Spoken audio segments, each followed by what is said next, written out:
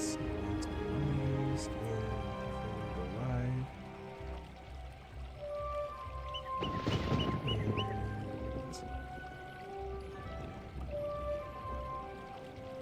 And yeah, we should be good now. Okay. What's up, everybody? I'm just doing like my typical live man-to-man Mondays while also playing Wizard 101, and I'm streaming my gameplay to YouTube and having discussions here. We can talk about anything. I'm down to do a whole panel, but I'm also down to do like 1v1s. I'm doing special thanks to Tiny for the image behind me. This is like a meme, but basically it's you know, Jesus on a dog butt. So yeah, that's really that. But yeah, I'm down to have conversations, down to have debates. Let's get to it while I'm playing Wizard 101. Right. You can hear me, right? Mm-hmm. Oh, okay, I can hear you. And let's do it. Why is my TikTok thing glitching like a mofo? Okay, there we go. Hello. Hey, but what you guys got for me? I'm good. Christos, you want to go first?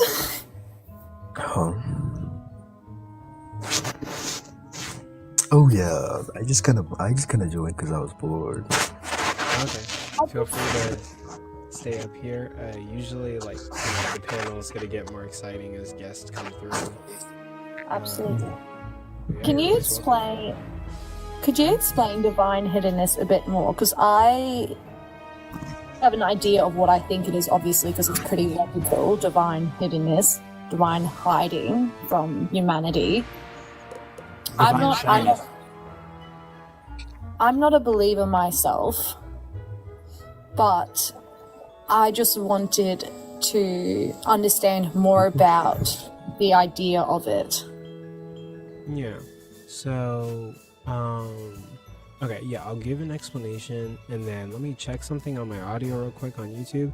But basically, you know, in the Bible, like, God is very, like, vibrant, and, like, it's very clear that God exists. God is busy starting plagues, or taking away people's first sons, or splitting the Red Sea, coming down as Jesus, and multiplying the fish, the bread, feeding thousands, casting demons into pigs. He's giving people the power to throw their cane on the ground and turn it into a snake, free people from 400 years of slavery, command people to stone people for being, you know, shmomo schmexual, if you know what I mean. God is very involved in like the Old and New Testament, but in 2025, we're like post Jesus anything, right? God seems to kind of like fade out of existence, especially with like the age of like science becoming a thing. We hear less and less and less about like divine intervention and stuff, and more like naturalistic scientific explanations. So it seems as if God is gone from being like very loud and part of our world to being like very quiet, and like where is he? And anything that we have that resembles some interaction with God is like no different. Yeah, it doesn't have symmetric. two hands. Yeah, it's symmetrical to like a coincidence or something that can be explained via naturalism. Or if we can't explain it right now, we just might not have the understanding, and we might discover it in the future. So we're all wondering, like, where did God go, and did God even exist?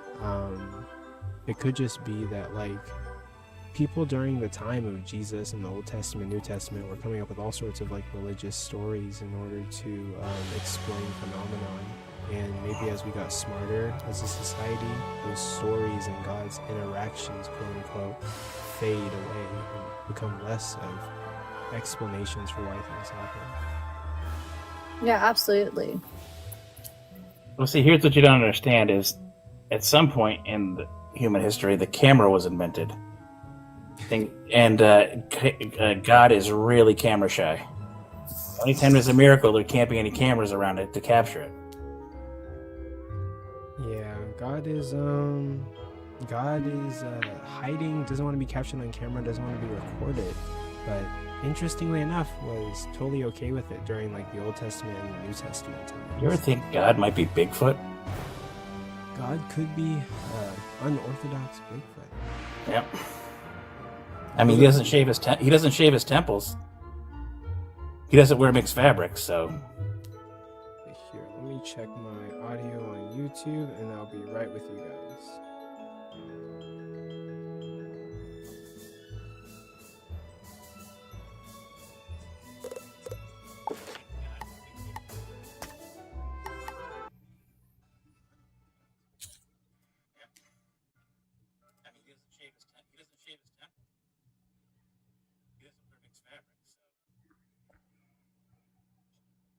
Let's see. Sorry, guys. Sorry it's taking me so long. I'm like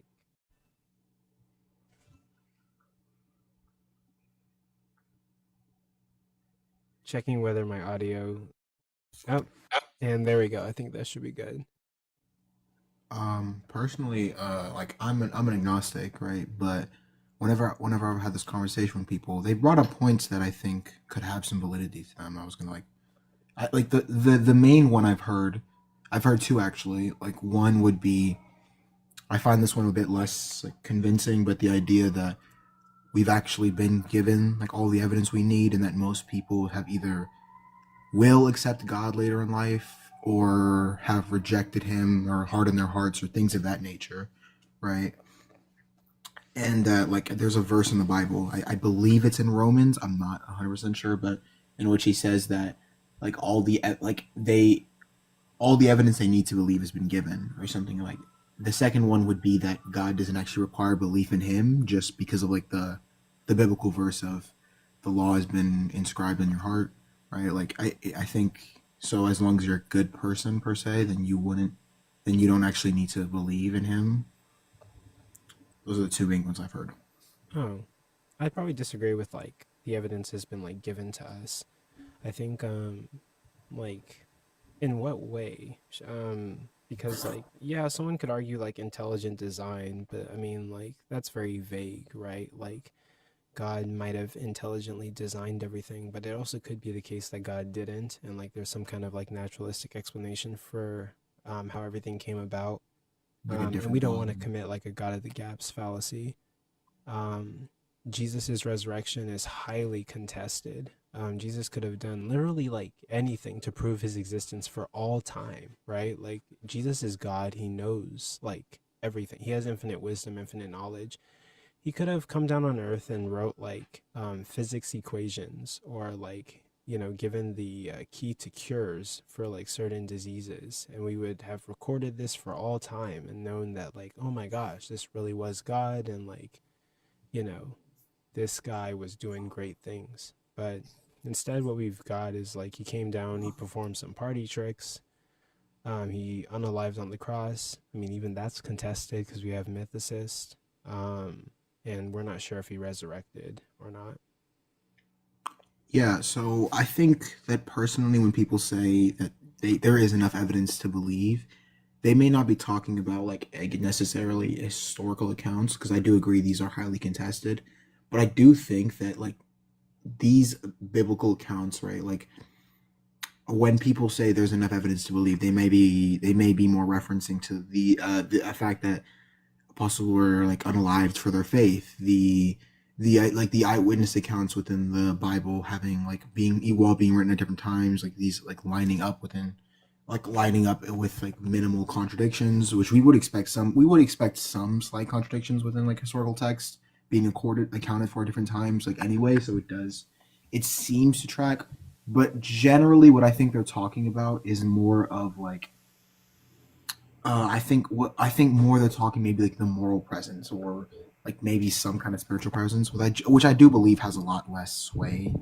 So typically, I tend to think that the idea that maybe simply belief in him isn't required. It's just like a pathway to like heaven or something like that of that nature. But I would say there is slightly more validity to the belief, like to the belief than I think.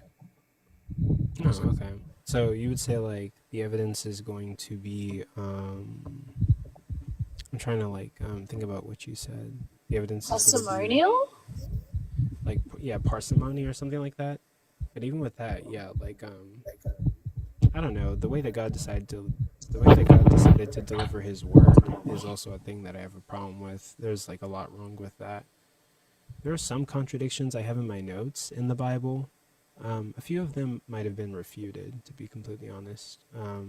But a lot of them do throw me off a little bit. But Yeah, I don't I think know. like I don't I really care agree. about contradictions. There are contradictions in the Bible. I think that a lot of these can be like within a lot of historical accounts, right? We expect to see at least like some discrepancies, right? This is just because people aren't perfect. People have different accounts of things, right? So, but if there are I think that the relevant contradictions would be one with some kind of theological motivations, like if one, I don't know, I'm blanking on a contradiction. I'm blanking on one right now, but like if three beings say that what Jesus said was different, all for different theological purposes, that contradiction is like more relevant than saying, well, it said this one said it happened on Monday and this one said it happened on Wednesday, right? So just edge that off. I could grab my laptop and like look at my notes and see like what contradictions there are.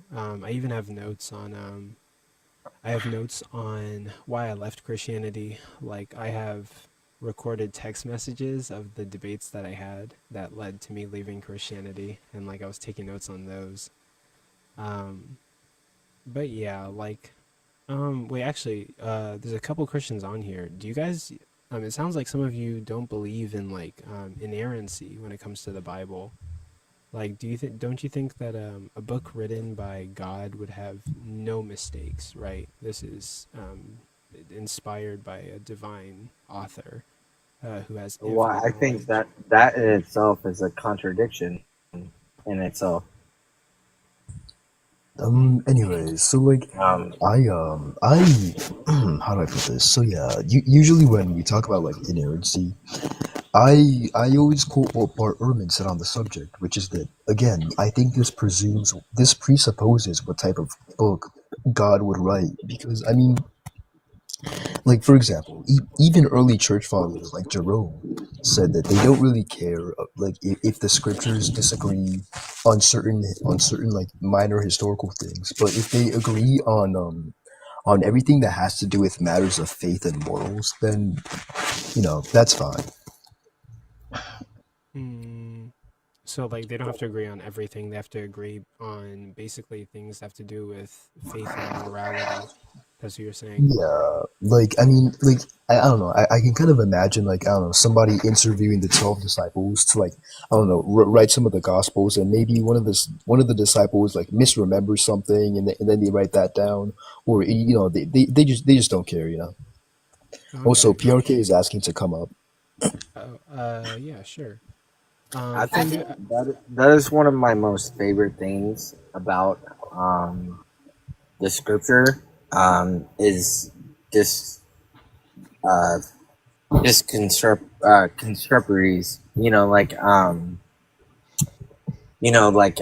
All the books were written as a witness. Yeah, so like they they all spoke to what they saw and what they uh, witnessed as the apostles.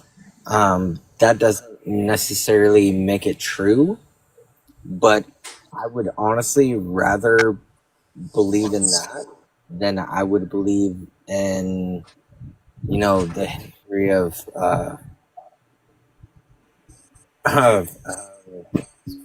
Americans or the British coming to the Americas. Wait, wait, You know, What?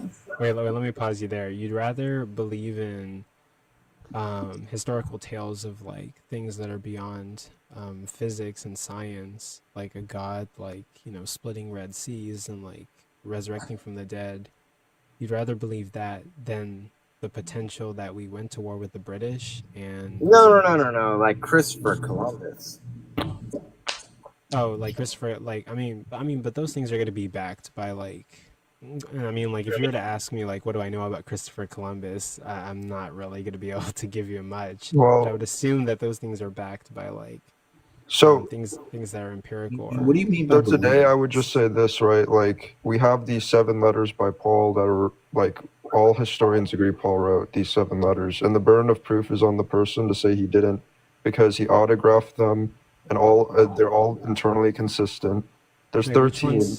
which ones did he autograph? Yeah, well, there's autographs on all of them, but there are on 7 of them he's autographed them, and they're internally consistent. So the burden of proof is on the person to say a dude named Paul didn't write those letters. No, I can agree Right.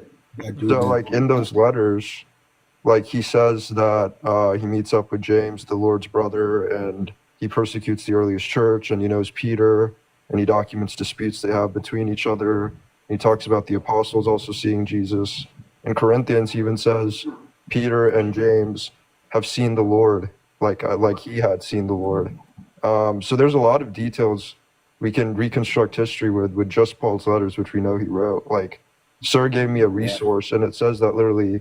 I mean, I have 2 different resources from 2 different conventions. 100 out of 100 scholars agree that Paul. Oh, what happened? But and that's another thing is Paul talks about in his transcripts. He talks about being humble and willing to understand the truth of the gospel and understand that he believes in everything that he has read and wrote. But he also talks about how like being humble before Christ is a big thing. You, you don't really get that a lot without like Peter, for example, one of the apostles. He was supposedly one of the greatest believers in Christ, but he fell short.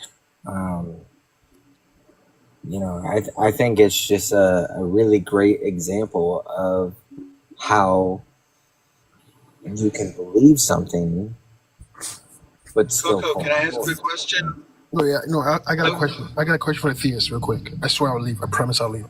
You guys are going to stay You don't have forever. to leave, but you can ask your question and stay. Hold on. Let me ask Coco about his comments, though. Hmm. I want to get Coco's insight. Let's do Coco, it. you were talking about the reliability of scriptures, and so is your position that if there's like only one proven contradiction, that we couldn't have enough information in the New Testament to understand who Jesus was and have enough for faith in him? Is that what you're sort of thinking? Even one contradiction would be enough? I just think, well, yeah, to be honest, Okay. cause like for me, like, what would compel me to believe in Christianity would be like if the Bible had like no mistakes in it. The claim is that the Bible is supposed to be divinely inspired by Yeah. God. God is all powerful. God has infinite wisdom. If someone is to read the Bible and find like contradictions or accounts that don't really match up or line up, then wouldn't you think of that as something that throws you off, that a divine creator is messing up on the message that he's trying to deliver? Well, let me ask you this: we don't have the original autographs, right? I mean, we have thousands of manuscripts, so we know pretty much 99% what the New Testament books. It's not just one book; it's multiple documents of books, right? So, but did God ever promise perfect copy? And you have scribes copying these things. What if there's a scribal variant or error or something? Would that cause you to also not feel like you had the information you needed, even if the originals were perfect? What if the copies are slightly different? Would you then reject? You would say you didn't have enough evidence to believe in Christ or to know what he said and what he was about. I mean, like, yeah, I'd have enough to know Christ, but like probably not enough to like compel me to believe in God. Yeah, I would probably just need it to be like perfect. And even with that, right? I mean, I have doubts about the God existing because like Right. why would a God why would God rely on humans to deliver his word, right? Knowing that there was going to be like errors and like scribes are like messed up, and also having like two whole books made of books of human beings like messing up, even the best of like the best people that followed God What if? messed Let up. me ask you this. I, Let's go take a long time. You what see if? one question. Let's go. Well, what if there's general liability enough? Do Last we know question. what he Last said and what question. he was about? Coco, let me just finish with Coco. Coco, what if there was general liability so that we knew basically what he taught, how he spoke with authority, some details, key details about his life, that he existed, that what his claims were, uh, that he was crucified. That's pretty much universally accepted. That the empty tomb is probably accepted by 75% of the scholars, and you can try to come up with reasons why that. But even leaving that out, if we go to what Brooke was saying and Paul's experience, and then also the disciples believed they had all these experiences of the risen Christ. What if those things were confirmed? I mean, well, then you then worry about whether there was a slight interpretation difference on whether they went to a particular town or not.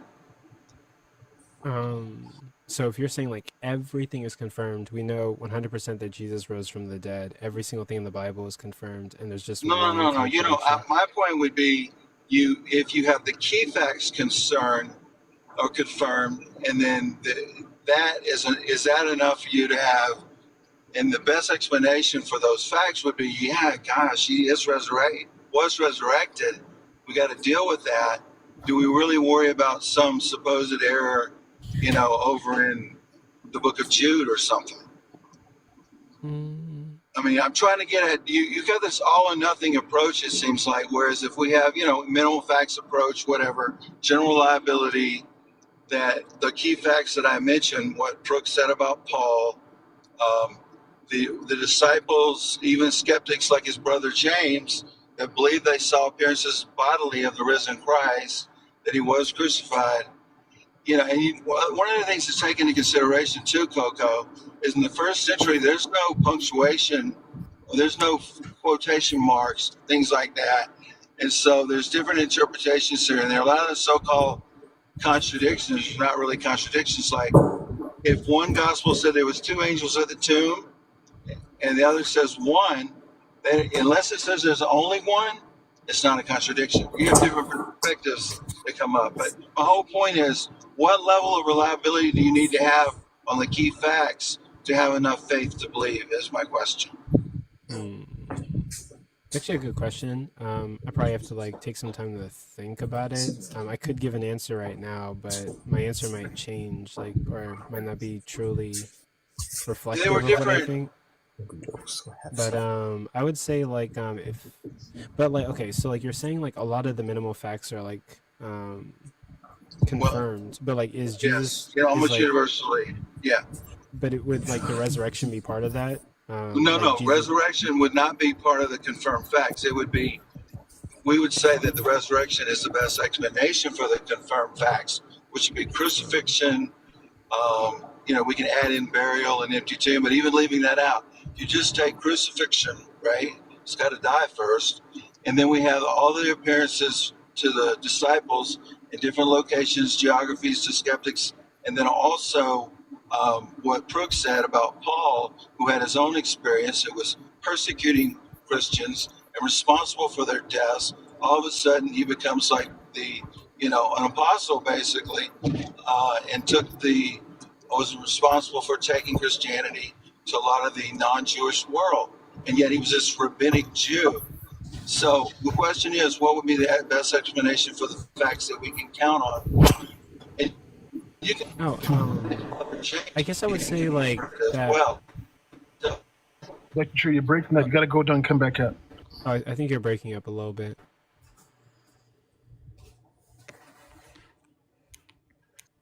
Oh, But it'll come.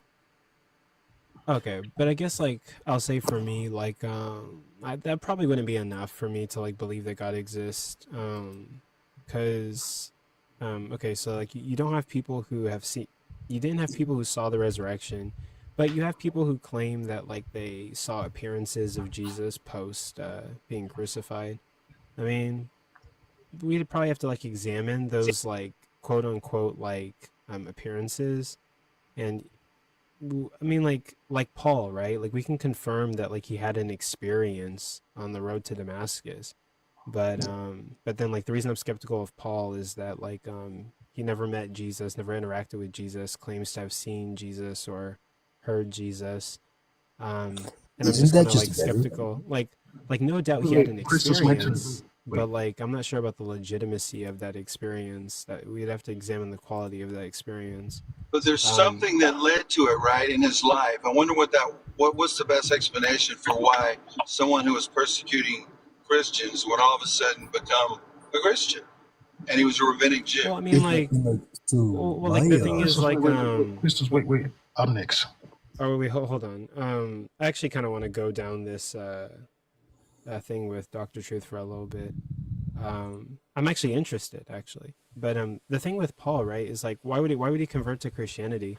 Well, I mean, if it's true that Paul was like unaliving Christians, right, like slaughtering Christians. I mean, like I've heard atheists make this point on this app, but like maybe he has a guilty conscience. Maybe he was hearing things from these Christians that would contribute to him having this like vision, and giving him this like imagery of like what Jesus should be or what Jesus is. And like, yeah, basically he was unaliving Christians. He could have felt guilty. He could have been going through something psychological. That's very common for people who unalive people, unless you're just like a straight psychopath or a sociopath. But Well, he wasn't yeah, directly unaliving them, but he was leading. He was involved. Let's put it that way. And one other thing I want to mention to you, Coco, that might help with your contradiction and reliability is, it's a different world in literature in the first century compared to where we are now in terms of like footnotes and references and bibliography. And it was fairly, this was an oral culture, and that was, they were pretty amazing on what they could do with that. But when authors typically, it was accepted to sort of, okay, let me just change this story around a little bit, some minor details depending on the audience to get the message across. So there's some of that I think that's going on. We know that Mark, one of the early church fathers talks about Mark didn't put things in order. So there are going to be some things like that that can be harmonized, or just things that are part of 21st century literature expectations and historical expectations, a little different than the license they felt like they had at the time on writing these stories. But I mean, also it just sounds Most it's scholars don't think. All right, so wait, I got wait. Coco go said I ahead, was Black. next. I digress. I'll say like my only question is, Coco, it's like if someone were to like somehow, how would you feel about like God exists in the sense that like in the sense of like nature existing? You know what I mean? Like God exists like nature, sort of Like objectively. like in the same sense like nature existing. So a pantheistic God? Or not necessarily like, I don't know if you like label it a pantheist God, just like nature, like how like, for example, if I were to use like nature as like a placeholder like for God, I could say that like nature is like indifferent to human moral agency or human moral conceptions, because you would say nature is either good or evil, right? Nature just is. How would you feel about that if like God were to be displayed in that same sense? That wouldn't be the Christian God then, though, right? Or like any kind of religiously described God. That would be like some other necessary existence. I I wanted mean, I to say think something too. Yeah, go ahead, Kun. So finish this. But I need to say something because I need to go probably soon. I don't know.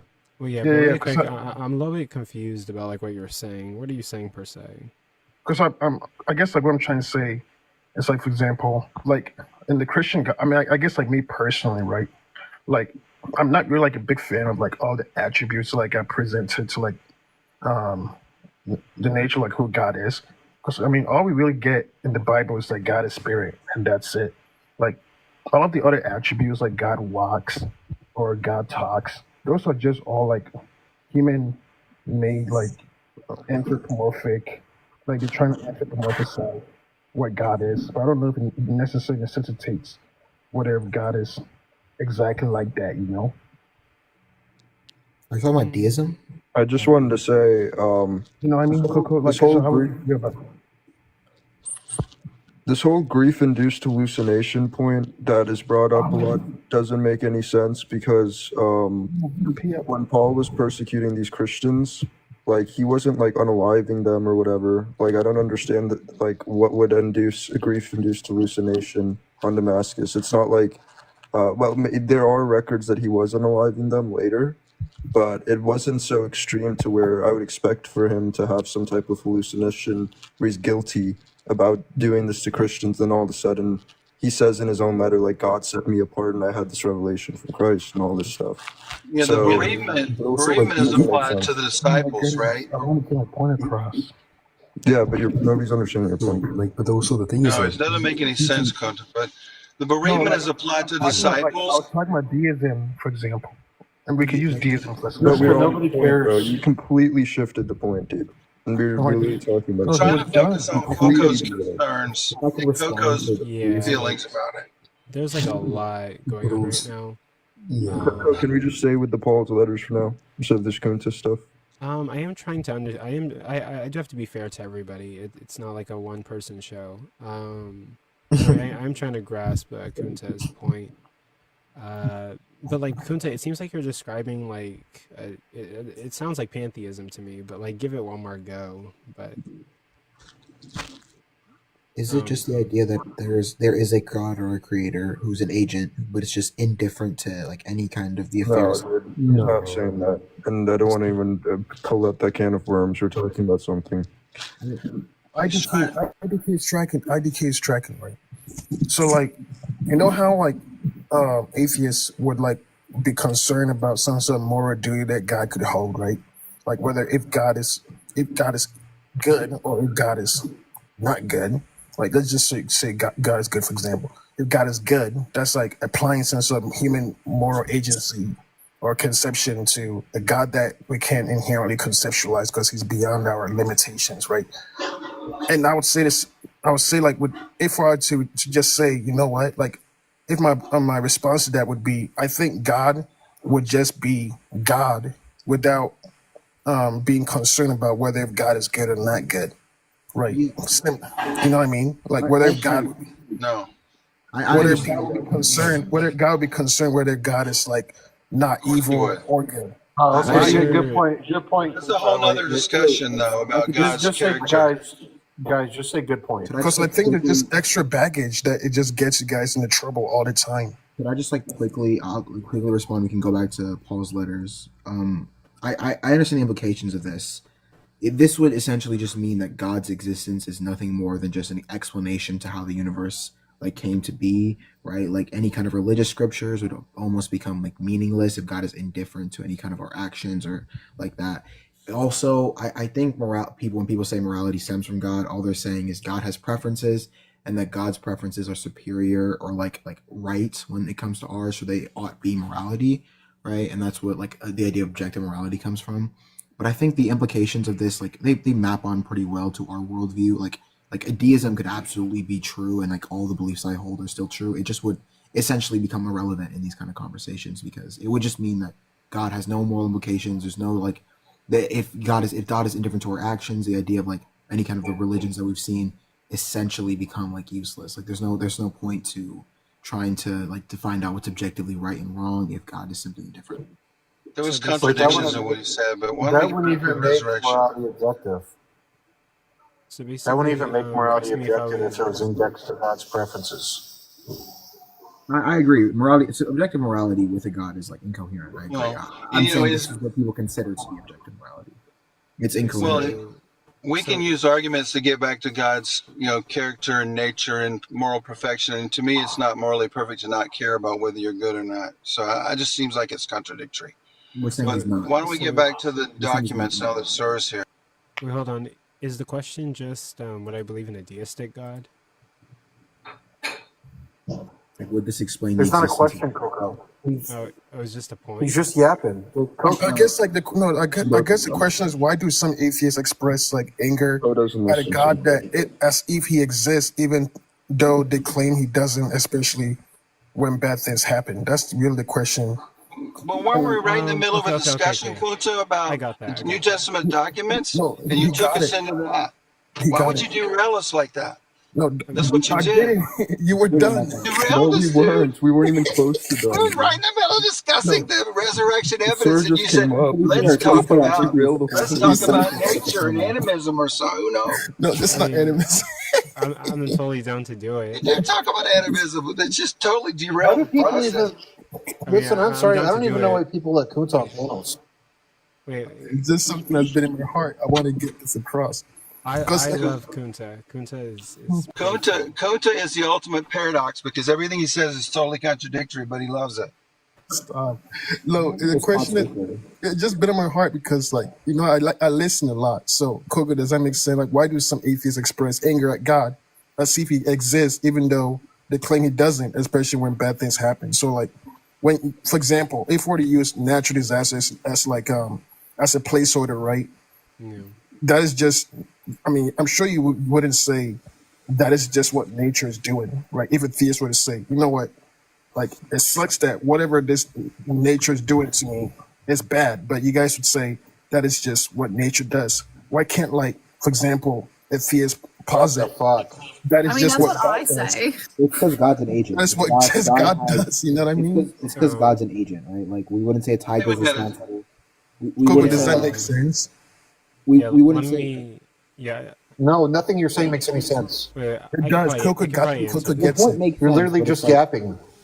Wait. Yeah. the Hold I'm on. idea Let is me. not. I'm not. God We Guys. need to cares Guys. go about Guys. D and everything. You're D Guys. and see pretending if it that makes you Guys. sense. Let because me they're trying to answer be it. fair to I the want to Christians. answer Before I it. go, Coco, I got to go, Coco. But let me just say, I would just ask you to think about whether a strong general reliability with key facts that we can support might be enough rather than nibbling around, things that seem like, and they're not really significant details. Because if Wait. he's resurrected, that's the key. And then understand there's some different practices of the first century that would be different in terms of what you expect in documents. That's all. Wait. Wait. Actually, Amen. before you go though, so do you not believe in biblical inerrancy? Well, I think you have to define what you mean by biblical inerrancy because right off the bat, there's some different um, literature practices in the first century that were not considered necessarily errors. It was just part of what they did. I would lean towards, I'm not worried about the inerrancy. That's a whole different argument. I tend to not go with that, but I think there's plenty to know that we have an accurate portrait of who Jesus is, what key aspects of his life, how the disciples were affected, the appearances, the crucifixion, all that sort of stuff, the change in Paul's life. I think it's reliable enough for faith. Yeah.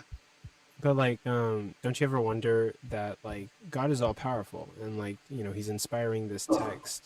Like, why would there be like mistakes in it? Like, as if God Like is I not said, even capable. if it's perfect, there's some copyist errors I know in different places. Like in Chronicles and other places, there's a decimal point here or there, the number of chariots. I mean, you're not going to get perfect copying over thousands of years. So it's like even if you had what you wanted, you're not going to have it in your hands. Although, yes, because of textual criticism in comparison of documents, and the variants actually help us to 98, 99%, we know what it said. But I think you're just sort of have a little bit of a unrealistic expectation considering there were certain practices in the first century. I think the question is there enough to convince you that Jesus, so he said he was, for somebody like Sir, who's very smart and studies it, it's not. Crook and I are convinced, and we're looking at the same documents. Well, but like, if this book that's written by God is not like immune to like error, right? And like people can have their personal biases and make mistakes. Like, I mean, like, why should we trust like anything in the book? And God's just kind of doing a sloppy job at this point. Well, it's not dictation, even people that believe in inerrancy don't believe in mechanical dictation. So, and there is a human aspect to it and so on. So again, I think it depends on, you have to look at what you really mean by error and look at the standards of the time as to whether that's really error. Okay. Oh, amen, amen. Thanks, So, Coco. Yep. Come back okay, anytime. back to my point, right? And again, think about natural disasters as a metaphor. Okay, as a metaphor. Okay, so like because I really want to get this across. Like, so to an atheist, atheists would say nature isn't evil or good. It just is, right? So when a tragedy hits, an atheist might grieve, they might cry or something like that, but they will not apply moral agents to the force of nature, correct? Not necessarily. Right. So my question is, why can't a theist just make that argument and not apply moral agents to? What do you think about that? Would that be satisfying for you? Like, so, like, if something bad happened and a theist was just like, oh, that's just what God does, and then Yeah. moves on, Yeah. essentially. Right. Well, I mean, like, the reason that, like, they don't do that is because God's oftentimes, like, personified, and has certain, like, character traits and, like, attributes. But, like, I mean, I guess, like, I guess, like, if a theist believed in a deistic God, I mean, they were just like, that's what, a deist God does. It's whatever, because, like, the God is like, the God doesn't really care about, like, bad things or good things happening, and it's kind of like impartial. Then I mean, like, I guess that there wouldn't be any error in that. I don't think. I think Okay. Yeah. there's like might be like a fundamental misunderstanding. Can I ask a question? Moral. Is my connection better now? Personally, Can I Coco, ask a all of this, like whether question? God has a mind or God has conscience, Hold how on. am I supposed to know? I think we do know God has a mind. Like it's pretty apparent within the Bible that God is acting with intent. Buddy. God is acting with agency. Like he's not like a force with no like choice or which Bro, it literally said God is spirit. You guys are adding, I think the Bible is still like using anthropomorphic language or sense analogies to describe the nature. No, but God clearly has intent. Right? You didn't. Wait, hold on. Wait, It's pause. true. Rewind. It's clearly that's what's Wait, happening. pause. It says God is spirit. Rewind. Like, huh? Drop the bucket. Hit a hanky panky. Is the only description you permit of God that God is spirit? You don't even allow, for example, when God says "I am that I am," pure being subsisting in itself. You don't even allow that. Just like the only That's my descriptor point. you allow for God is that God is spirit.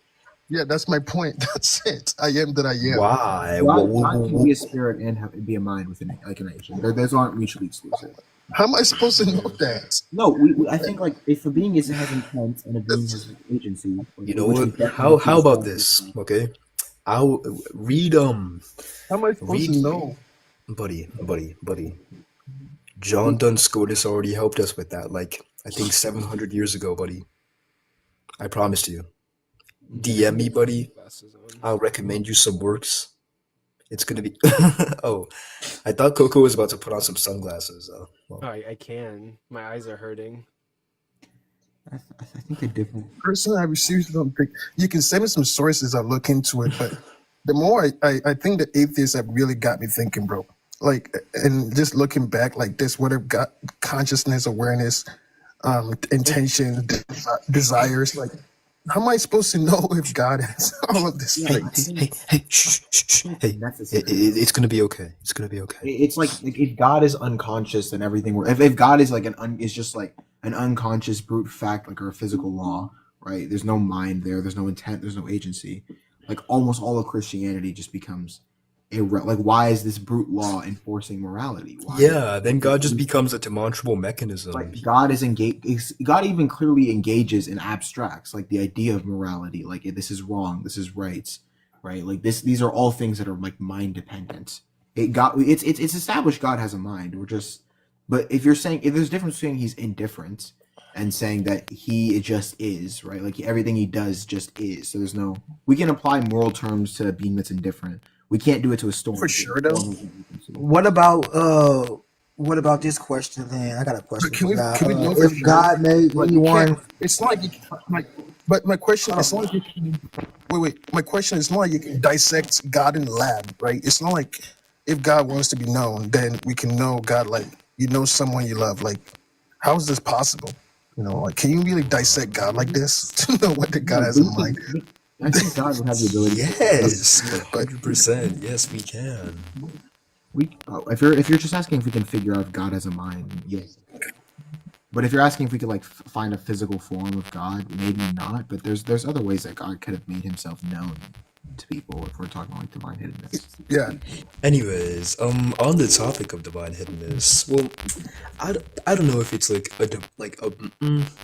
I don't know if the answer like completely works, but I guess if I had to give an answer, I'd probably I'd probably source it from the work of Saint Anselm. And so basically, Saint Anselm of Canterbury, he says that humans basically have two inclinations.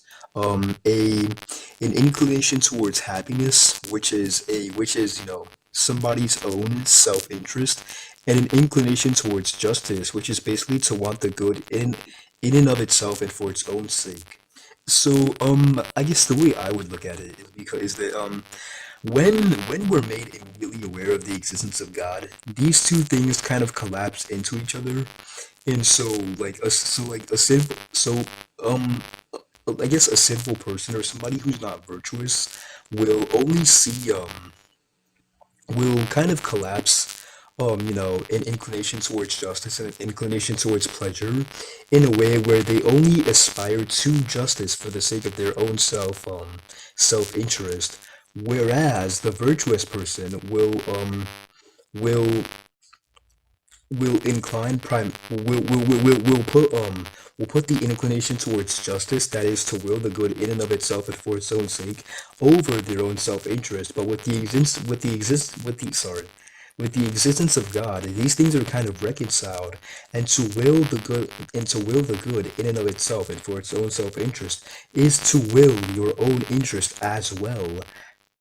So and this is kind of the deal with heaven and hell. So I think God would um withholding himself or remaining hidden is probably like some kind of function of that whereby these two things, justice and self-interest, are kind of like are kind of set apart maybe. And Justice again, and this is I don't know. I don't know. This isn't it's just my own hypothesis. It's not It I don't sounds know. good. It sounds good, bro. Are you It saying sounds that good. so in order to accomplish the goal of like justice and self-interest or people's ability to make a decision, God is divinely hidden and allowing people to take part in their own affairs? Yeah, that's what I would Mm, say. let me think. I guess kind of if by actually yeah I would 100% agree if by taking part in their own affairs we mean earnestly inclining onto either one, or earnestly putting priority of one, justice or self-interest over the other. Hmm. Interesting. So I have to. so I'm trying to can think you about. Trying to think about like what my response to that would be, per se. Um, so would that be the reason why people do like bad things because they have a choice and they choose to do that stuff? That's not really what I'm saying, to be honest. I know, but I'm saying, could that mean that, like, for example, if God made everyone to follow Him, and they only can only follow Him, would that infringe on your free will to not to follow Him? Because some people don't subscribe to just everything being perfect and nothing ever changes. You never, fall. You never learn nothing new, basically, because everything is given to you and all that. Wait, but I mean, like, Um, are you saying that in the Old Testament and the New Testament, when God was Both. interacting with His creation, there wasn't any sense of justice or like the ability to make their own choices and act for themselves? so this isn't exactly this You isn't asking me I'm sorry. that? Who are you responding to? I'm so Oh, confused. Christos. Oh, I had asked that question, but Oh, oops. Okay, I'm like my attention is split to Wizard 101 and this live because I'm also streaming on YouTube. But he, I'm he oh, booming. that's cool. Yeah, he That's booming nice. over It's there. nice to branch out. Yeah. so But I just asked that question because free will is really like one of the main topics of learning about like religion and the Bible and all that. And it's really it points me to a question like if no one had a choice to not follow God, would that make them in a sense a robot because they forced to follow God and they don't have the free will not to follow God? or giving them a choice not to follow him, is that giving them more free will? Hmm.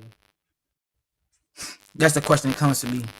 I mean, I don't think just the existence. I think my issue with divine hiddenness is that when we make the point that this it could like potentially force people to follow God, I don't think the existence. I think that the fact that we have to question if God exists rather than like is if we ought follow God or something like that might be the issue. Like the idea that I feel like if we knew God existed, right, that doesn't necessarily like if all I knew was that God existed, maybe I'll carry my life out differently. But that I think that's what like should happen. If I should be I think I should be like privy to like these kinds of facts or factors when when we're talking about how I ought to live my life versus like if God if God makes himself known and all I'm debating is like if this seems moral to me by any kind of framework that I would agree with, right? This seems to be a much more sustainable way to say that like well God didn't want to reveal all this stuff to like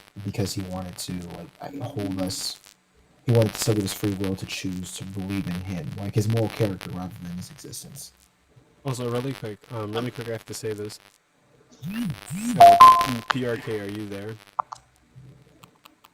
Uh-oh. Hi. My name is PRK. I'm a bitch. No, that's not PRK. PRK, are you there? Oh, right here. I'm sorry. See, good enough.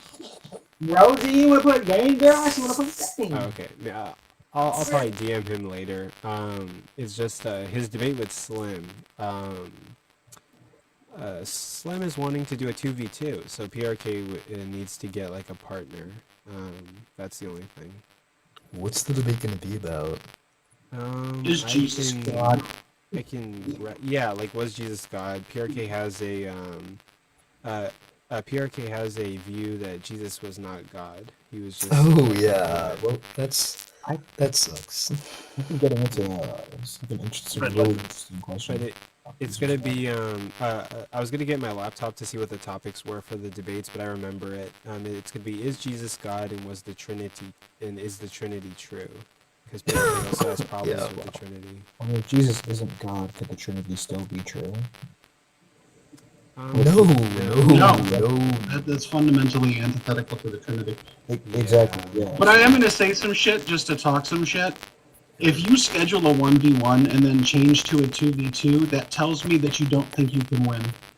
Oh no, like if I had to bet money, like my life depended on it, like whoever won this debate would dictate whether I live or unalive. I definitely would have put money on Slim. So like Slim is skilled. Slim is up there. But she has a friend that also wants to take part in the conversation and be a part of the debate. So she wanted to bring that person in. Mad faith, Coco. Mad faith. I like it. I mean, I wouldn't personally. I don't think that Slim is. Like there are things that PRK brings up because he's brought up part of his argument to me, right? And provided sourcing. I haven't answered, but I don't think Slim's going to be able to handle the line of reasoning that PRK will produce. Yeah. Actually, do you know what I want to do? I want us to continue having a conversation, and I actually legitimately. Okay, you guys are gonna hate me, but I've been hosting debate events recently, and I want to do another tier list of top debaters on this app, and I want it to be only my opinion. So like while we talk, I could probably be doing a tier list on camera rather than playing video games. But actually, yeah. You know what? That's exactly what we're gonna do. I'm gonna do a tier list, but it won't be like the opinions of. I used to do tier lists, and everybody in the audience would help me pick where everybody should go. But I'm going to decide myself where everyone should go, and at the end of the live, I can get. I'll allow people to critique how I've ranked everybody, and I think I'm gonna rank it on the basis of like if I had to bet money that this person needed to win this debate against this person. For me to not unalive, would they win? So like what I'll do is like I'll put like, okay, so sorry I'm talking for a long time or over explaining this, but No, like, you're fine. I'm just gonna let you know that I would intentionally lose Coco. I'm joking. totally fine.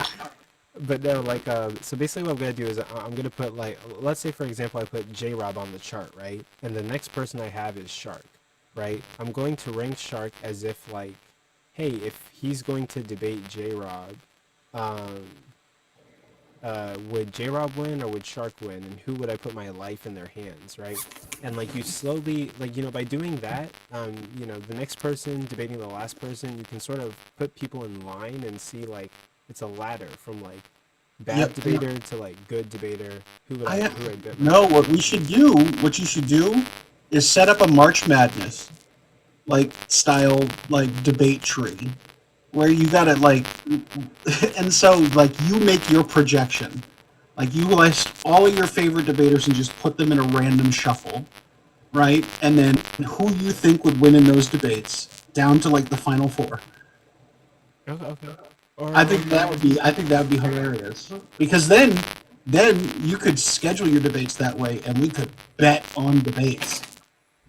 We could fill out our own like March Madness things and place bets. Yeah, and you can make money because the person holding all the bets takes a vig. Oh, I do. Wait, but also like I don't want to be Do like. you not know how to hustle, Coco? No. Come on, the person, I don't like do the the whole person who betting runs the table gets a cut. Oh, but also like, I don't want you guys to like turn on like, you know, Fox News and be like, you know, TikToker Mr. Coco has been arrested for a gambling bit that he did on TikTok, taking a cut of Listen, people's fantasy football and debate is not illegal gambling. Okay, hopefully not. Like, imagine wearing sunglasses and they're taking me in, and you guys are like, dude, this guy like set out to have a TikTok career, and I didn't know it got this serious, man. Like, I mean, if it's anything over $6,000, you have to report it to the IRS. Just remember that. Okay. Yeah, so like that's probably Per how they fiscal would, year. I mean, that's probably how they would get me. Like, they would be like, yeah, Mr. Coco has been arrested, and, you know, his gambling activities led to him making $20,000 that he did not file to the IRS correctly. So he will be going to court today. And then you guys are like, damn, Mr. Coco is gone. I'd be screaming free Coco. I'd be like, my advice got him in there. I should at least fight for him to come back out. Free Coco. Yo, free Coco. He didn't do anything wrong. But back to divine hiddenness. I think that divine hiddenness has to do with particulars concerning the divine. So there are aspects of the divine which would be rendered inaccessible to us by reason. Okay. Here, I'm going to get this right. Well, I also have to change my setup. Yeah, I mean, I agree. I agree too. Like, that's basically what my point. When I was asking my question, I was trying to ask my question in response to your prompt, right, earlier. And I was basically trying to say that, like, my logic cannot really reconcile something of, like, infinite perfection with all of these properties that work in infinite things. Like, I don't know how I don't know what an infinite property is, man. What? Or, like, what do you mean by omnipotent, omnibenevolent, all of these things. I find those. So, like, even William Lane Craig would talk about the meta knowledge, which is like God knows all possible futures and knows what. Like, all of these things, I consider them like infinite properties. Interesting. I would say it's more like a blueprint. God has a blueprint for everything, and like stuff follows the blueprint to the exact. Unless someone choose to detach from his blueprint.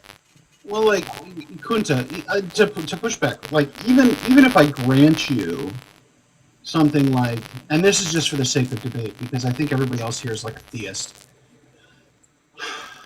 So I don't want to label myself a dishonest interlocutor, but if I hold to the position that, like, omniscience is true, that only is in reference to the propositions that exist within the set. Right? And so, like, does that omniscience extend outside of the created set? And how? Like how would it and how? Like how would it apply? So it isn't that it's necessarily infinite, it's that all true propositions within the created set are known by this being. And so it's rendered omniscience. Right. Yeah, but I mean, wouldn't that still be like So something? like because it exists within a set, I wouldn't necessarily ascribe it to be like an infinite property. Because it exists within a set. There is some kind of limitation. Because you would have to explain to me how like any proposition would be rendered true or false outside of the set. Okay. Do anything outside of his power? That makes sense to you. So anything that God would perceive possible, he cannot do, or he cannot do anything that will contradict his power. I mean, I would say that like if we were to look into this kind of reality, I would say that at least when I talk about real world infinite as property, then like I mean I don't really know like how that cannot be. Good question, Matthew. My answer to that, Matthew, is cyclical C theory. It's a closed set. Cyclical C theory. Like I would say, like I mean, many theologians believe that God possesses infinite attributes. But I mean, how even though if it exists in a set, how can? What I want to know is how you get there. What? Right? I'm not disagreeing with you. Like it could be the case. Yeah.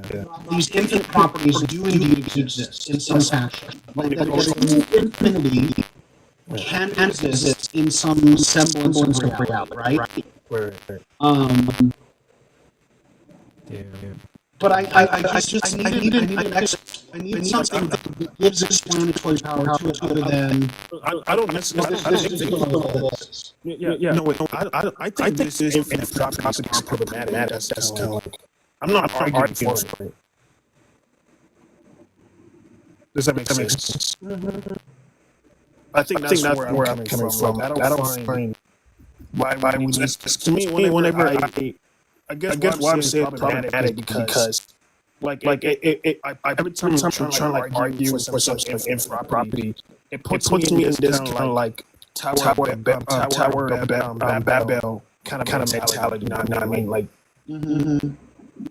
I'm trying to build some sort of tower to heaven from like a philosophical sense, just to make like a point for God's position.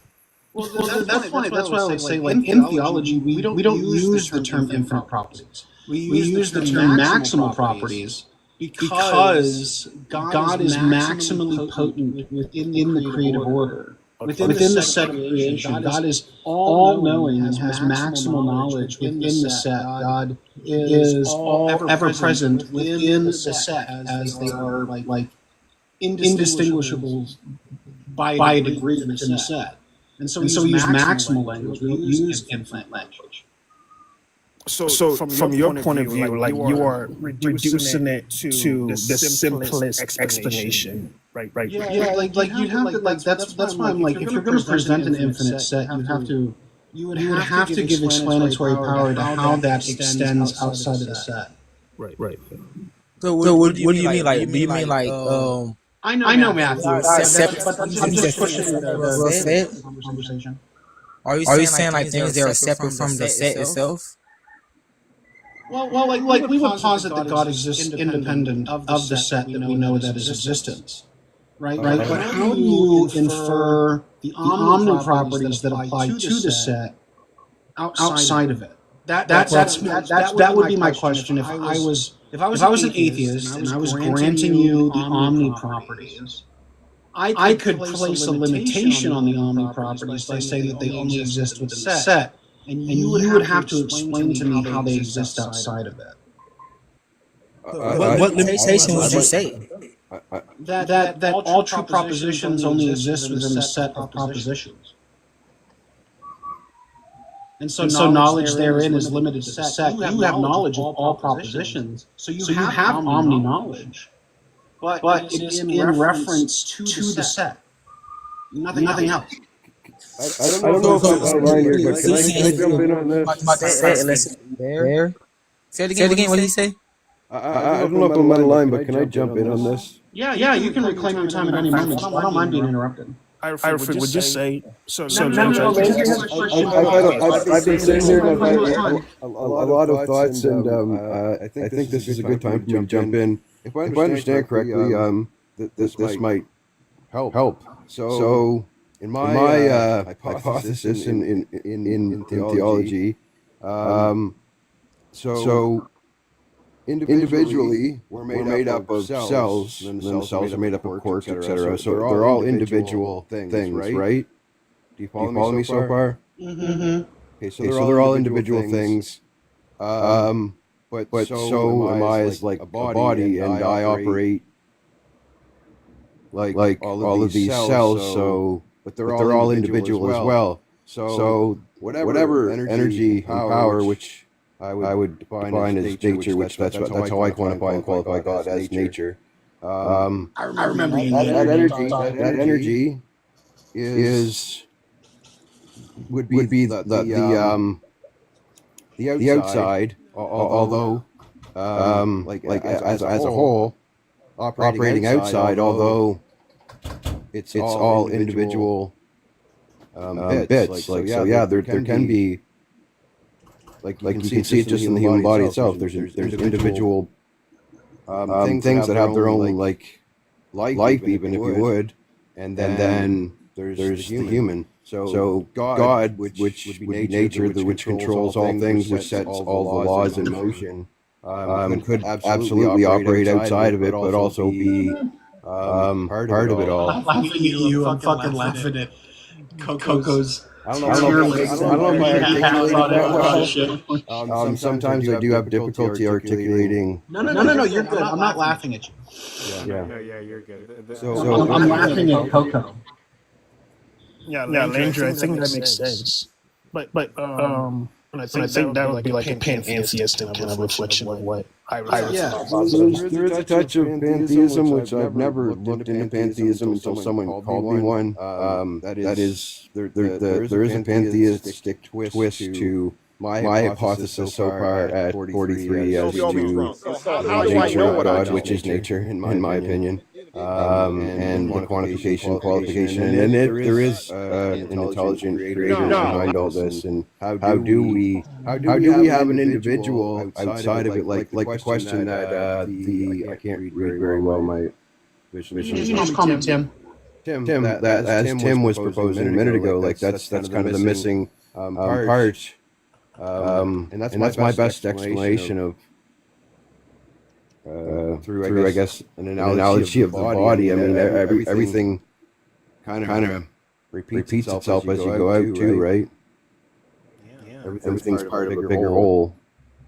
Everything, but then it is a whole as well. So I mean, there's an individual, and then there's.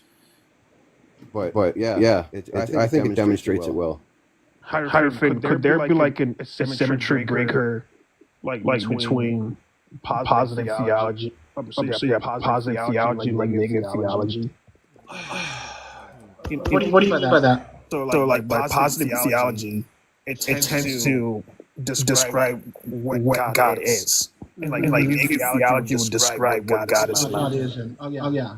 I think that they work in symmetry with each other.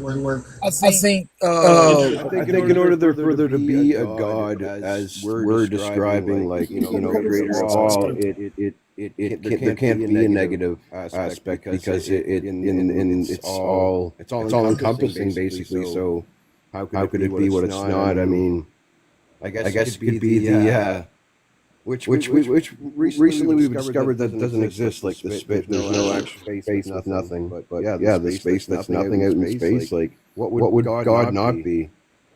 I don't know how to. And this is why I come to like I don't use the term infinite with God. Okay. Because like my worldview holds to divine simplicity, right? And so an infinite being cannot be simple or not comprised by how infinity is inferred. You can be maximally existent and exist in solid, like in a solitary sense.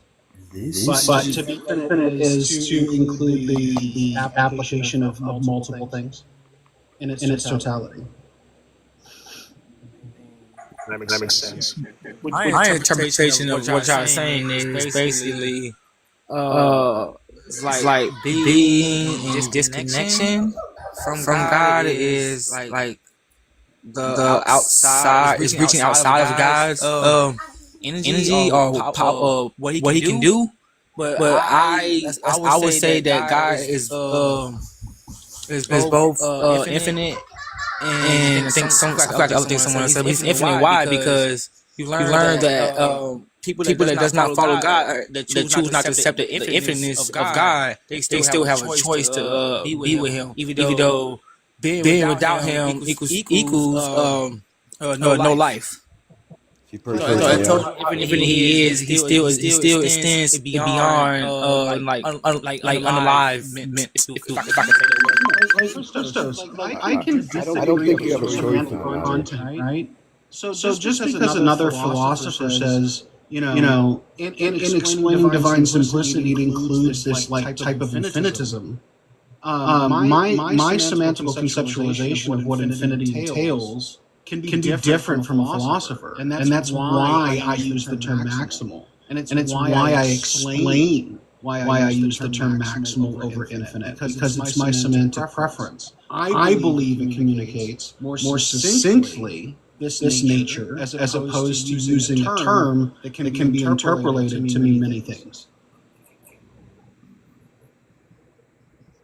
Yeah, that makes sense because even when I think now that I'm thinking about it, like maximal property, the set theory thing could be like regarding God could be some sort of like a typology that would refer to an object or a set like certain characteristics.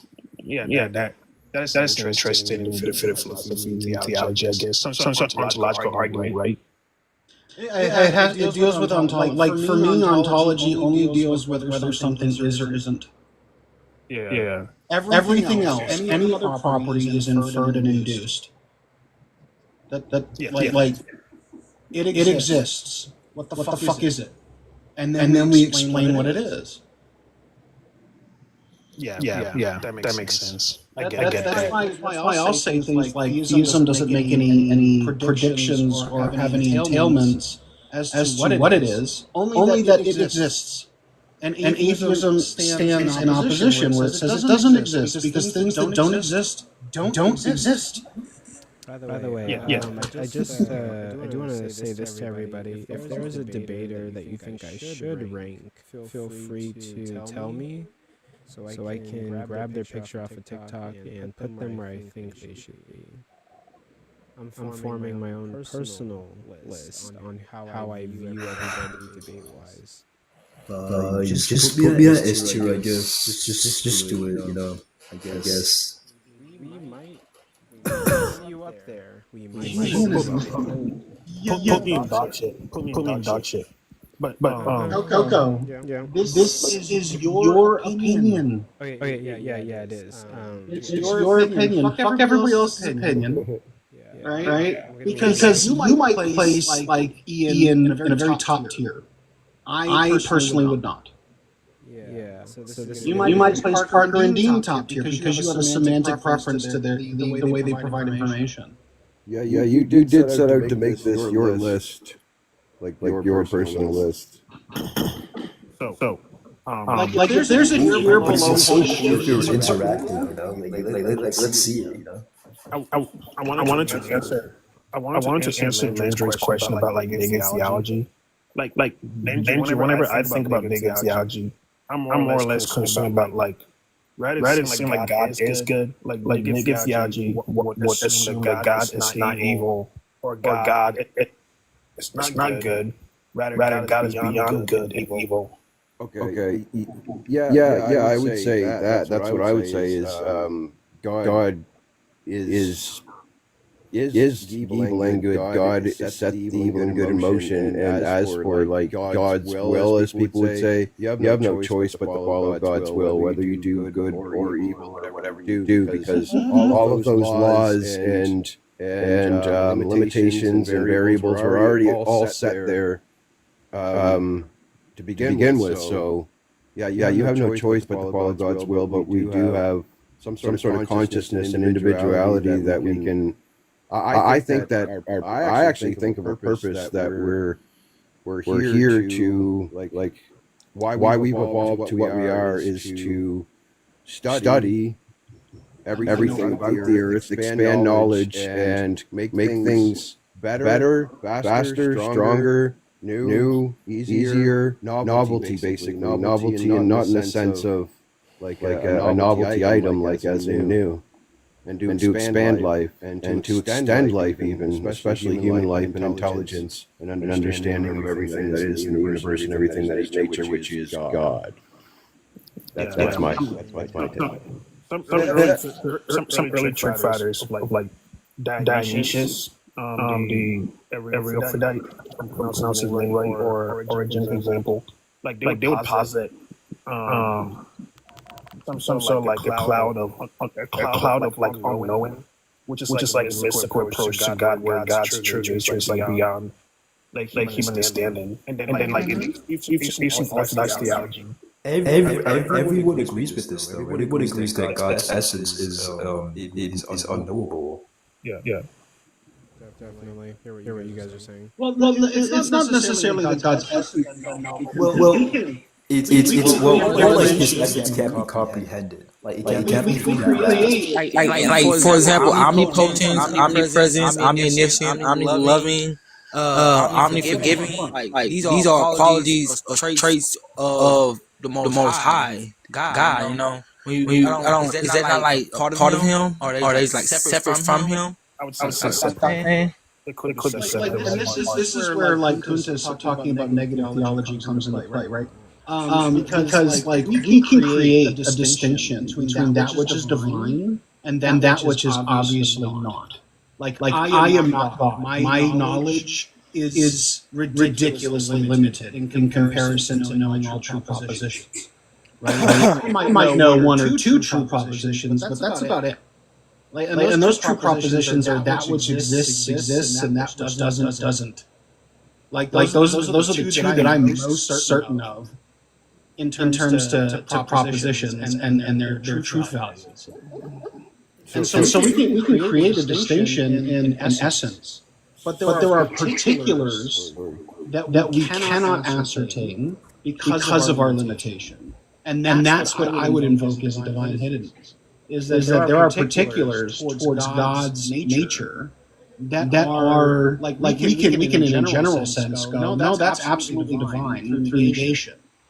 But in the same fashion, there are specific particulars that are inaccessible to us because they are incomprehensible to us. Would you say like all of these particulars might be like symbolic approximations that would make up this? Possibly. Yeah.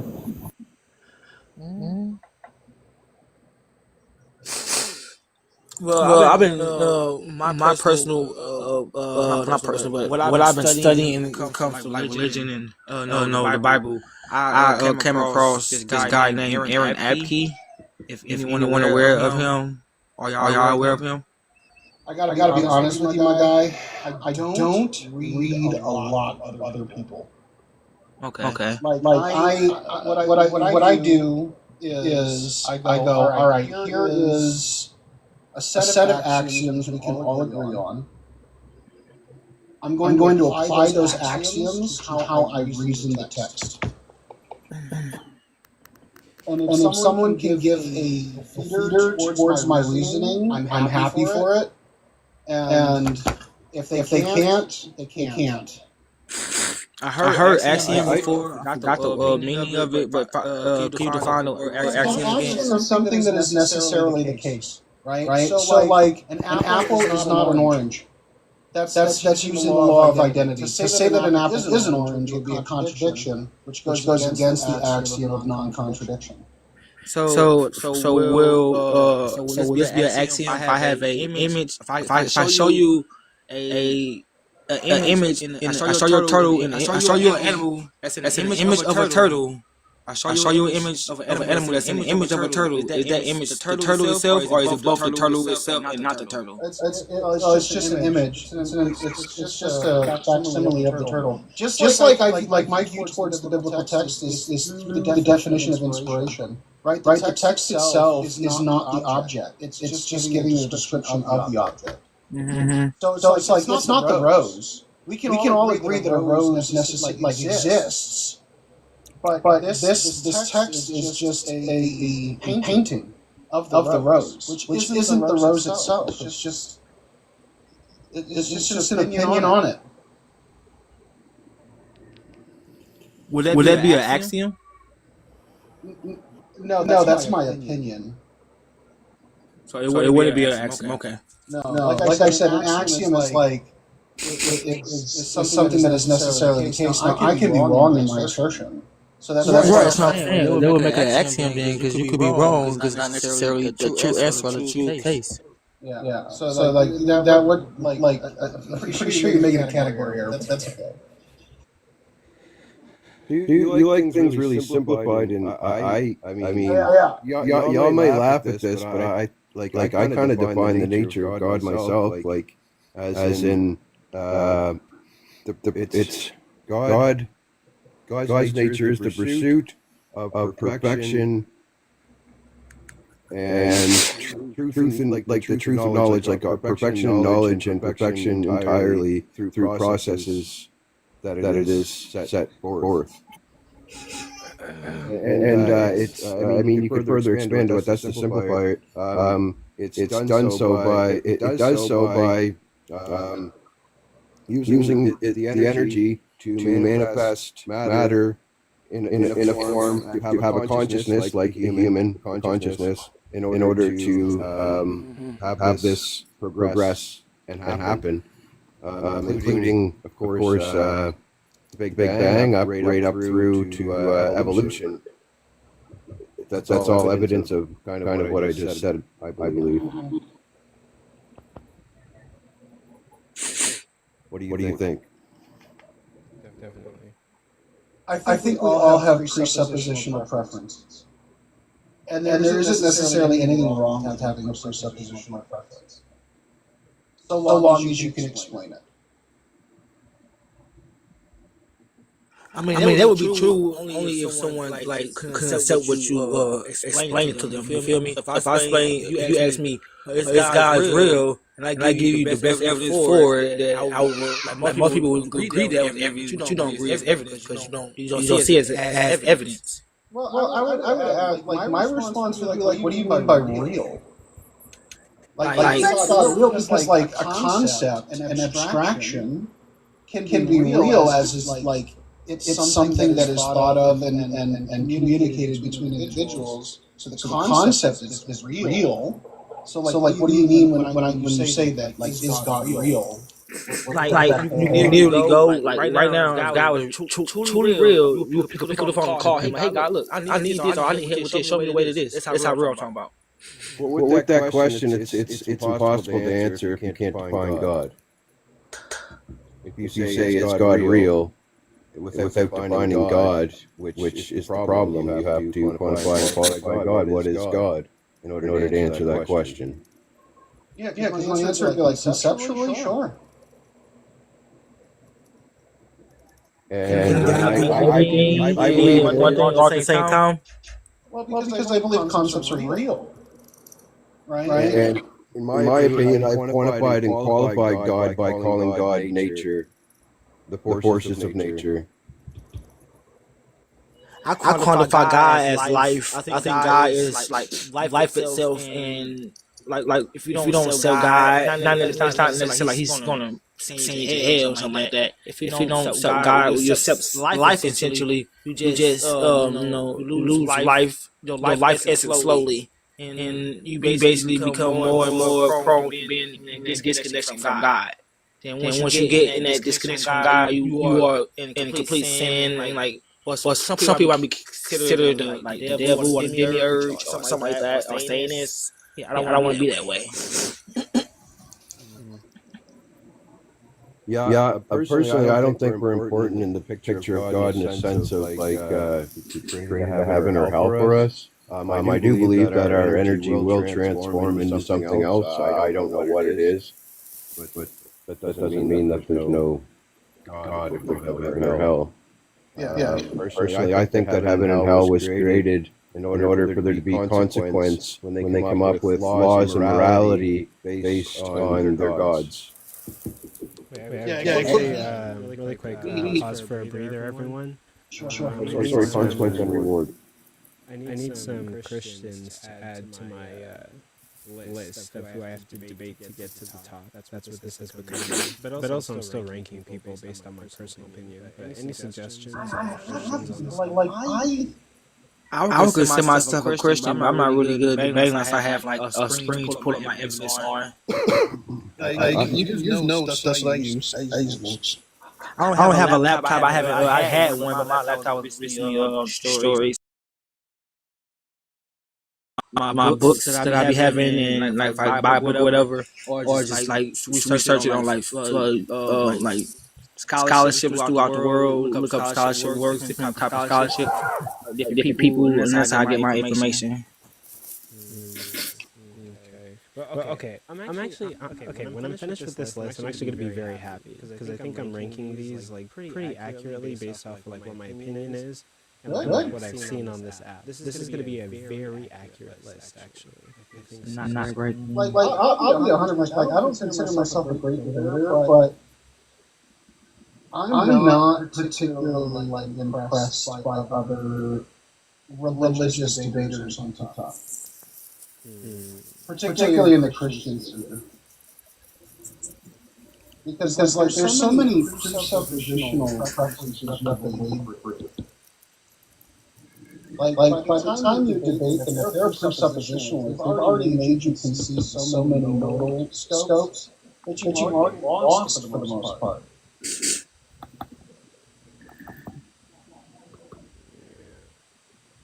Yeah, I get what you're saying. Like that, I had a disagreement this afternoon. Like it's like even with atheists, like there's a ton of presuppositions that will take. Even when even if someone like myself says something to the contrary, it's like that's not what I mean. You're like no, that has to be what you mean. And it's like fuck you mean that has to be what I mean. If I tell you what I mean, like come on. Not only that, it's multiple interpretations for everything almost. So I would think that sometimes people, it's hard for people to grasp that it's multiple interpretations and stuff that we speak on. Wait. But if you disagree with Shark, then you have to appreciate it. Like I even like Shark when he was talking today about honesty. I was like, you can be honest. About because it's dependent upon your interpretation of sense data. If you can be honest about how you are rationalizing that which you're experiencing and still be fucking wrong. So like honesty it has a dependency. And so like I can understand by virtue wanting to appeal to honesty, but that like if your intent is to seek truth. Honesty isn't necessarily the way you get there. You can be honest and false at the same time. Like your propositions can be found to be false. Honesty at all, though, by very nature. If you put it on it's essentially a disguise to portray a certain narrative, and this narrative that you portray with this disguise is not actually consistent with what you're trying to do. You are inherently being, like a liar. Of course, yeah, but I see what you mean. Like, honesty doesn't necessarily mean truth. Like it doesn't necessarily mean that it's the right knowledge. Like, I'm being honest, and I'm saying this, and I might think that it's true, honestly, but that doesn't make it true. Yeah, that is true too. Because there's something. I just released a video on this. I really think it will help people out there in the world. I hope so. Explain to people about the human programming cycle. And so what we have, like in the environment of a debate, we have, like, especially with two guys or girls, whatever, that have that are really good debaters, and they're really strong in their knowledge set.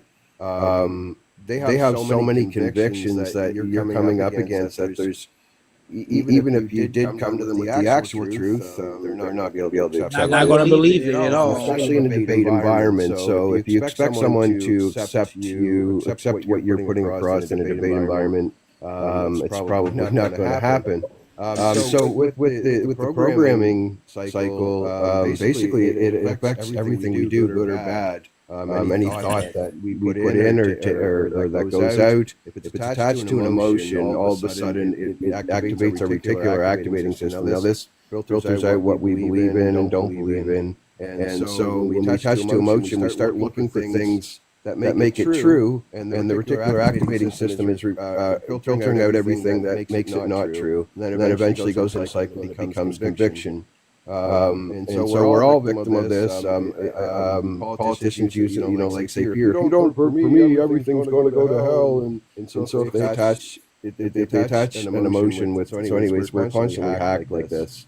Whether it's advertisers that make you think that owning this bag is going to give you status, or owning these sneakers is going to make you like we're constantly attacked with these things. So that also goes into our knowledge sets, and I think that once we all understand exactly how we get our knowledge, and that we're mostly just a big sack of everybody else's knowledge that we've come to believe, we can get closer to the truth and discuss better amongst each other, and speak more of the truth, and within truth, knowledge becomes it's better, it's more refined.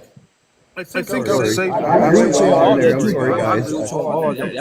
was facts right there. You just get out. But I have a video, and if you guys ever can, stop by my profile and share it out. It's not to help me to gain viewers or anything like that. I just really want people to know about this. Please, I'll come to you, but I think like for me, from my understanding of Shark at least, I think I was trying to interpret what Shark was saying through the lens of like indigenous perspective, for example. And I think for me at least, what I was interpreting was that there is an emphasis on listening to like everyone's voice in a discussion or like a debate, and those who may be marginalized, right? So the debate wouldn't be about like competing, but about trying to understand the person's perspective, even if they don't truly hold on to that position. So it's like from a holistic understanding, it would be like a multifaceted aspects tied to this kind of context debate that Shark was trying to like offer, right? And it would be where intuitions, emotions, and spiritual experiences like play a significant role, and like how we analyze or rationalize our positions, right? So it wouldn't just be limited to just pure rationalization, but it would be so rather than just like and he quoted this too, like who wins. It would be like a holistic approach, like debating. And I mean, funny enough, like although he was like arguing for this kind of like this way of like seeking balance rather than just to prove a point. Funny enough, whenever what's his name, Cage came in, the old Shark was kind of like creeping up. I just want to point out, Coco, I did get Shark to concede on the honesty thing. You did? I beat him on it, yes. He's like, I regret that. It's like I regret it. And then we moved on real quick. Interesting. I don't care. I just enjoy it. For me, like this is simply, this is going to sound weird, but like I only do this simply for pleasure. Like I derive pleasure from having these kinds of conversations, and that's my motivation to have them. Because like my worldview, Kunta, also is that as a determinist, I'm also a sovereigntist. So like I can't convince you of any proposition concerning the existence of God or who God is. I believe that God must reveal that to you. So like I can give you my argument, but I cannot force you by speech or by persuasion to believe it. And who makes that decision? God does, because I'm a sovereigntist. The individual will make that decision. I was just saying, Like I said, I'm a positive determinist. Hard. Like there is no like you can give yourself that idea, Yeah. but the action has already been completed with the set, so you have no decision really in its manifestation. And I just defeat like the idea that there is no truth and honesty. The opposite would hold true, though. Then there is no honesty and truth. I didn't say that there is no truth and honesty. Somebody I did. said that they're not synonymous. I would say personally, like, Somebody And did. honest, or like you can be honest and wrong. yeah, I would still. Don't you think dichotomies like what would be an alternative rather than just a dichotomy of whether Einstein leads to truth or not? I mean, dichotomies exist as a methodology of rationalization. well, I would say if you've been honest, but you intentionally trying to deceive with honesty, that's in itself is deceivement, right? Even though I go there with a smile on my face, preaching the word doesn't mean I'm preaching the real word. Are you saying your honesty is dishonest? No, like so y'all said even if someone's honest, it doesn't mean they are being dishonest. But if someone's being honest and their motives is different than what they portray themselves to be, they are still technically honest, right? Is what y'all saying?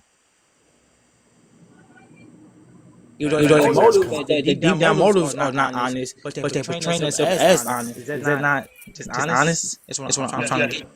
Yeah. It could be that like the deep down motives may not be honest, but portraying themselves as honesty. I think that's kind of like what Cage.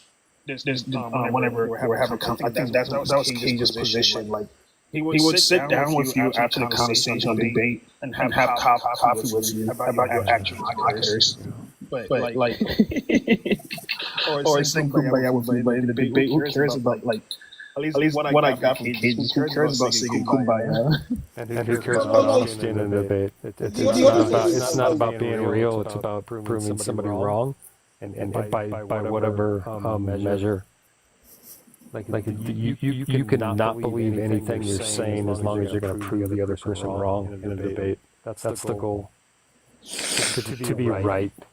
Yeah, that's Cage's position. And I appreciate. I would say that would be true for most debaters that debate with a agenda behind their debate to be right. But people that debate generally to broader the understanding of a specific topic or religion, whatever. I don't say much of this goes for everybody, but some people I'm aware of that do have great debates and conversations that both sides came back that they had two different points. But both sides came to agreement like, yeah, your point's very valid. I understand what you were saying. We might not agree on this point, but I didn't come with you intentionally rude or mean or saying that your information was completely false. They came to each other with complete understanding that they're presenting information that could be both true and false.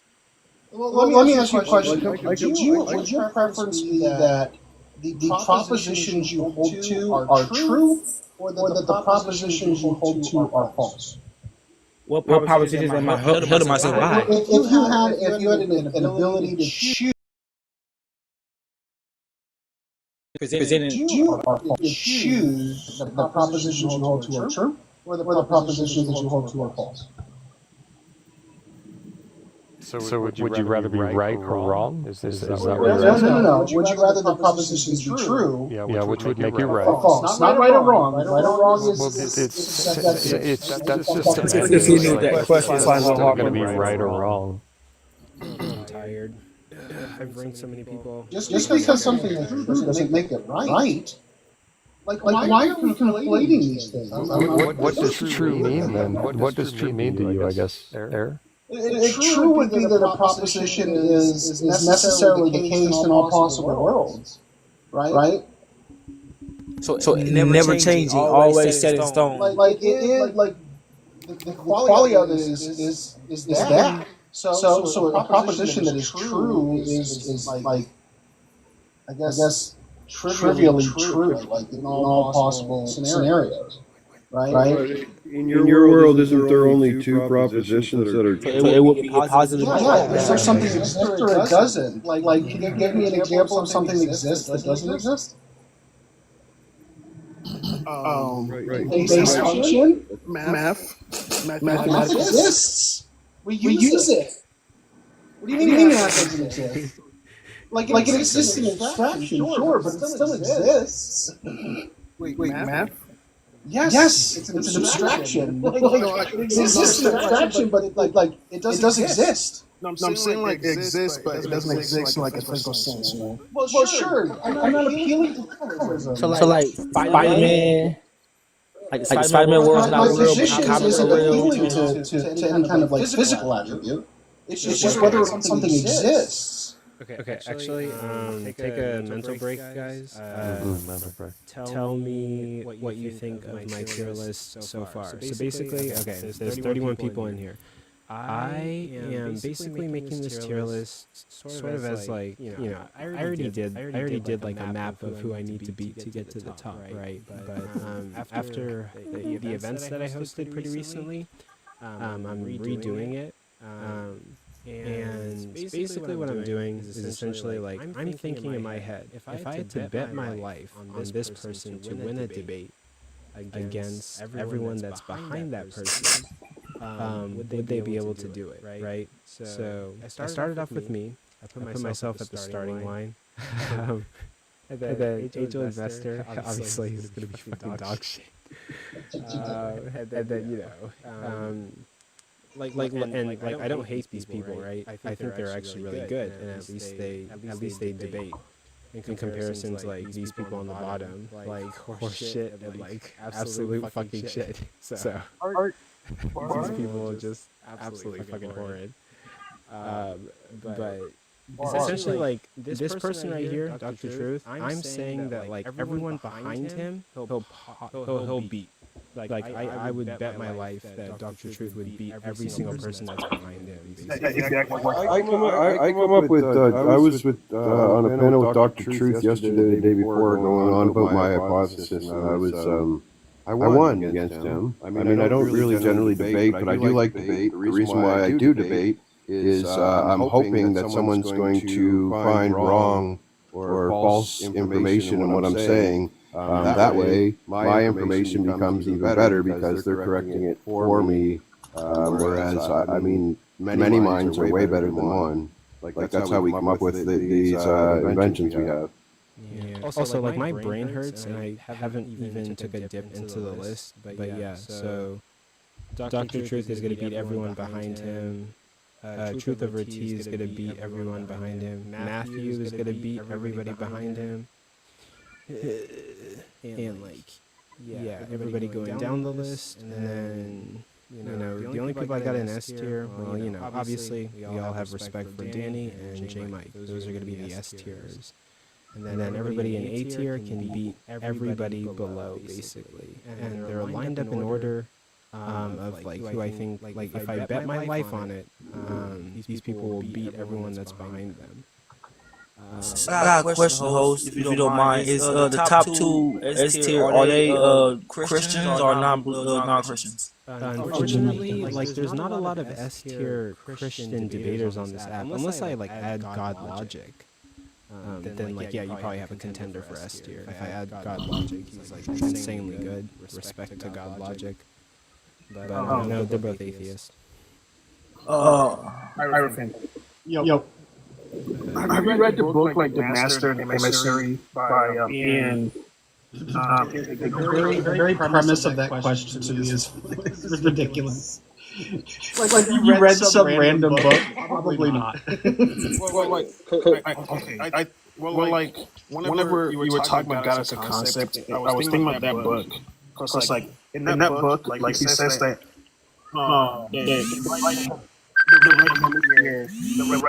the right hemisphere should be in control, while like the left hemisphere should serve as a tool to carry out the master vision.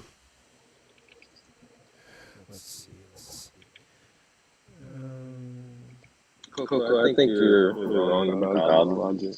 Wait, I've heard of his name, and He's pretty whack. Whenever I hear God's logic, it terrifies me. He's good at he's good at the Muslim stuff, but anything else, like he's one of the he probably doesn't like know too much about philosophy. Okay, And actually, he knows a lot about like theology and stuff though. okay. I'm still going to rank this list based off of my opinion, but I will take people's criticisms into consideration. But I am ranking based off of my mind. Have you Go ahead. have you seen his library? God logic? Yeah. Did you see him bully any of that stuff ever? That's the problem. He doesn't communicate quick enough like Danny does. I'm not even saying he communicates. I'm not saying I've never seen him in the debate community any of that stuff. Like it's all been theology, like relative, to. I mean, most of the stuff I've seen, I'll admit, has been him and Muslim counterparts. But he's not really giving any like deep understanding of the philosophical literature in any of his debates I see. That's what I'm saying. Like he debated Danny one time, and like it was like. Is that recorded? Yeah. But like the thing was like about abortions. Was very. Find someone, wait, Zypher. Never mind. Okay, I'm gonna go back to ranking. Wait, Zypher, do you want me to rank you? No. Zypher goes on the bottom. No, okay, no. Zypher, at least Zypher is at least not gonna be fucking shit or horse shit. Okay, so be proud of that. Zypher is Absolutely. And anything I say, I'm like low-key trolling Coco because this is like it's whatever. I don't care about the tail. It's just yours. You do what you want. I just be trolling. Wait, is that Bart? That's Bart. Yeah. That's Bart? Yeah, I put him in. I don't think it should be not ranked. It's that shit has more value than this spot. But that's just me. I don't like. I'm not gonna lie. Low key in Tiny Smalls live, I did realize afterwards I was sort of acting like Bart because I was just calling somebody repeatedly a dumb fuck, and I was like, God damn, I am acting like Bart a little bit in this debate. But dude, the guy came at me first. He was calling me dumb because I was insulting his God. Like I literally told him that God doesn't see God doesn't value human life, and like. I mean, that's true. Like, look at the Bible. He doesn't value human life. Like, when it comes to Job, he literally had Job get a bunch of ulcers all over his body, lose his entire family, and all of his animals. He flooded the world. He unalived all the first sons of the Egyptians. God doesn't give a fuck about human life. Did you just say so, Tim? I did. So cold. He said so. Wait, what did I say? Well, here's the thing, right? Like listen, I'll give it a buck with right? If some motherfucker did some of that Egyptian shit to my kid, the firstborn I would not stop at. Wait, what do you mean? Like God, in comparison to me and Wrath, showed ridiculous amounts of mercy in just stopping at the firstborn because I wouldn't. I know myself well enough to say that if someone took my child and did the Egypt thing to my child, like I whatever God you believe in, you better pray to, because I'm coming for you and everything fucking associated with you. Wait, what's the Egypt thing? Like you brought up like the firstborn thing. Yeah. I would not have stopped at the firstborn. But like, what did they do to like deserve to have their firstborns taken away? You unalived my child. Oh, I probably need to go refresh. Right? And so Pharaoh unalives the firstborn, like all the sons under like 2 or 3 years of age in Goshen, where the Israelites were living, right? And then we're like, oh, God's terrible for taking out all the firstborn? Bro, I would not have stopped. That's a good twist.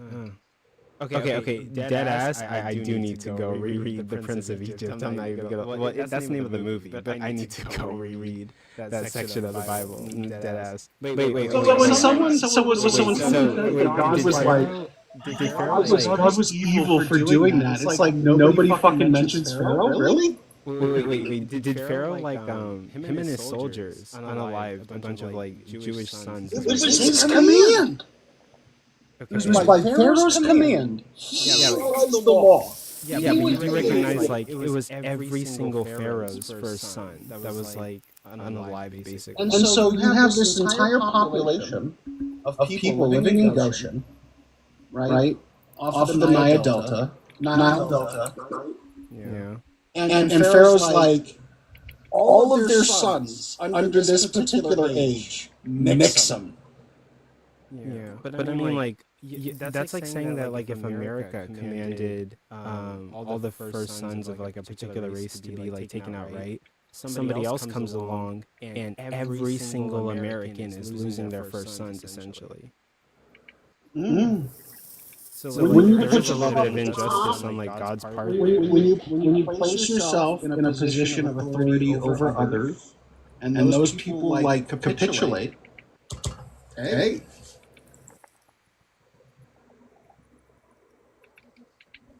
That's why I say so, because I wouldn't have stopped. I mean, if the earth was so jacked during the flood, why save anyone? Why not just fucking start over? Well, some people lived on mountains. Well, I mean, straight up, brother. I love that. But You're not going to get rid of them. But also, what was I gonna say? We can all conceive of worse possible scenarios. There are things, if God exists, there are things God could have done in the Bible far worse than what was actually written about. We can conceive these things. Yeah. But okay. So I would say if I was God, right, and Pharaoh and his armies were unaliving the firstborns of all the Jewish people, then Pharaoh and the military could have it. But the rest of the Jewish people, the rest of the Egyptian people were kind of just okay, let's be completely honest. Okay, I'm not sure if I can argue this point because the Jews were slaves to the Egyptians. I don't think the general population was innocent and didn't do justice. No, the general population was all in on it. Trust me. Yeah. So at this point, I don't think I can argue. Listen, Zyford, Wit hate you more than she hates me. Wait, does Wit hate me? Does Wit hate me or you? Shoot, I don't know. I don't know. She called me a demon, so. I mean, am I in the Wit? I want Wit to call me a demon. I feel like I accomplished something. The reality is, I have no animosity towards Wit whatsoever. No, she hates Zyford. Me neither. I mean, I love, all people, but. Wait, Coco, rank me. Where would you rank me on this? Her fate. She hates Zyford more. Do you legitimately rank? Yes. When you left, Zypher was justified, whenever, any form of control over if he had a girlfriend, if he came back from the gym, he wouldn't care if the girl was tired or not. If I want schmicks, I get the schmicks that I want. Whoa.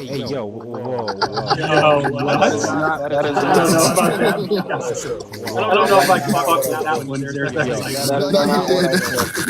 That is not what I said.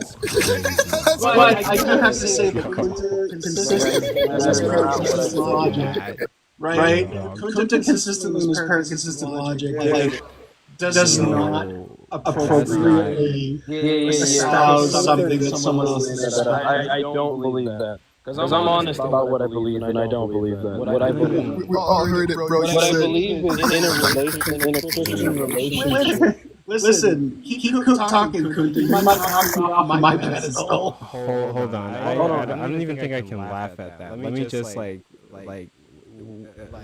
let me just. I don't like preface- Coco. I don't believe it. You don't have to worry. I don't believe it. You Like, just make that shit up. True, guys. No, I don't because I think it's funny. I'm laughing Bro. because the subject makes me incredibly nervous. It's simply not true.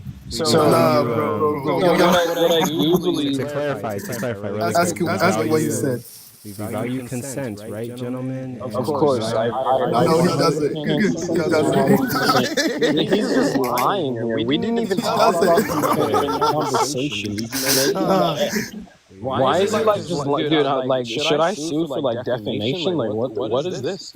Got Was J Mike above Mullins? We got proof from the No, I never said that shit. Dude. Yes. On the basis of I've never seen Mullins debate, and I know he has like multiple PhDs, but I just never seen him debate. Because remember, like we all watched like Exploring Reality, who's like super smart, debate against Matt Dillahunty, but the debate skills were kind of like, like. I think this is crazy. So like I'm not like if my life depended on it and it was like J Mike versus Brian Mullins, like who would I put my life in their hands? They're gonna say J Mike is gonna. They're gonna say like dude. TikTok is gonna fake a. Hey, Coco, real quick, just rank me and then put case in below me. That's all I want.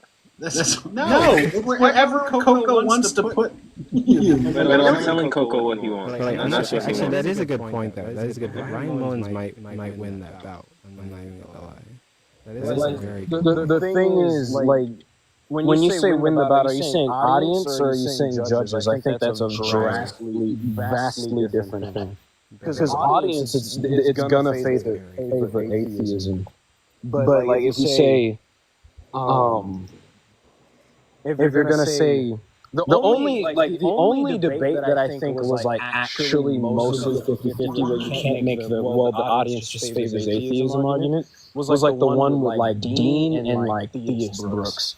That was the only one where I like genuinely saw like 50-50 clash. Like, okay. I'm gonna be completely honest. I'm gonna be honest. Okay, Zypher, we'll rank you. I'll be honest with you right now. And this is like my personal ranking, right? So if I took Zypher and I was gonna rank him, obviously I'm not ranking Bart. He is Risen and Present are dog shit. Darth Dawkins, well, yeah. I think if my life depended on it, Zypher would be Angel Investor. I think he could take Rasul. bro, I think he could Zypher disrespect is crazy. Coco, why are you on YouTube? I think, yeah. Because he's streaming to multiple sources. He's trying to maximize his outreach. Like his actual reach. Like there's nothing wrong with it. I think Zypher would beat PRK, but I'm like shaky on that. I'm not even sure about that one, folks. But Zypher against J-Rob? To be honest, Zypher, I think you get stuck at J-Rob, I think. What? Maybe. You might get stuck at J-Rob. Wait. Okay. At best, I think Zypher, you get stuck at Atheist Cats. I think. Like if you had to debate I'm Atheist Cats. not gonna knock that. Like, sure. I mean, that's about as high as I'm gonna get. That's about as high as I'm gonna get. So, I mean, like I don't know. I have to see you debate more. I don't even watch you debate. You could be like doing. Dude, I've been making debates, but it's on different topics. Like right now, like since the Carmelo Anthony thing, I've been debating like race issues. So. Oh, okay. How's that been going? He's been justifying that too.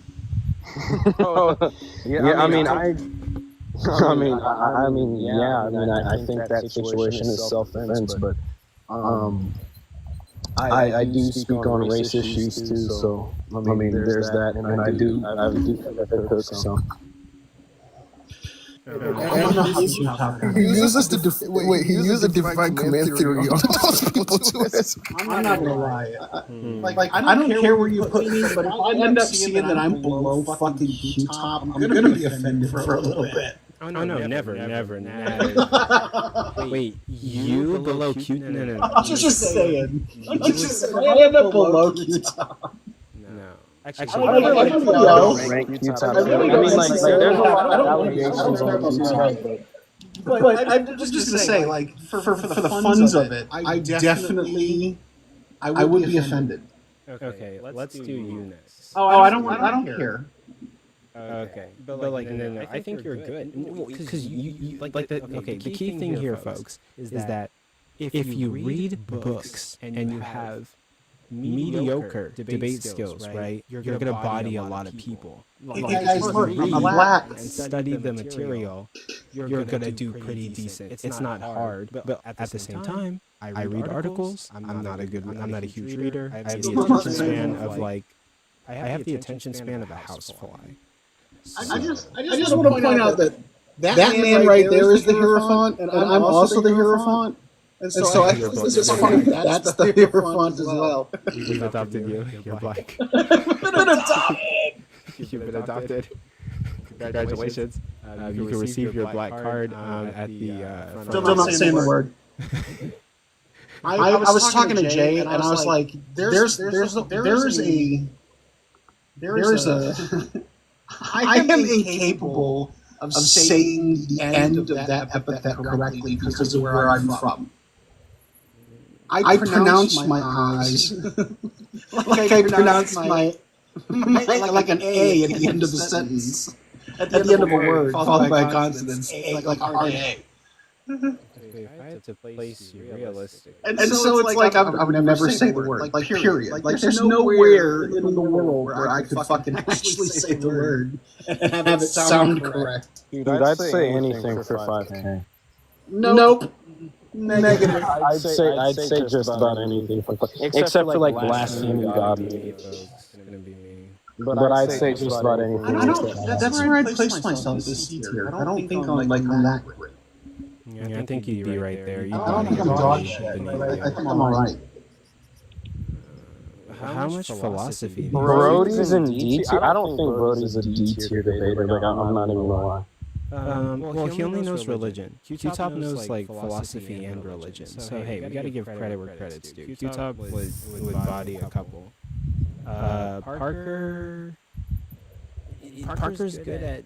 Oh, that's gonna look bad. Okay, I'm not gonna rank Parker. Y'all need to see. I just like politics. Like I used to, dude. I used to debate politics. I used to be really good at that when I was like really young. So okay, here's the thing. So basically, I'm ranking everybody here on their religion. Oh, okay. Wait, no. Philosophy Steve here. Yes, definitely. Yeah. So okay. So basically, for the 32 people that are in this life, I'm ranking these people on whether, like, if I put my life in their hands, who could they beat? And typically, the debate topics are going to surround like religion, philosophy, and science. So this is also based on how good they are at debating. Wait, how does Darth do in the debate when he can't interrupt somebody? Well, if Slurms is an S tier, I quit. Well, Darth is just a piece of shit who interrupts people and wants people to answer his questions, but he won't answer other What was that, Tim? I said if you're not S tier, I quit. I'm not gonna lie, like Darth is fucking body you, all right, buddy? I'm C tier. You're fucking S tier. What?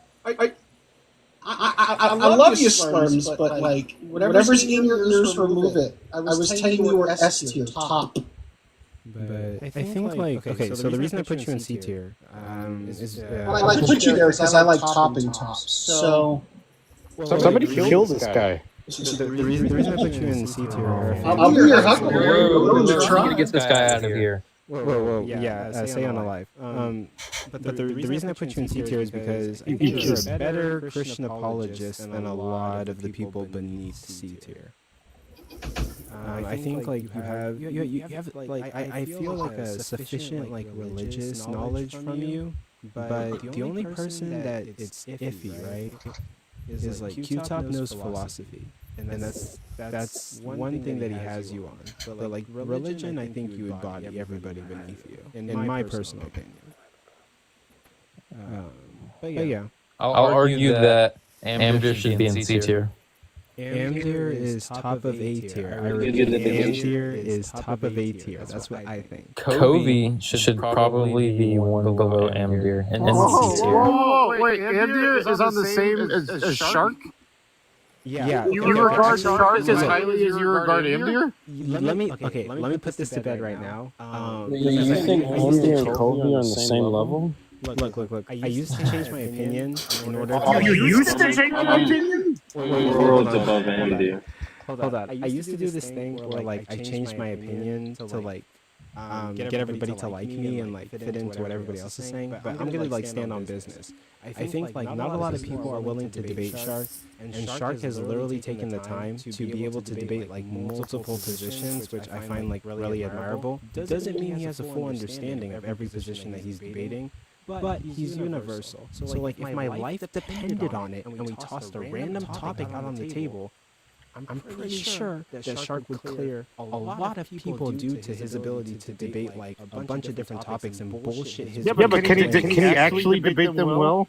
How are you qualifying these debate skills? What does it mean to be a good debater? He literally hosted a tournament and won his own tournament. He won his own tournament, Coco.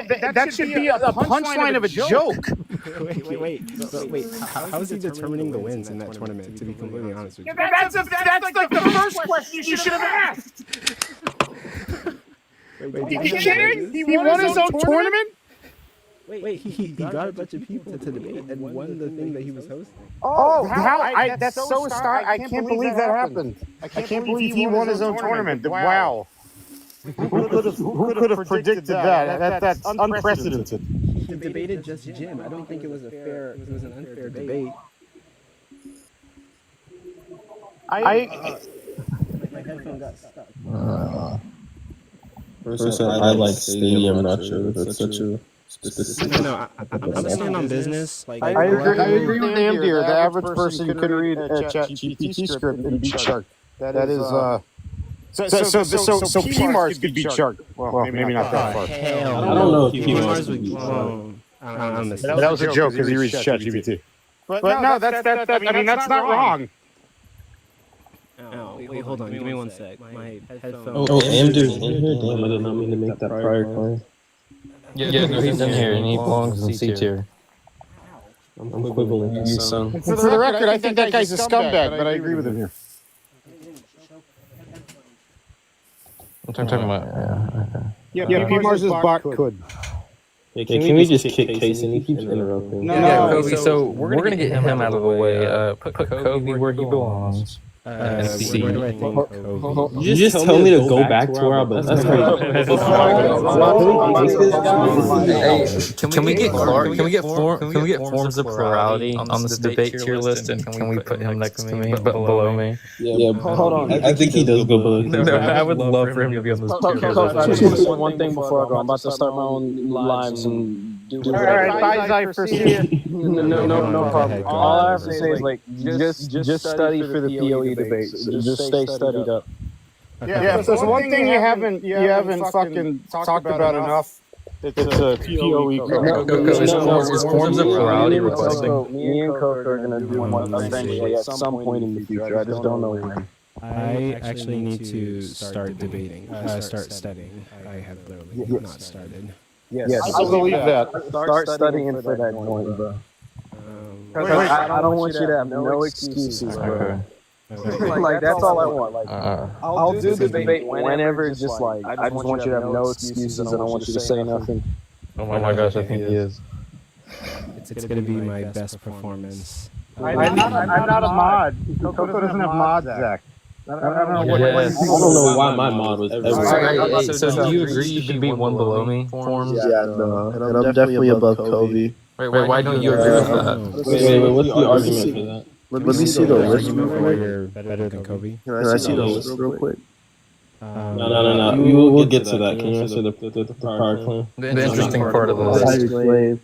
I said question, but chill. I'm playing a game right now. What's the argument that I need to answer the hold on. question? Hey, do you see me at the top of the tier list? Obviously, that's not real. I'm just trolling, bro. Does forms gain or lose points when he says the Oh, N-word? what's that guy? The millionaire?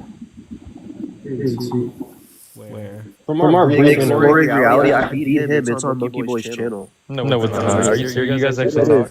Yeah, it's on Monkey Boy's channel. Okay, I'll find And they dated a bunch of stuff. At least we started out with moral realism. I found it here like an hour. That's the easy one. I want to see that. Wait, what is the title? You have to scroll down. It's the only one where he's the only one. I just watched him backshot this Muslim. It was so Clark, you see me right there, top of B tier list? You belong like right below me right there, right? So is this like a parody list or what's going on? This is a list based off of my opinion alone, what I personally feel as of right now. For just general like best debater type shit. Like debate skills regarding topics surrounding philosophy, religion. Debate skills regarding topics around. Wait. Why do you have Danny at the top? Because I think if my life depended on it, Danny could clear everyone beneath him. Yeah, Brian Boland's at the top. I know. I mean, J Mike 2? I own him. What are you doing? Oh my god! I'd have to see that one, folks. He refuses to talk to me because I said something about his girlfriend. Yeah, no, I beat him every time. Actually, I debated him on the Atheist Experience on the YouTube channel. Yeah, we should get him up here, Coco. You should get like forms of plurality, like get his picture up there and shit. I would raise. J Mike would insist that Andy or be placed above him. I don't know. Actually, you're right. I thought this was your opinion. I thought this was your opinion. It is. But no. But J Mike did say something like that, and I remember him saying. But it's not. It doesn't matter about J Mike's opinion. It's your opinion. Yeah, it's your opinion. You big dummy. You just do this thing where you change your opinion to make everybody like you, but you should stand on business now. Yeah. You're right. From this point on, I got to. Wait, is Tasted in A tier? Reminding me. No, I'm in B. I have a different profile picture there. Jason should be in A tier. Tasted in Christ. It starts right now. Wait, do you have a problem where I am formed? I gotta lock in. You should be in S tier. Oh yeah, I appreciate it. Can we get this order off the panel, bro? Okay, actually, I'm gonna reorganize S tier. Thank you, nobody special. I won't argue that. Hey, Reflect Cast Media should be above Ryan Owens. Reflect Cast Media. The things that rocks can think.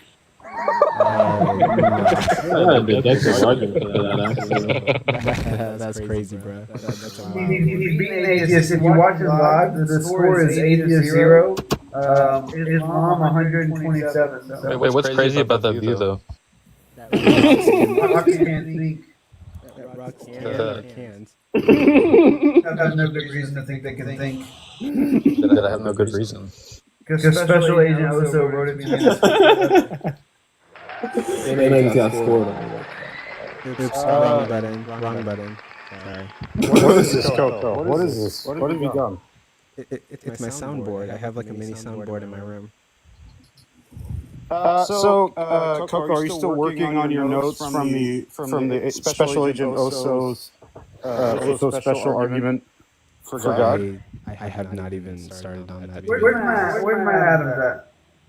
I've been my focus has been setting up debates, but so if we examine the datum that is Special Agent Oso, particularly this Special Agent Oso, obviously the case that if every type of Special Agent Oso existed, this particular Special Agent Oso would exist. Hang on, that's enough. Wait a minute, pause. Coco, speaking of setting up debates, I don't know, have you seen the latest Tom Rabbit video? No. You're a star. Wait, There's a star in it. Yeah. Wait. Hopefully I don't get roasted. But if you roast me, you do get called out for lying. Oh, okay. Okay. Send me the video. I'll watch it. And It's on the YouTube channel Tom Rabbit. It's Tom Rabbit's latest video. It's on his YouTube channel. Yeah, he uploaded it like 3 hours ago. Do you guys want to watch it right now? No. Hey, where'd the casing go? We can watch it right now. Why?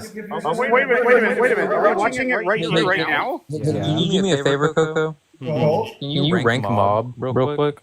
Mob? That's easy. No, I just want to get Coco's opinion on this. Okay. And then rank me after Mob, okay? Okay. Based off my mind alone. Yeah. If my life depended on it. Let's see.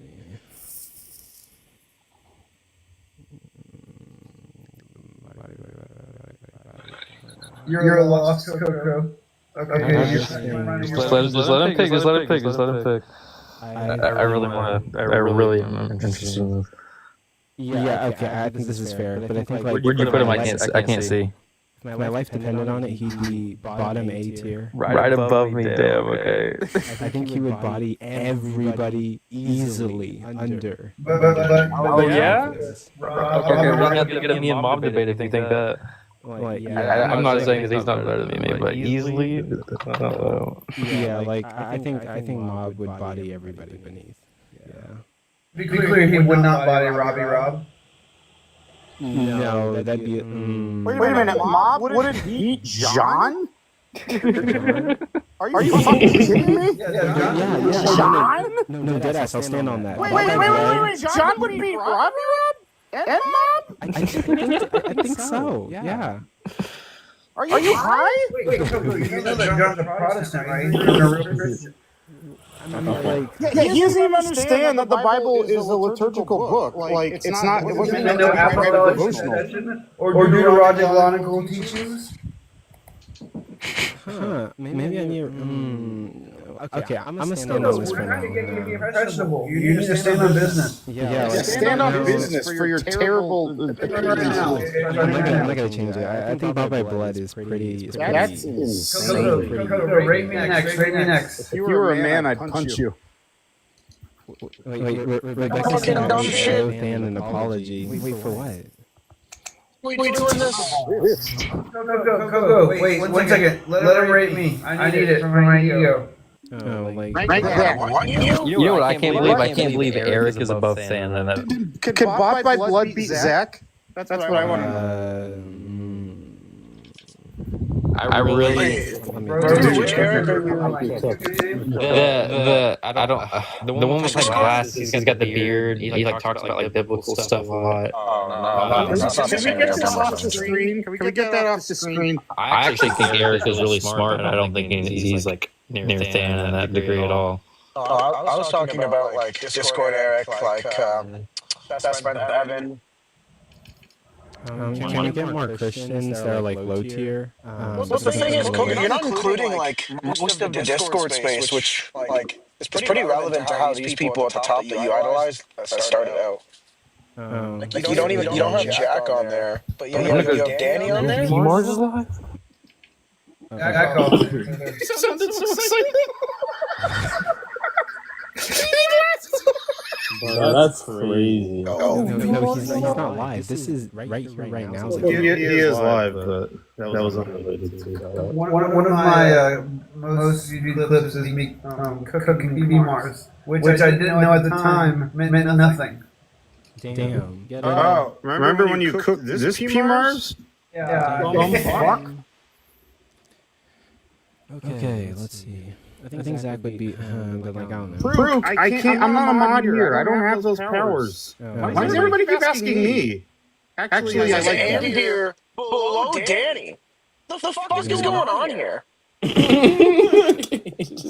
This is like my head. This is what's going on. So you're not including people like Jack, C, any of these fucking prominent Discord debaters that Danny like spent his Discord days learning from. But you're including him here, put it lower? They're down here. Like Robbie, this list is no good. Why am I below J-Rob though? What, can you give me one reason why J-Rob is Everybody, we need one to reason? we need to let Coco rate me. Okay? Why am I below J-Rob? Why is truth the Where's most Zach? important Have we to done us? Zach yet? Yes, It's kind of a toss up. It's kind of a Where the fuck is Julian? Where's Julian? Is he so far up that we missed him? I didn't get there. I'm not on the list because I'm just better than everybody, so I can't really be. Shut up. Stop! I'm stimming. stimming. Holy. The gang ain't neurotypical. My bro got autism. Hey, that's a Signs it's just my dog stimming. Also, Atheist Cats knows nothing about what he's talking about. I don't know. You have atheist cats up there, but you don't have fucking Davey? I'm gonna lose it. He has Atheist Cats, he has Top, he has going to go on Cypher, he has He Truth at the top of D tier, bro, above Brody. That's insane. Why are you? He has Dr. Truth above Brody, Oh bro. my god. No,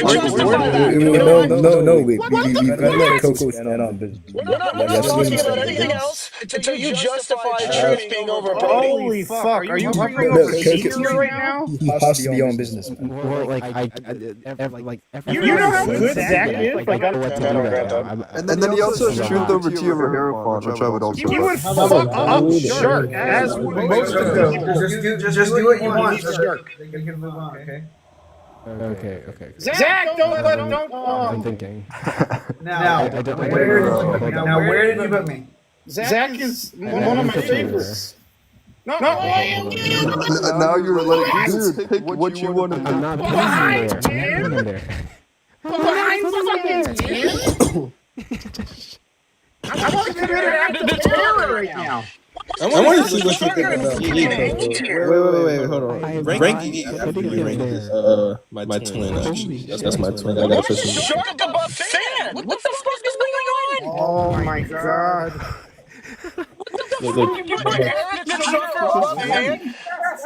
Oh my god. I'm the masters in film. Eric just started his undergrad. You're like, yeah, seems great. I'm gonna throw up. You guys are gonna make me throw up. Oh fuck! Holy shit! I still don't know one good reason why J-Rob is above me. This list is fucked. Remember, this is terrible. Which one? All of them. This is like when you see those meme lists on Discord servers where it's like, Wait, can we give Coco 15 seconds of silence to make his decision? Yeah. Because I would help make that happen, but I'm not a mod, so. Can we kick this guy? I thought he would like the white noise. I thought he would like the white noise. I don't know what color you are. Hold on. white women, what the fuck? It's a frightening color. I gotta play something on a charger. Hold on. I'm back in the group. Bro, he didn't even rank. Oh, that's wild. He said you're not even rank. X mad X world XXX is. I don't want my name on this list. I can't be associated with this your name. Yeah, put Cage on there. Take me off Wait, this. you're not, okay? I would rather be forgotten about than be placed on this fucking tier. You're in I think he's mad that he's below J-Rob. Yeah, I don't understand that. J-Rob hasn't said anything that's like meaningful for I don't know how long. Coco, you gotta stop edging me, man. Okay, hold on. I'm trying. I don't understand where Coco's getting these ideas. Because J-Rob always cooks you. Oh my goodness. Oh my god, that's great. I think it's kind of. Cooks PR. That's like calling PRK special needs, and I mean that in the nicest way possible. I don't know. Me personally. Look, we're all special needs. Let's be I mean, I real. just need a good example. I need why this guy is above me. That's it. How about what if he put this? Hey, look, this is an actual photo from their last debate. Can't spell shark without an SNA. Well, you can't spell greatness without an A. Nah, it's just oh no, just rate the list by how by how close you are in views to me. What the Because It's like that. I'm the objective standard, you know, because I'm better than everybody. Everybody's Okay, wrong. Crystal. Can this Crystal guy hear me? Much is what happened Can you to hear me? me. Crystal, can you hear me? Yeah. Shut up. And he said your mom's a bitch and ho-ho. I think that's where I put He you. meant that with his chest. You hear that? I don't. Oh my I God! don't think You that put him before Matt? Who was before Danny? And Bennett Peterson. And Bennett Peterson. Is that Kaysen? Yeah. Kaysen beats Zach? I'm not sure. Like This list is just whoever you fucking spoken to. Let's be real. This is so. this is really hard. And then truth is I don't even understand that. Brody, below Q-Top, you know, you're delusional. And You're truth, actually and fucking truth, delusional. and Well, truth. no, because Q-Top knows like philosophy. But And he's No, he doesn't. No, he doesn't. That's why you're confused. He might know what the things are, but I don't think he like dabbles. he's read. Like look. I don't even read that much philosophy. I'm not gonna lie, but I know I've read more than Q-Top. Where is Julian on this list? He's not even on the list. Wait, hold on. Before we get there, right? If that anime nerd isn't on this list, I'm gonna go AWOL. Slurs. Yeah, I think the interaction with Cliff is reason for him not to be on the list. Actually, Wait, to be honest, I add Cliff to the list. Oh my gosh, just say what you're gonna say. Just take me off the list, bro. You know what Jambar's in between. I cannot be under J-Rob. This is so unbelievable. Guys, I am trying to say something. Hold up. Oh, so everybody quiet, because the host does the itty bitty Okay, whatever. but like Brody, wait, that was Elise. okay, Brody's like really cool, but he only really like dabbles in Christian apologetics. Now Q-Top, like he debates every night on like Christian apologetics, but also I guess dabbles in philosophy. So like, if I had to bet my life on it, Q-Top might barely win that. I would put Q-Top over truth, honestly. I mean, I don't know, dude. Yeah, I'd put Q-Top over Q-Top just should be at the bottom, to be honest. Yeah. Standards. So your standard for Q-Top was because he reads occasionally, and then you have somebody about like truth that does read, but doesn't actually understand the content. You think Q-Top's better than that? I don't know. Wait, are you guys saying that when Q-Top begging people for money every night, he's debating? Like you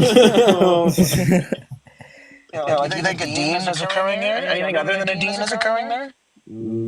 Also, Dr. As long as they're over PRK, I don't care. Not automatically, you got you know. Yeah, I'd put Q-Top in the Cliff category, where like he might read or like hear words of the community and Google them and like retain that information. But insofar as actually going into the literature, yeah, no. Ask him to name 3 journals, can't do it. One time, I saw Q-Top witness Sharks do rhetoric for 3 minutes, and afterwards he asked everybody on the panel to take a moment of silence so they could pray for how awesome Shark was. And it was so insane to witness. I'm trying to find a saying that's like the equivalent of iron sharpens iron, but like the opposite. I've been thinking of that since I saw you put it in the comments like 8 hours ago. I'm trying to think of it. Wood, Spears, wait, hold on. Spears. I gotta see if that's accurate. Spears, Blunton, the Spears. London? Can you Spears, Blunt, Can you just Julian's request, please? Blunt? Take it. Wait, why do I This is owe terrible. Julian up here, please. Yeah, but like, why do I owe Exploring Reality an apology? I didn't say anything mean. Because you look. Fan at least has a formal education. I know it's higher than a undergrad degree. It might be a graduate degree, or at least pursued experience in that field. And then the direct guy you put above him, while I appreciate him, he just started his undergrad less than a month ago. Well, yeah, but like Eric debates. Dan doesn't debate. Dan does. Or either it's either the case that Sand is just super unfamiliar with the relevant literature in such a way that if you were to debate Eric, he would lose, or Eric is so much more familiar with the relevant literature that his academic stature doesn't matter. Wait, hold on. Okay, the reason I put Dan there, right, is because and look, like, no, Dan is like fucking awesome, right? But when he debated Matt Dillahunty, he wasn't like super aggressive, or he didn't have a killer instinct to win. So like he's super smart, but like he didn't. I mean, the debate skill. There's something Coco knows. It's killer instincts. He was a psychotic fucking look. Do you appreciate people like Alex O'Connor, like a cosmic skeptic back in the day? Back in the day. Yeah, he used to be on Discord. Do you appreciate? Well, he's still on Discord, but he used to be in like a bunch of servers and shit. Do you appreciate that he's a really intelligent and articulate individual? Yeah. Okay, is he a good debater? I would say that he's a good debater. Yeah. Can you give him a killer fucking instinct? Because most often when he's debating, he's sitting on a chair, drinking coffee, and hand waving in the fucking air. What about that? You didn't have a killer instinct. You just noticed that killer instinct. That mindset. I think Alex O'Connor does. Like, he'll try to win. Yeah, you wouldn't get it. Yeah. I mean, wait, Coco, where am I on this list? I mean, this is blasphemy. Jambar. He said you're below Cliff and above Omni in a sandwich. I don't know. I don't think I put you below Cliff and above. Okay, wait. Not a tier list, but on the same tier. You're smushed between them. I did not say anything. I'm Cliff above Omni, man. Swerve. Oh my god.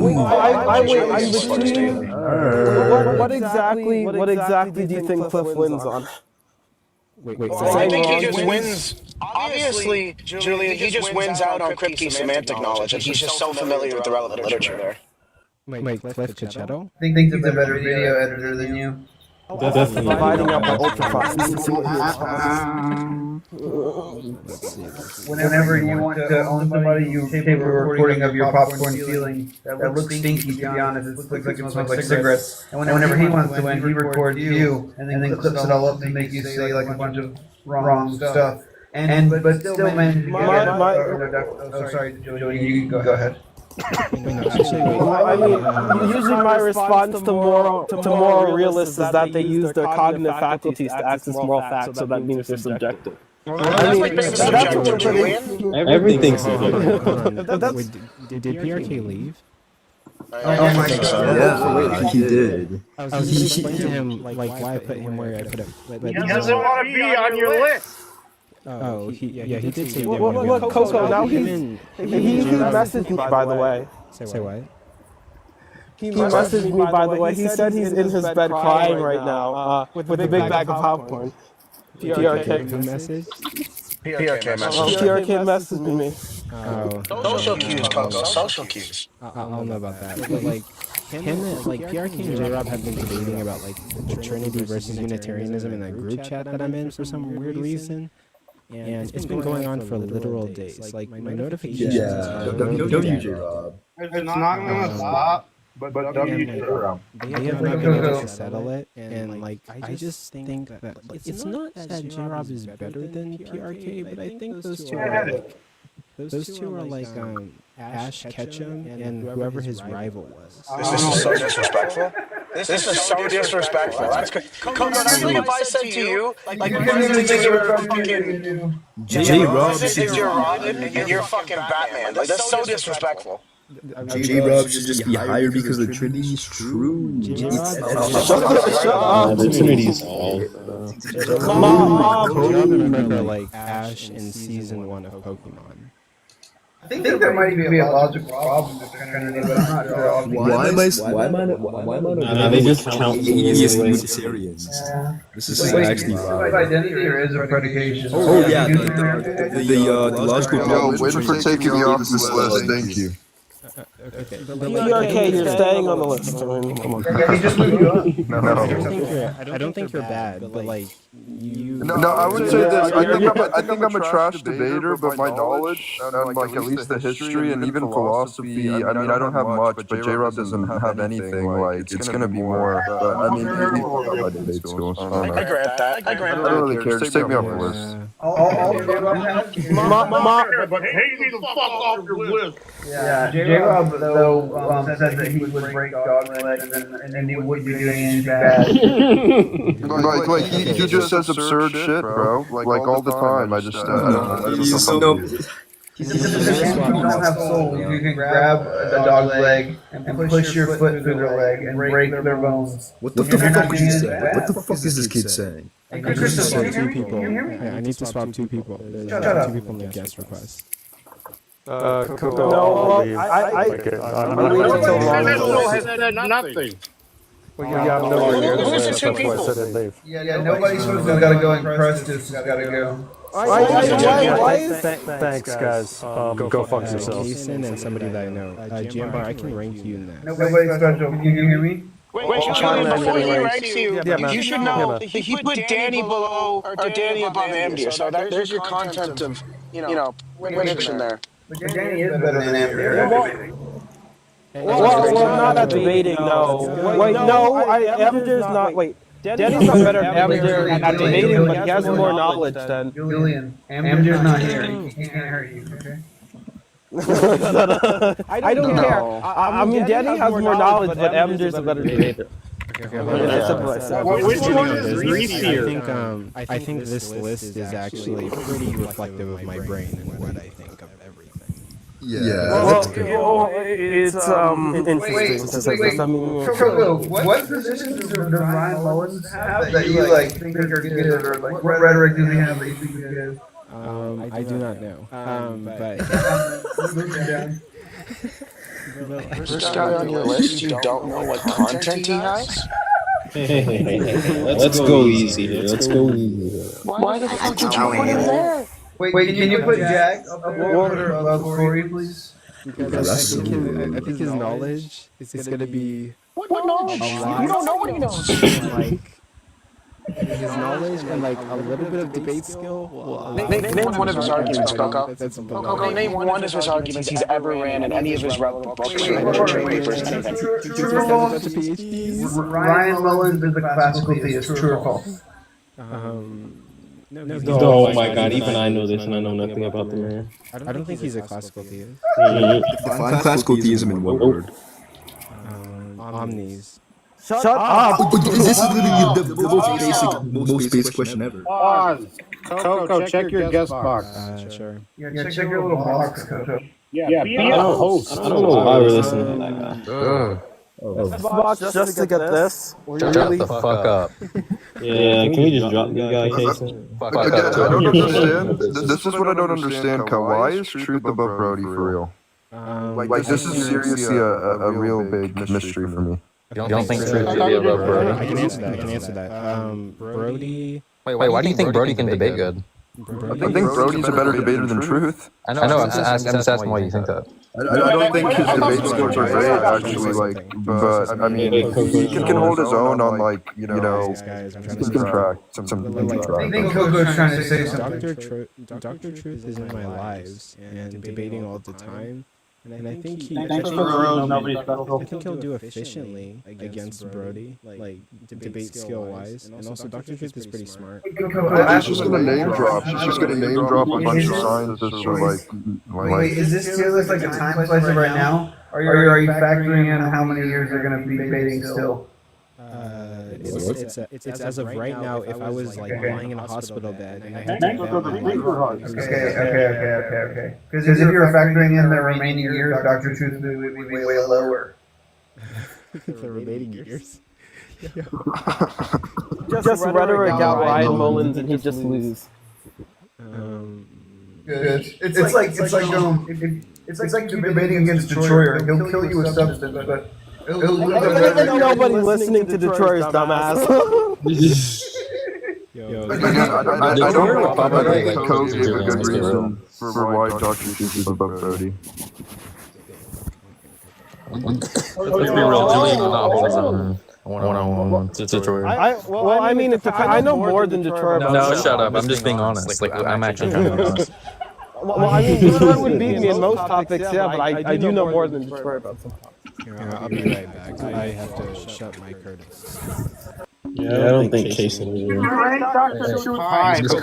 He doesn't have long. Julian, do you know how I met you? Because I know. Oh my gosh, I forgot. I forgot I'm debating truth over tea. I need to start prepping for that. What I remember is that I was on the street and you offered me $1 to get pizza. Yeah. So you're bailing on our debate case and good. No, we're still debating. One W for me. It's all good. You can. I know you're just running. No, God exists. Well, what I need to do is I need to smack Case, and I think that's what we need to do. And what would that achieve? I want to be ranked on the list. And what that would achieve? Wait, you slapping me? Would you do that? Yeah, I would. I'm back. Well, when do I get ranked above Case? Okay, we can, yeah. Everybody on this panel should fight. We can figure out right now whether or not Julian should be above me. I think. Wait, the host was creeping on my TikTok page. Did you see that? That's crazy. Yeah. I think what we need to do is we need to like. Wait, is this you? No, that's Glock's account. Let's not. But yeah, that's me. But that's Glock's account who copied my name. Oh damn. The second one's me. Yeah, that was you can tell by the eye. Just like that other guy. Also, by the way, Cliff Chichetto sucks. I saw that video. Chichetto. Definitely. Wait, fuck that guy. Did you see what he did to Jambar? Yeah, Jambar got cooked. I thought it was awesome. I mean, the thing is, he didn't even win in the perception of people there. Like, it's like, and the people there didn't even know philosophy, and they knew what was happening to Cliff. It was crazy. So what you're hearing now is called hope? No. Like, The guy on the screen is pretty he small. literally cut up the clips and then like named it "Anime Kid Crashes Out." Like, what the fuck? Yeah, cut any of the context out. Skip around. I mean. Wait, but Julian, you have a W there because they cut all the context out and they still managed to put him biting the reductio in the clip. Yeah, but biting the reductio and being confused about it. Oh my god, they suck. Yeah. Actually, you know what? I'm gonna rate Jambar and then I'm gonna rate Cliff Chichetto. The funny thing is, Cliff told me. Cliff naturally. Connection. Yeah, that's how you say his name. The funny thing is that dumbass street preacher told me I was like 1 in a million, and then uploaded a video. You've been talking about? Yeah, fuck that. I'm kidding. This guy took Julian on his own turf, right? But okay, like even. But the funny thing is, even Cliff doesn't think that. If he did think that, why did he call me like 1 in a million? Like he's never talked to someone like me before. Anyway, I think he's just taking them. Cliff is I guess Cliff is like good at preaching and stuff. Like I don't know, if he gets into like a conversation with anybody who's like moderately smart, it just doesn't work out. One time I saw No, because he said it. Oh my god. He said it in the context of like. He said it in the context. I thought that at first too, but he said something like he's like never seen someone with like this much content. I don't think it was that obvious. I was arguing with him. Kason, stop trying to rape me. I'm gonna come to your house and murder. Wait, no. Does that not sound possible? Obviously, I mean, it doesn't seem like it'd be that obvious if you didn't have that thought at first. Can someone remove? I saw Cliff make out with his son one time. I think this is where I would place Cliff Chichetto. That's a lot. What the fuck is he on this, bro? This is so. There's no way this live can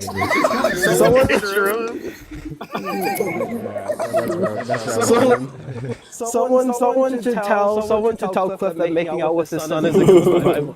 Wait. Has anybody seen that debate between Cliff and that optical? Christos, do you have a YouTube channel? I haven't seen the full thing though. Yeah, it's called. Why are you asking Daddy about that?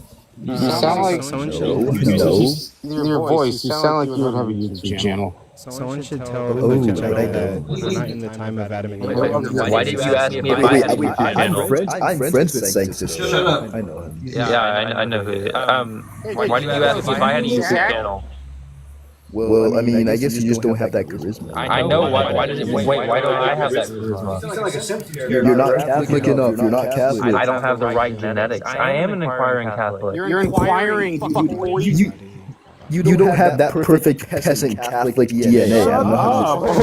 Jesus Christ. I'm literally just I'm telling him the facts. No, he's right. He's right. He's right. Like you don't look like a medieval peasant, you know. All right, let's get Jambar out of here. It's over. It's over. I think Jambar would body everybody beneath him and get maybe stuck by exploring reality.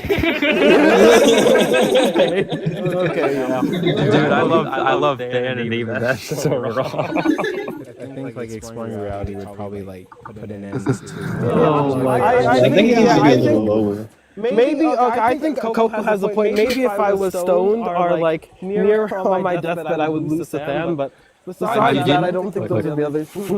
I'll be like super serious right now. Like Julian probably has like the I don't even know how to frame it. Like he should probably be like the highest in this tier. Oh, you're glazing. Like just the fact that he was put right there is pretty crazy. Get out of here.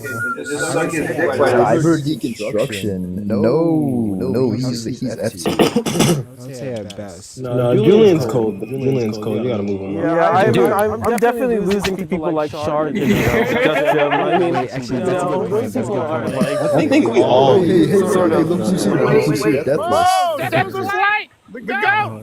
At this point, just put me below like Deathless. Hello, my name is Deathless. My voice is very sexy. Yeah, I'm Deathless. The content reconstruction of intuitionistic logic under metaphysical phenomenological spaces. Nice gibber.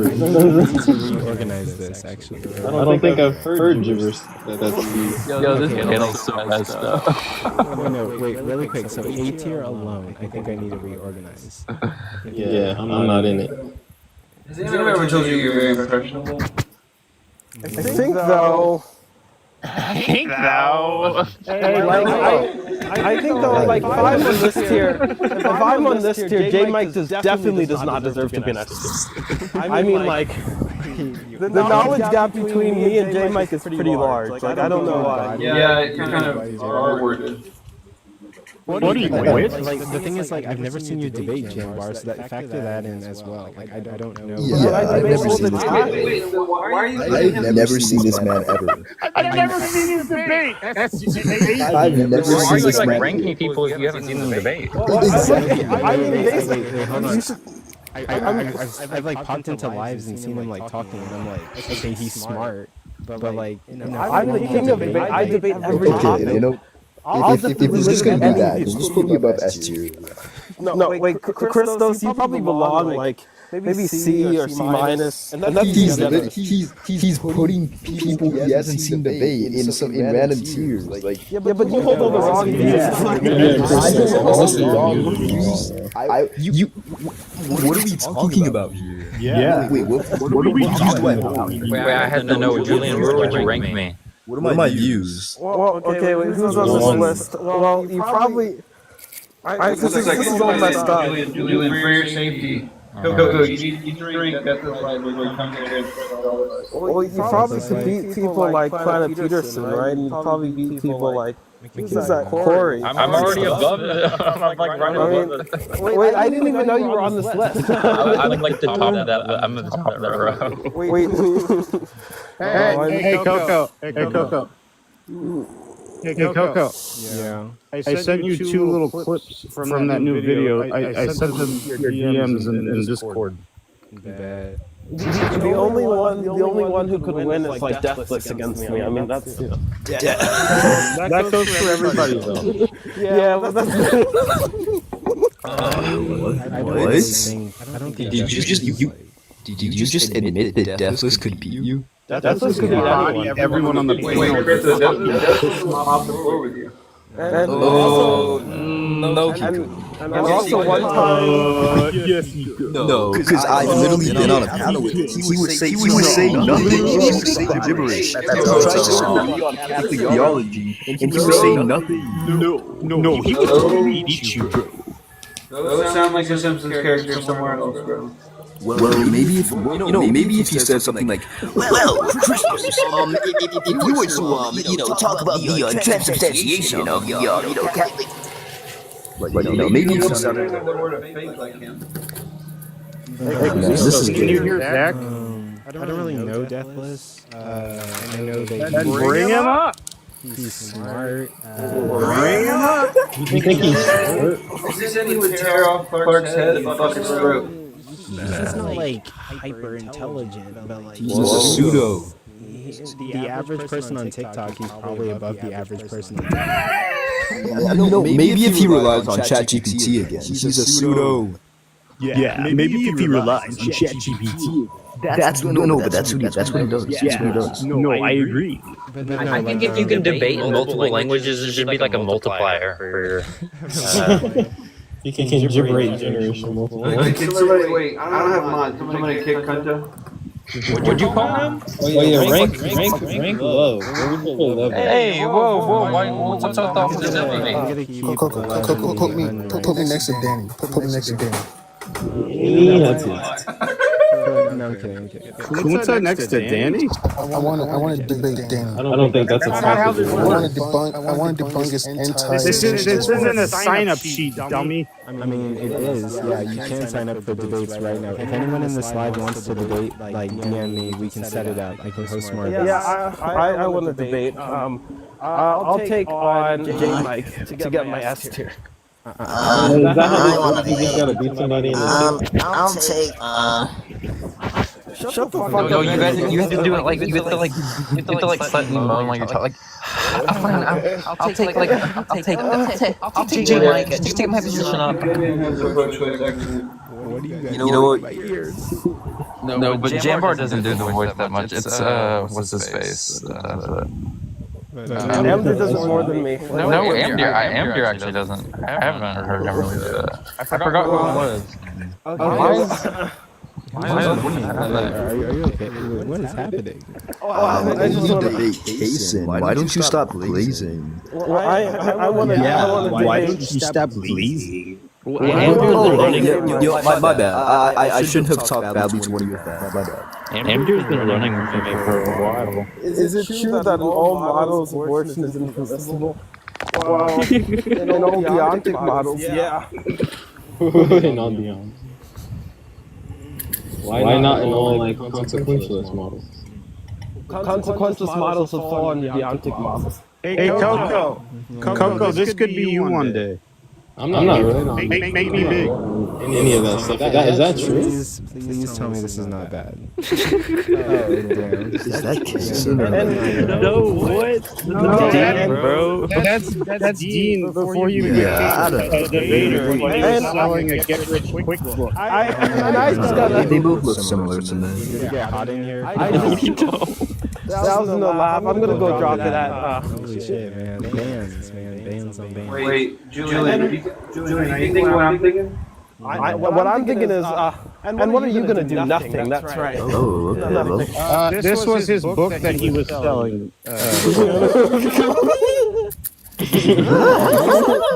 Shut the fuck up, Chris. I hope this guy gets raped. Yo! Oh my god. Bro. TikTok. Whose book is that? No. This is why proof should be S tier. Oh my god. He actually had evidence of God. Wit asks a good question. Wit says, Why does he look like a werewolf? What are you talking about? This is evidence of God. You think that's expected under atheism, Coco? No. But like, this is cool. Like, It was a yes or no. Is this expected under atheism? Who is that? Is that a common ancestor? Is that a common ancestor that y'all talk about? Oh my god. Stop. We can't do this. No, this is not No, I see. No, this is not cool. This is not cool. No, look, It's not cool. human beings are beautiful. Hairy legs are awesome. What do you mean by that? It's it's better to be a man with hairy legs than a man with no hair on his legs. What? That's just attacking guys with no hair. You should have just said fuck you to all the men with no hair on their legs. Yeah, pretty much, man. I don't know what women prefer. Hairy legs. I mean, I thought we were talking about what like Coco prefers. Is that what? Yeah, I mean, we're talking about objective facts about the world. Yeah, obviously. I mean, well, maybe Coco likes his men hairy. Never know. Yeah, definitely. So Coco is just like me. I mean, I guess. Absolutely. Might be interested in fur. Who am I reading next? Wait. Okay, you guys say that Cease tutored Danny, but did Danny surpass Cease? Whoa. What did you say that? I'm gonna Are you questioning if Cease is above Danny? Like the highest that there is on your list? I don't want to rank this actually. I'm just gonna leave it. Until I Oh my god. No, you should put Cease at the top of the list. That'd be funny. Dude, I'm literally gone to you. Cease is like my best friend and very intelligent. I didn't realize this was the best friend tier list. Yeah, and if that's the case, please put Case in half. I mean. Deathless Light wants to debate everybody on Please rank me as champion and then let me defend my title. Is that just you talking, or is that you doing an impression of Deathless? Yeah, it's an impression. Oh, okay. That's where I would put Ice.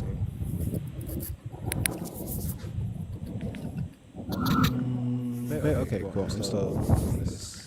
Well, Christos has God and anime on his side. Well, God doesn't exist, so I mean, maybe he just has anime on his side. Yeah, the anime nerd would know. Yeah, I would know. His voice is too high.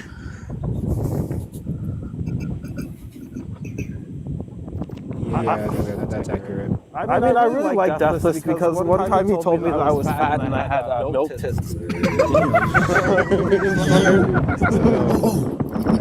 then if I ever say, what the fuck? Who's in a fucking wind tunnel? My bad. Anyways, like, there's nobody here that glazed. Like, but if I ever mention it, like, this kid's actually, that's it. Basically, that's my list. I don't think I'm gonna rank anyone else, unless you guys have ranked. Is what ranked? And anywhere but F tier. Can we move Wit down to F tier if she's ranked? I think Wit is like I think C tier.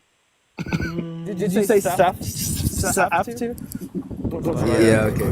You admit. Oh, sorry. Why am I like such stuttering today? Buddy, that's crazy. But anyway, Deathless Light is coming up. Deathless Light is coming up. Hell yeah. Hello, I just fucked your mom. Okay, we can stop. He says that. Why do I care? He says Wait, this. do your thing. Yeah, you're gonna be laughing after he rips off your fucking I had no idea what was coming up. I didn't even intend this. You're clearly at the top of this list, so let's stop the let's get Coco to end the charade. Absolutely. I think it's pronounced charade. Charade. You say charade. I think charade is someone's name. Hey, Kobe, I can say whatever the fuck I want. What's the argument for that?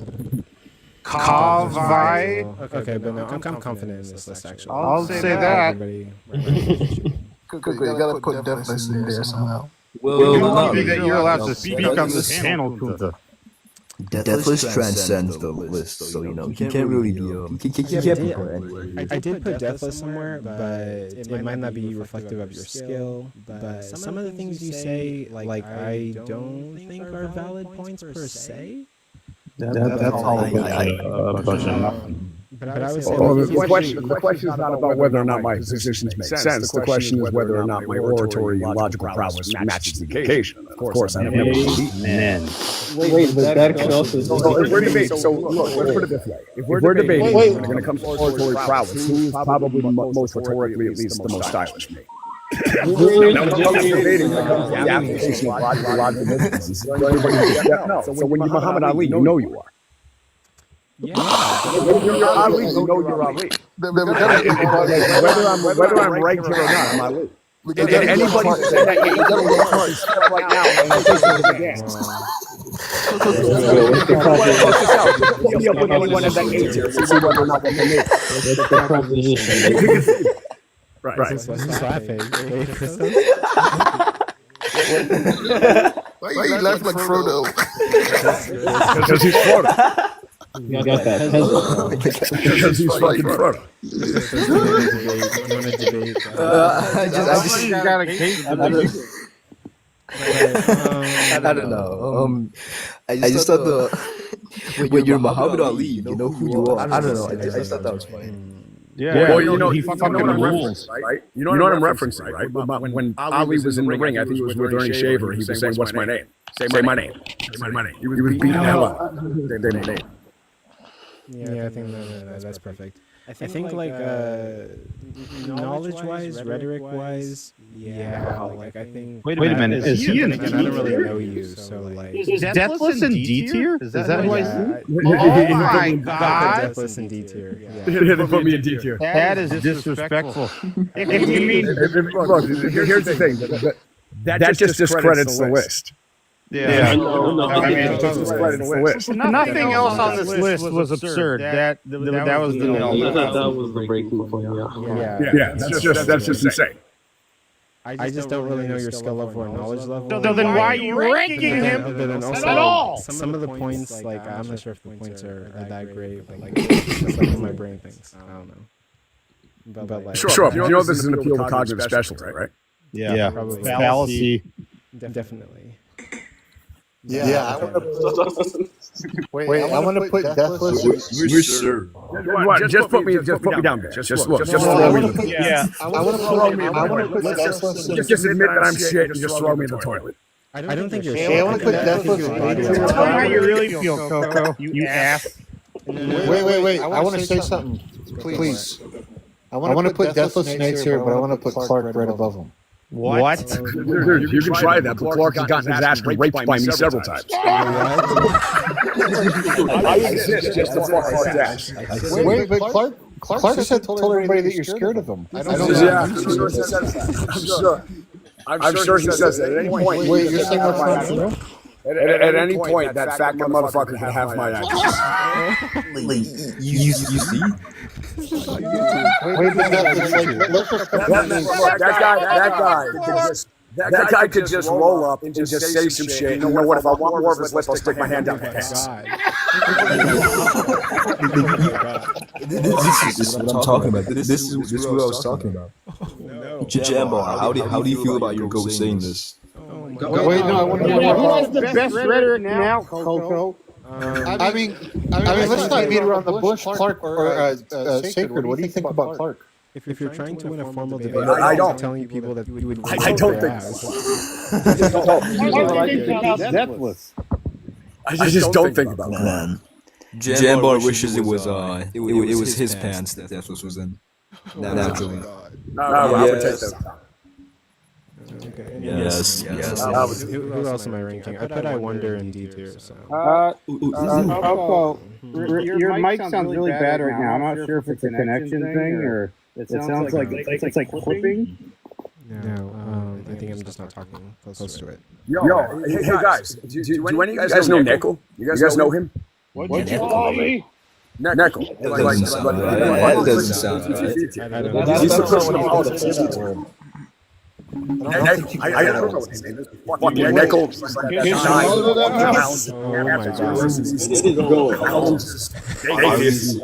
I hope we don't get Jambo, you have anything to say here? Any input get canceled tonight. Any input? We're gonna get canceled on the internet tonight.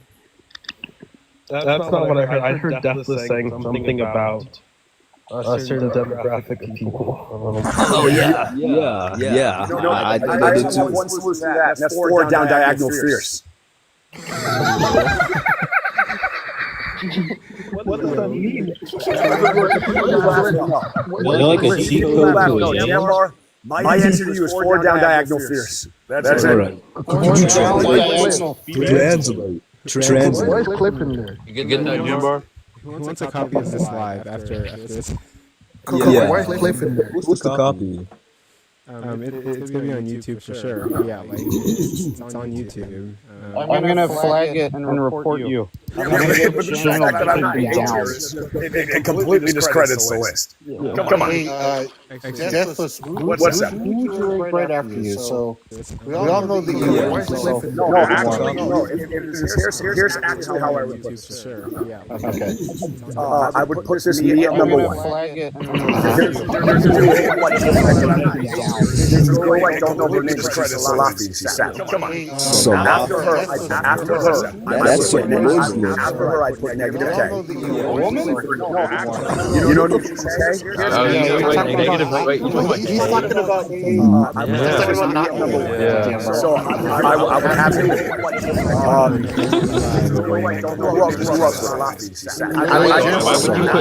Understand Justin W. If you understand Justin W. Oh my god. Here's the thing. Look, he's not a kid. Scumbag? No, you have to listen. No, he's not a charismatic debater. He doesn't debate charisma, but he's technically good. He's technically a scumbag. I hate that. I want to know why you would put K up there. Why would you put K up there? Justin W. I'll tell you what. The reason why I like it is his application of scholasticism is actually. I agree with that. Actually, no.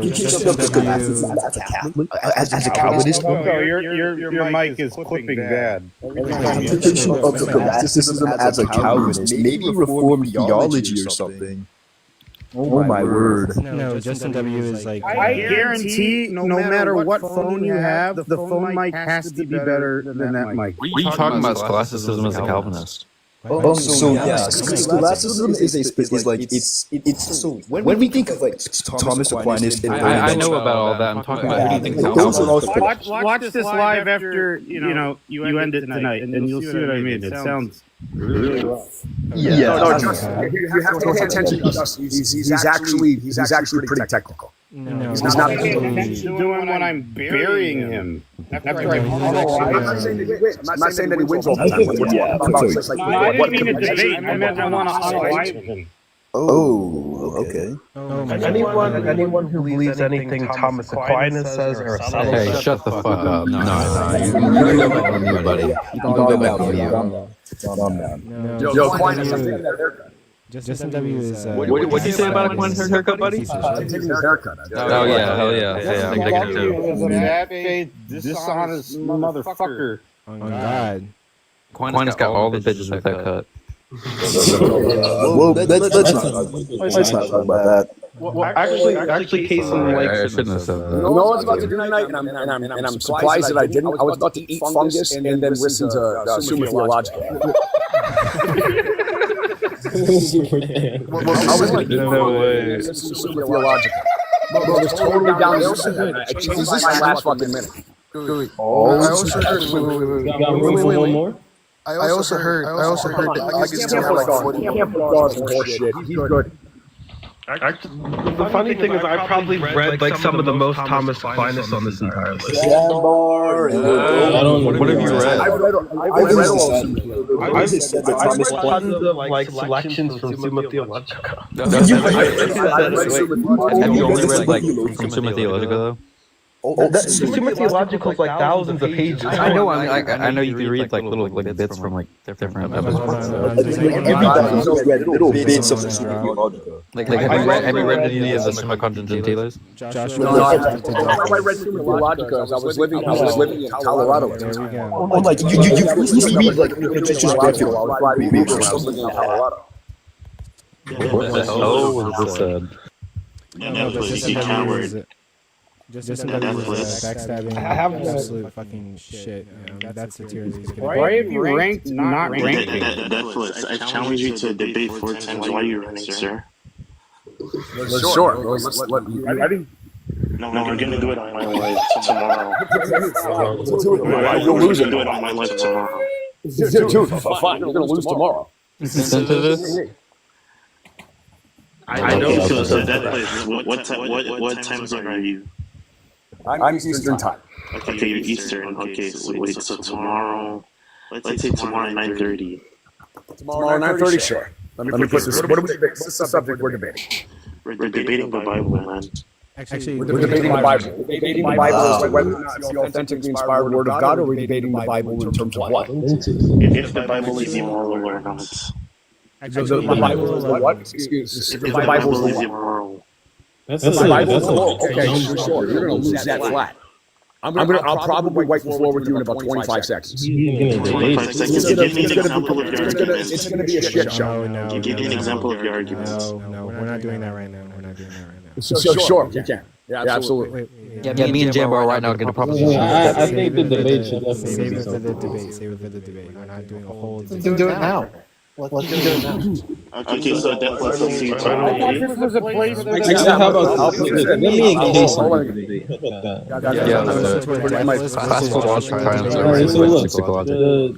the predicate of the Wait, actually, you know what? I changed my mind. Deathless, if you want to debate him right now, Oh my God. No, we're not debating right now. It's tomorrow. Because I'm actually going to bed soon. It's a wizard. Yeah, you won't. No balls. Yeah, but then I have to hear Deathless yap, and I can't even laugh after he says something. Actually, like, because I don't know Deathless skill. Like, I'll watch that debate. Rank Davey.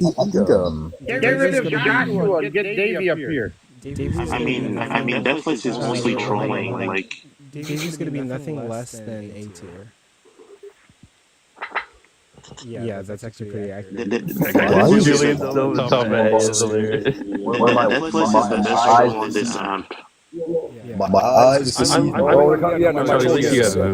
That's true. My troll game is sick. Wait, hold on. I know, I'm supposed to Davey debate. I've never seen him debate. So like, You just put him up there. Now you're saying you've never seen him debate? I've never. He does not deserve to see. Deathless, can you tell me your opinion on? Can you give me your opinion on Indians, please? What? Smart, but like I don't. I give you my opinion on Indians, what, like the Cleveland Indians, or you want like Southeast? No, like the people. He's a Baha'i, so he's gonna glaze them. Baha'is are just like modern Gnostics. No, Baha'is are Christian Muslims. Everybody got everything right there. That was the first time I heard the whole panel get shit right. That was everybody getting it right. You know what? Baha'is are Christian Muslims, Jews.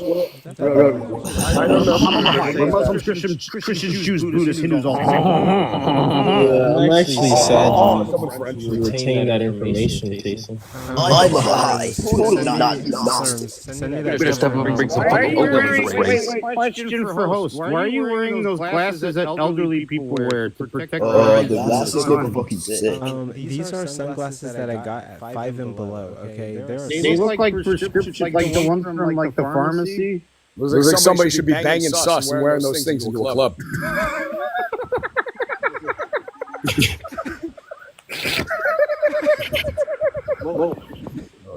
He says he's below shark head. He looks like one of those. He looks like one of those raisins that used to play the saxophone. Sir, I forgot. Sir, the raisins of the saxophone. Yeah, you know, like the ones that were on the raisin box. I forgot to send you this, sir. Deathless can do impressions. Yeah, I can't slur him. It looks like that main image of you. It looks like someone unhandsome Squidward. Let's not insult the host. I don't care. Like this is fun. I would be crashing out. Step up and bring some oatmeal to this race. Sir, he can do impressions. Aren't you curious? Come on, sir. You want to hear an impression? Yes. Is that what we're here for? Yeah. Let's hear it. What do you want? What do you want? I don't know. All of them are good. Do you want the Joker? Do you want Bane? What do you want? Give us the Joker. The Joker? Okay, hold on. I want you to Do you want Mark Hamill's Joker or do you want Heath Ledger's? some Heath Ledger. And then can you and like Julian go against each other to see who can do the best impression?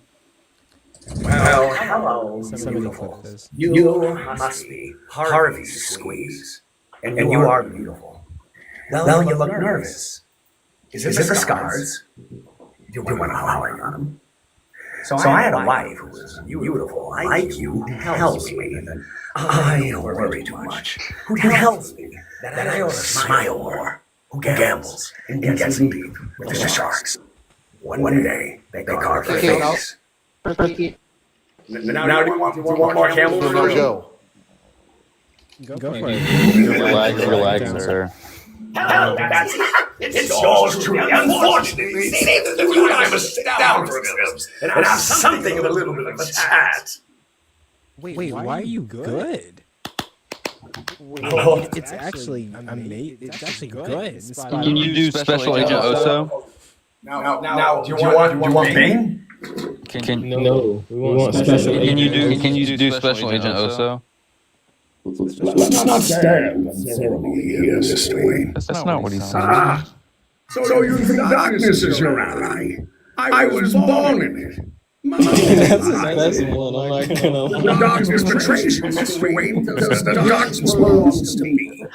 I was already a man when I saw the light. My identity was only blinding. I think that's how you win all the debates. Probably. Okay, Who else gonna do? I can do I recently learned how to do Peter from Family Guy, but I'm not warmed up. Hold on, I got hold on. Give us the Family Guy. Okay. This one's not going to be as good. Hey, Lois. I'm not going to be able to do this one. I have to warm up. Hey Lois. Hey Lois, you gotta go ahead. It's Peter. It's Peter Griffin. Hey Lois, I want meatloaf. And you know, you're all over my hand banana. You gotta sit down.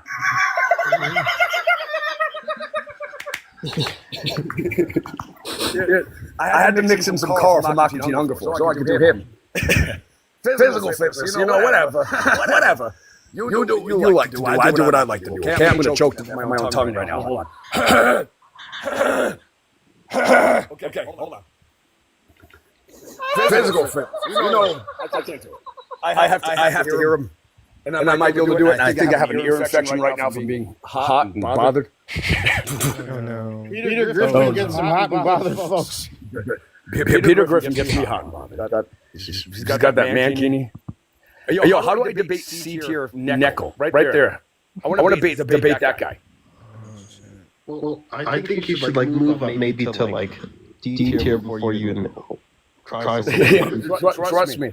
Everybody's just being ironic when they're putting me in that D-tier. We all know that. I don't think Coco was being ironic. Coco said he never heard it.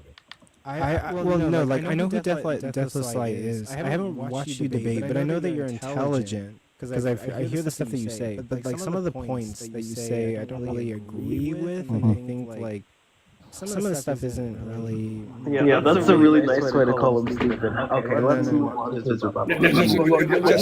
Just get on my chest already, okay? No. Like if we take all the theists, apologists on TikTok, and like we choose an average, I would say you're above average. Well, that's nice. I'm glad I made it above average. Above average. I'm glad that I'm above average. Like wit is Do you realize? Do you even know? Has he told you his IQ? I would say like you would body a lot of people. IQ about 4 to 4.5. I think Deathless would body a lot of people because and you have no idea what he's saying. You have no idea what he's saying. Like Beat yourself, slow boy. Have you guys ever heard me? Have you guys ever heard me? Do you know how I actually got the majority of my followers on TikTok? I went on to OCD and that's where the majority of my TikTok followers came from. I went on to allegedly Ian and I bodied him for about 30 minutes solid. I got like 700, 800 followers. Oh, yeah. Death was like, can you give me evidence for the existence of God? Yeah, sure. It's actually evidence. The very logical category of evidence itself is evidence for the existence of God. Because the logical category of evidence that can only make sense if it's a fortiori propositionally structured into the content of the actual idea. Folded like a lawn chair. Yeah, that's exactly how he is. Like a lawn chair. You're giving me a Betty Ballas or whatever the fuck he says. Actually, that's my next project. I want to get an Ian versus Deathless debate, to be honest. Oh, please do that. Please moderate the living shit up. Our bodies will be on top of each other, but I'll be bodying him. Well, okay. I'll be sure. Can we establish a debate between somebody? I actually like Ian. He's great. No, you like me, Coco. No, do I want to debate for real? Like who I'd really love to debate? I would love to debate Dr. Blitz. Just completely destroy him. So you would like to lose hilariously Dr. Blitz? Dr. Blitz would get, look, he has not a single remote fucking chance against me. On what topic? If I wanted to debate, here's what it is. So this is the thing. I'm a philosopher of science. Now the difference between like science and philosophy of science is night and day. And philosophy of science is the criticism of the epistemological limitations of the scientific method with respect to the types of knowledge it's capable of actually producing. Because the productive capacity of the scientific method is not a productive capacity which entails logical algorithms of truth. It fundamentally appeals only to practicability and Can you like say that like a normal person that actually make a coherent thought? That was dumb it down for him because he's a slow anime nerd. Yeah, I tracked that. That was actually a perfectly coherent statement. The problem is that your vocabulary is just made up of I have a high vocabulary. No, it wasn't. Just make the point. Give us one word. Give us one. Impress us with one word. You're just saying like random things. How's that? It doesn't I have was to telling Julian, Mister, I got a high vocabulary. I just don't use it. Give us one word. Serendipitous. Wow, serendipitous. That's like a middle school question. Now, I don't know anything Deathless said. I meant word clearly. So look, Deathless, you're saying things like algorithm of truth. Like what? Truth is an algorithm. If you're actually believing in space and time as fundamental a priori propositions, then they necessarily relate to one another. Algorithm is actually how space and time is related. Shut up! Don't get him out of here! Definitional function. An algorithm is the pattern by which space relates to time. That's what it is. What else would it be? An algorithm is a pattern how space relates to time. Yes. And how was someone supposed to get that from anything you were saying? And how does that relate to the point we were doing before? If an algorithm... So in this particular instance, what I was saying is that I'm a philosopher of science, not a scientist. I do philosophy of physics, not physics. No, okay, wait. No. We're stepping this back. We're saying your use of algorithm. I'm repeating what I originally stated, so you I don't want to repeat what you originally said. I want you to tell me how this... Then you asked me to repeat it in simple language. Then someone declared that they're going to make it. How it's coherent to say truth is a pattern that relates to space and time? Say that again, because I was talking. You said truth is an algorithm, so by that you mean truth is a pattern that relates to space and time, correct? Or incorrect? No, truth is the algorithmic interrelationship between space and time when we're dealing with things. Okay, what does algorithmic interrelation between space and time mean? An algorithm is a pattern that plays itself out in seriality. Now, if it has a pattern that plays itself out in seriality, the pattern means that one occurs after the other occurs after another, and that is basically called a simplifying heuristic. The overarching structure of the simplifying heuristic is called the algorithm. Wait. Julian, hold on. Don't respond to that. Coco, do you think what he just said made any sense? I wasn't really paying attention. Okay, never mind. Julian, go ahead. So you're saying something like, okay, you have these and truth is an algorithmic relation. No, here's what we have to understand. Let's go back. You almost have it. We have to clarify. In logic, truth is definitionally defined as that which is the case. That's the logical definition of it. Okay, However, the logical definition of it is at odds with the scientific definition. Because the scientific definition of truth is methodological. So because it's methodological, it's an algorithmic relation. Now, scientific truth is the output of a method called the scientific method. There's no difference between scientific truth and true simplicity. Like, science aims at finding true simplicity. That's a contradiction. I don't care. I'm going back to if scientific truth is if there's no difference between logical truth and true simplicity, that means they share a logical identity. But true simplicity is the category of truth. By stating that science itself is its own category would mean that the capacity of veracity would be outside the method, such that it doesn't imply equality. One can be a proper subset of tautologies that are meaningless and signify nothing. One can be a proper subset of the other. Your statement contradicts itself because you said there's no. Now you've changed the argument. By me saying there's no difference like that, I just mean that scientific truth is a subset of it. Okay, so now you've moved the goalposts, but you haven't. Anyone with a room temperature IQ would have gotten the point. Okay, so that's an ad hominem. That doesn't change the actual argument. This is an argument about territory. Yes, I was insulting you. Yeah, that's fine. But in this particular instance, you said there is no difference between scientific truth and true simplicity. Now, according to Leibniz's identity of indiscernibles, to which there is no. Wait, I didn't say. That means there's an identity. Now that because we pinned you down in the identity function, with you directly contradicting your previous statement of the identity function, that means you've postulated two different things. This is why people call you, and that means we've beaten you. It's a contradiction in terms I've gotten you. Okay, can I respond? Okay, just tell me when he's done. Yeah, go ahead. I got you in a reductive. This is why people call you a yapper. You just drop in random things like Leibniz's identity of indiscernibles. You can just say that they don't have a property. They share two different properties, and therefore they're not the same thing. But instead, you go on. No, that's not my argument. That's not my argument. That's not my argument. You stated that there is no difference between scientific truth and true simplicity.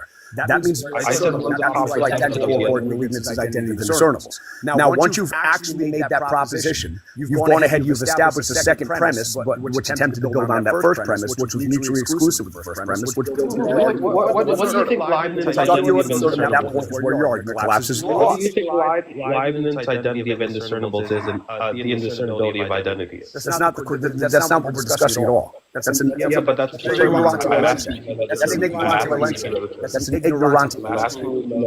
You know what an ignorante is? I'm just asking you if you know what the term means. Yes, I know what all these terms mean. Yeah, I know. Tell me. Ignorante means missing the point. I didn't fucking ask you that. So go ahead. What was the question that you would like to know? I asked you what is the identity of indiscernibles and the indiscernibility of identity. The identity. Well, they're two different propositional statements with a commutation of terms that signal the same object of reference. Yeah, what are they? They're the communion of the same object of reference. Okay, just leave the panel. It's a commutation principle, mate. Jesus Christ! You use these sort of terms and then you just it's a commutation. So here's what it is. Leibniz's identity of indiscernibles is a function of the law of identity.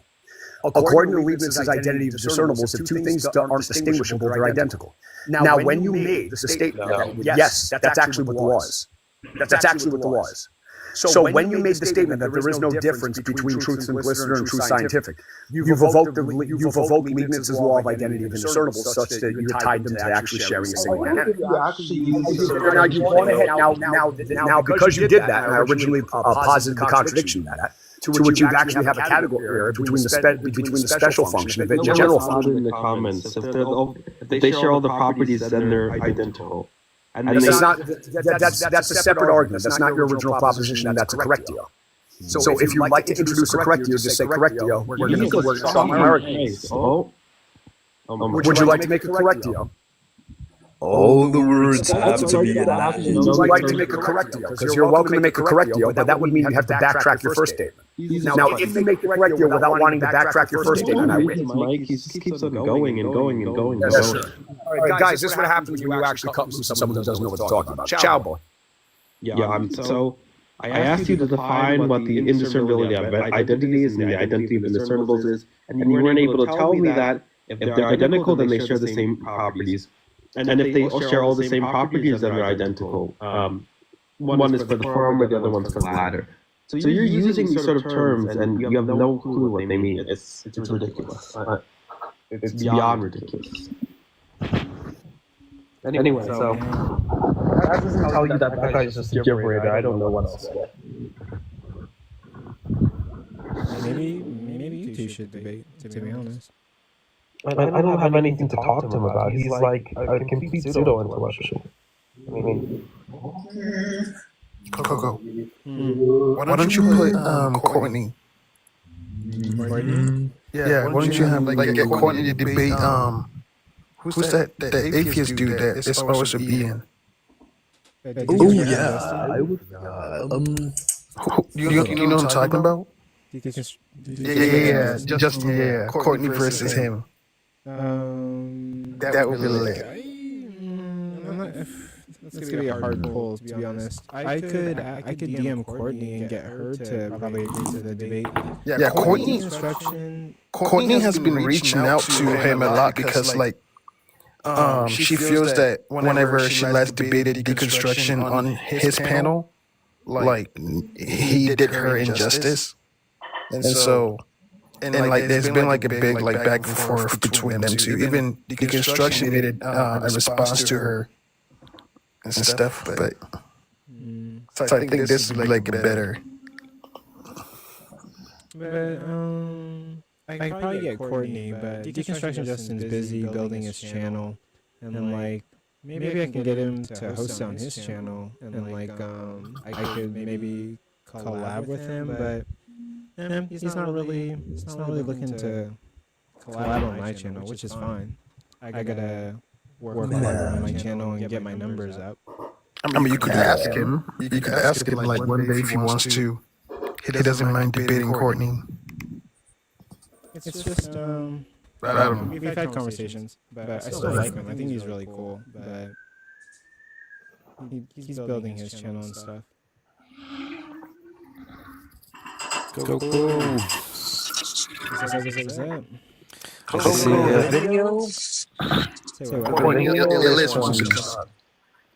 Video? Wait, how about Kate? Don't fucking put me on that list. Anyways, with respect to what the video is from Tom Rabbit. Yeah.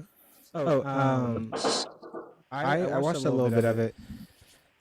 Did you watch the end of it? Because you only come in at the end. Yeah. Okay. Cool. I'll be honest, right?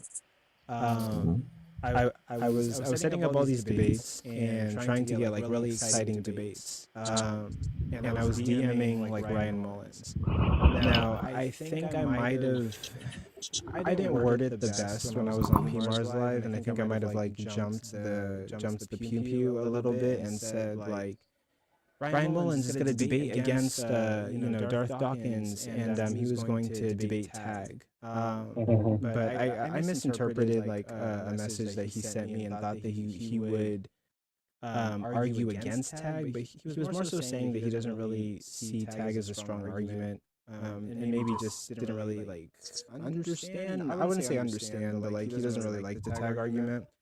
He made two claims. The first claim was that he doesn't know much about it because he's not read much of the relevant literature. And the second claim, he said, the reason why I haven't, or I guess the second was the reason I haven't read much of the literature is because in his master's during his seminary school, his professor basically said, this is something people used to do and then moved on. Yeah, I think I sort of made a mistake on PMARS Live. I need to take that on the chin. I was a little bit too excited, and my words were a little bit not really crazy accurate. I was trying to set up the debate, but there was a little bit. That's fine. I think I dropped the ball on that one. I think Nobody's upset here, right? Nobody. To be honest, Tom probably was a debate fine. Fuck, it was just an offhanded comment. It was like, yeah, I don't believe that Mullins would say that, given how much Darth loves his view on time and loves his book, God Beyond Time and stuff like that. Yeah. Okay. Honestly, I did DM Tom. I was like, hey, look. If you, this is embarrassing. I was like, look, I fucked up. If you could take down the video, that'd be great. But if you want to keep it up, like, I don't care. Like, I'll take it on the chin. I kind of fucked up on P. Mars's live, but I'm gonna take it on the chin. Nah, that was on me. I'm like, what? Nobody cares. You're good. No, I think like the way I worded it, it was like, yeah, he's gonna debate you against Tag. I'm like, no, I don't want to like.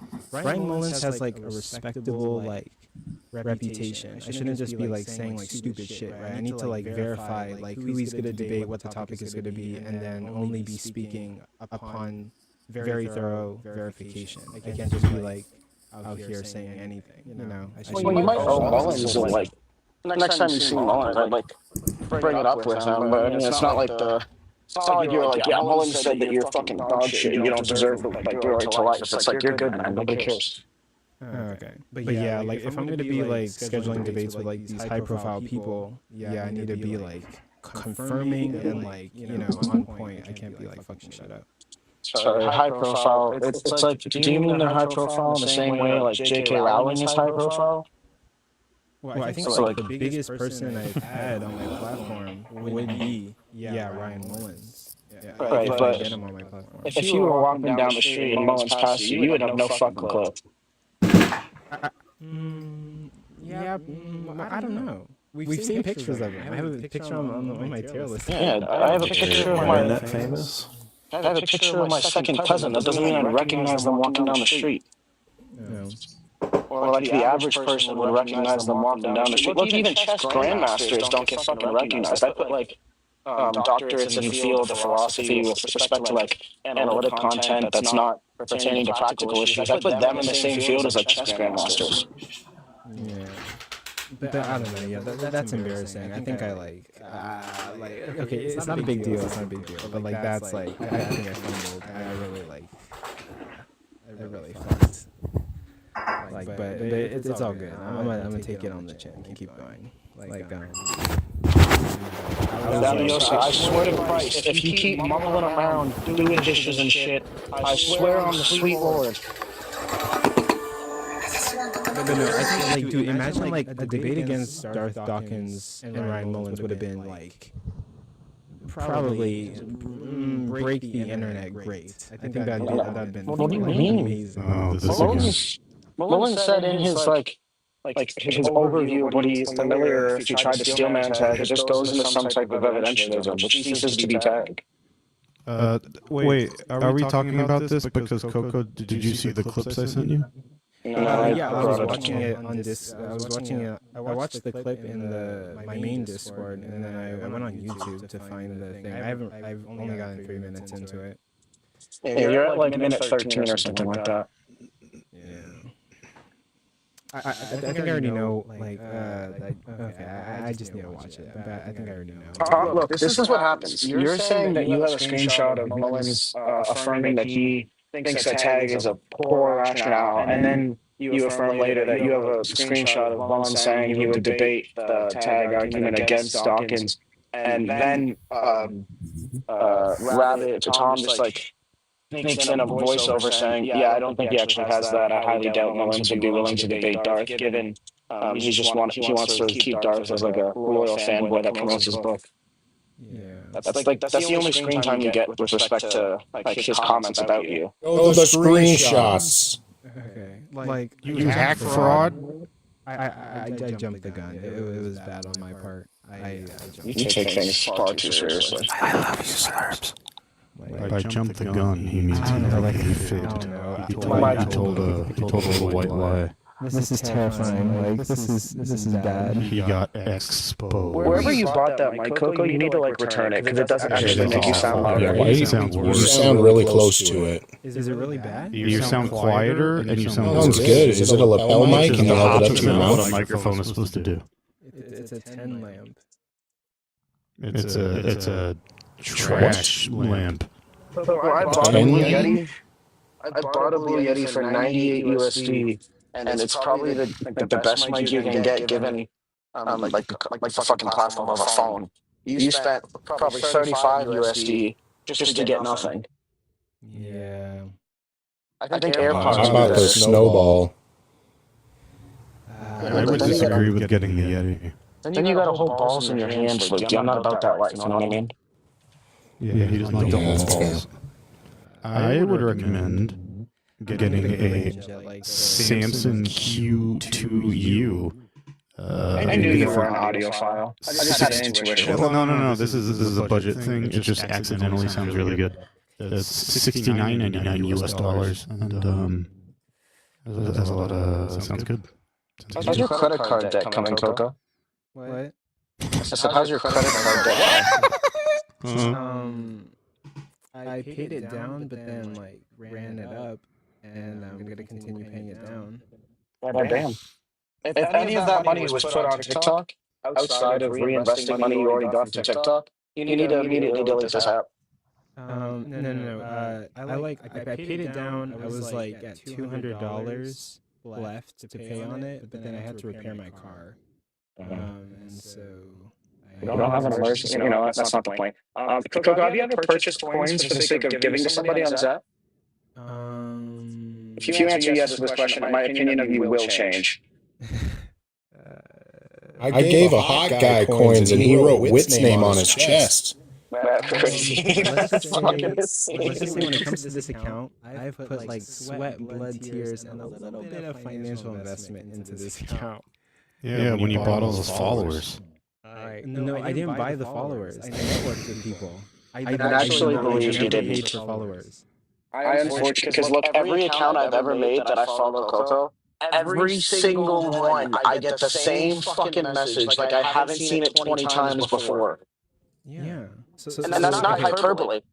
So like whenever it comes to the people that follow me, like I send everybody like this like huge message that's like a conversation starter, and like what does that have to do with buying for? Wait. Am I different people on each account, Coco? Like all 20 of my accounts, are those different people? Yeah, I think. Okay, so when I go on Cage, Billy the Dragon, Nihilism, Virtue, I become different people? Oh, no, you're the same person. Oh, so why are you sending the same fucking person the same message 23 times? I just do it for the... Oh, so it's just automated. Which makes sense. Like I actually send it individually to everybody. Is it worse? That makes it so much worse. That makes it worse. Okay, so here's what the message says. We've all seen it like at least twice. Okay, I want to read it, but like, okay, I won't read it. Please don't. I've seen it 23 times. Like, there's 24 people in here who probably want to like know what I send. No, they've probably seen it too. Okay, but let's be real. Like, so basically, like the message I send is just like saying like, "Thank you for following me. I really appreciate it. My channel is all about." Yeah, I feel like people who don't follow you sometimes get that message on accident. Maybe. But yeah, it is what it is. Mezzo started following me. You sent that message over 8,000 times? Yeah. And a message. I don't buy it. I don't buy that you individually sent that message 8,000 times. Why? Because like I genuinely like have conversations with every single person that follows me. So I send every single person a conversation starter. He has 8,000 conversations, Cap. No, deadass. Yeah, like I talk to every single person, and like we have conversations, and people tell me like, some people have DM'd me and said like, hey, dude, keep doing what you're doing. I appreciate your channel. Some people are like, dude, man, like I really appreciate what you do.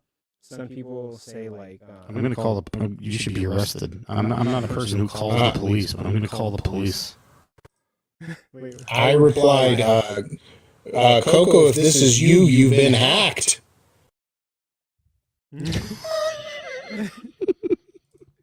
But dude, but no, like I want to be one of those creators who, well, I don't know, I don't want to be corny or anything, but you know, like a pretty cool guy, like who interacts with everybody and is down to earth.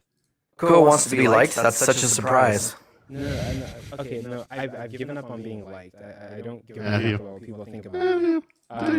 I'm just doing myself. I'm just doing. Someone who wants to be liked would say. No, like I'm just being myself and like having fun and doing my project and like being trying to be a nice person, but like you know, like you guys have seen me on TikTok. I've gone from like nice to the spawn of to nice with curse words. Yeah. Yeah, to nice with curse words. Like to be like I'm just like I'm literally a fucked up person with mental issues. Like Same. I mean, all of us are. None of us. There's nothing wrong with wanting to be liked, Coco. Yeah, I need to deal with my. I want to be liked. I fail at it all the time, though. Yeah, you're failing at it right now. Yeah, but yeah, one day I'll be like mentally. It's your mic, Coco. That's what's letting you down. The mic's not doing you any favors. Damn. Your phone. You're on. I'm not. I mean, they put a lot of money into these things now because everyone uses them for everything. Phone mics are not that bad, and it has to be better than what you're using. Okay, wait, what if I unplug what I'm using and then like use it? I guarantee it'll sound better. I'll send you money if I'm wrong. I hear that my mic sounds pretty good. Wait, say something? Something. Sounds like you're in a fishbowl. How do I sound now? Louder, more clear. Oh, okay. Yeah, that's true. The gain is way better on that. I took off the mic. Using all these technical terms like gain. Ugh. Yeah, what's that mean? Shut up. Don't say that. No, no, this was cool. This was fun. I stand by this list. I think this is genuinely how I think. This is my brain. Well, that explains it. If that's your brain, that explains everything. Yeah, like yeah. I feel like some of these were personal. I don't like lists that don't have me on it. You don't want to be on this list, Sage. I want to be at the very bottom. Okay, well that's... It says a lot about you as a person. Yeah, it says you're a bottom. No, somebody with I don't understand their name is coming up. Hey, Scribbles. Mahmoud Aben Ghazem. Did I say that right? Wait, how did you... Floopty, you know Arabic? You know Arabic? It says Steve. That does not say I Steve. can read Arabic. I can too, that's crazy. Rusty. Did you do it in college or something? The military. Oh yeah, military, yeah. Pretty much over half of my class in college was military because they had to do it. Yeah. I had to take that shit when I was in the military. He's a linguist. He was a cunning linguist. Exterminated our consoles. Core. Yeah, this person literally said like I was in the Navy. The floating signal corps. They said up, and then they left. We were fire controlmen. Nice. But no, life is good. Yo, when I hit 10,000, what should I do? I should like make a Delete the app. Delete. No, like when I hit 10,000, I'm gonna make a video, probably with Star Wars lightsabers. OnlyFans. Yeah. Is that where you're getting those like OnlyFans combat ones? Yeah. So like on TikTok, there's these combat lightsabers, and I want to buy them and use them. But like I want good ones, like thorough ones, right? So I'm buying. There are ones for like $26. No, those ones are gonna snap, right? I need one I can. I hear there's some endorsed by Airsoft Fatty. Really? You should DM me the items. I'm gonna look it up. Your credit card debt? No. I'm gonna use. So yeah, like some of the money I get from work, I invest into like editing or certain programs that I use, and like and like make promotional videos for the debates. And I have a CapCut membership right now, and I also have a Streamlabs membership. Because I'm streaming to YouTube and TikTok, but I paid for the year, so I don't have to pay until next December. Oh boy. Start making money on here then. I already have. I've made like $600 on here. Ooh. For how many years? I've been doing this for 2 to 3 years. I think I'm working on year 3 yet. So only like 20 more years, and then you might be able to buy a beater. Maybe. But yeah, no, this is like year 2 and a couple of months. Yeah, I would just quit your job now. No. Well, I thought about it. Holy no. Coco, no. Jesus Christ. Oh my god. I'm so dead ass because like, okay. Oh no, I believe you. Look, hold on. The guy who's like, look, I know you're gonna hate me, but like the guy who runs Jubilee, right? Who's making tons of money right now. Holy fuck. He For a living anyway, Coco. Hold on. He told his story on this video on YouTube, right? And he quit his job and went like full in, took all his money and like fully was living in his Do you know why those stories are so notable? Why? Because they almost never happen. Yeah, like not everybody who does. Think about how many people tried that and did not succeed. Yeah, Mr. Beast. Actually, I'm gonna get off here and watch Mr. Beast. But no, like I thought about. Isn't he playing Ninja in like a Fortnite finale or something? Yeah. But no, like Ninja still plays games. What the fuck? Why is my headphone getting caught in everything? But no, like I thought about it. I was like, what if I like full time? Why is bought by blood higher than Zach? Oh, don't get me started. No comment. I don't know. That's what I think. Like You have Saul up there too. Ugh. But you know, like, it's a terrible list. But no, like I thought about full timing this, but I got bills to pay, so I can't full time this. Did you watch that one with Saul on the news with dreadlocks? No, but like send me the link. Why do I gotta fish everything up for you? No, okay, fine. What are you, a Twitch streamer? Oh shit! Oh, somebody, give me the link. You don't have servants yet. I'll search the internet of millions of videos to find the one Saul video that has him with dreadlocks.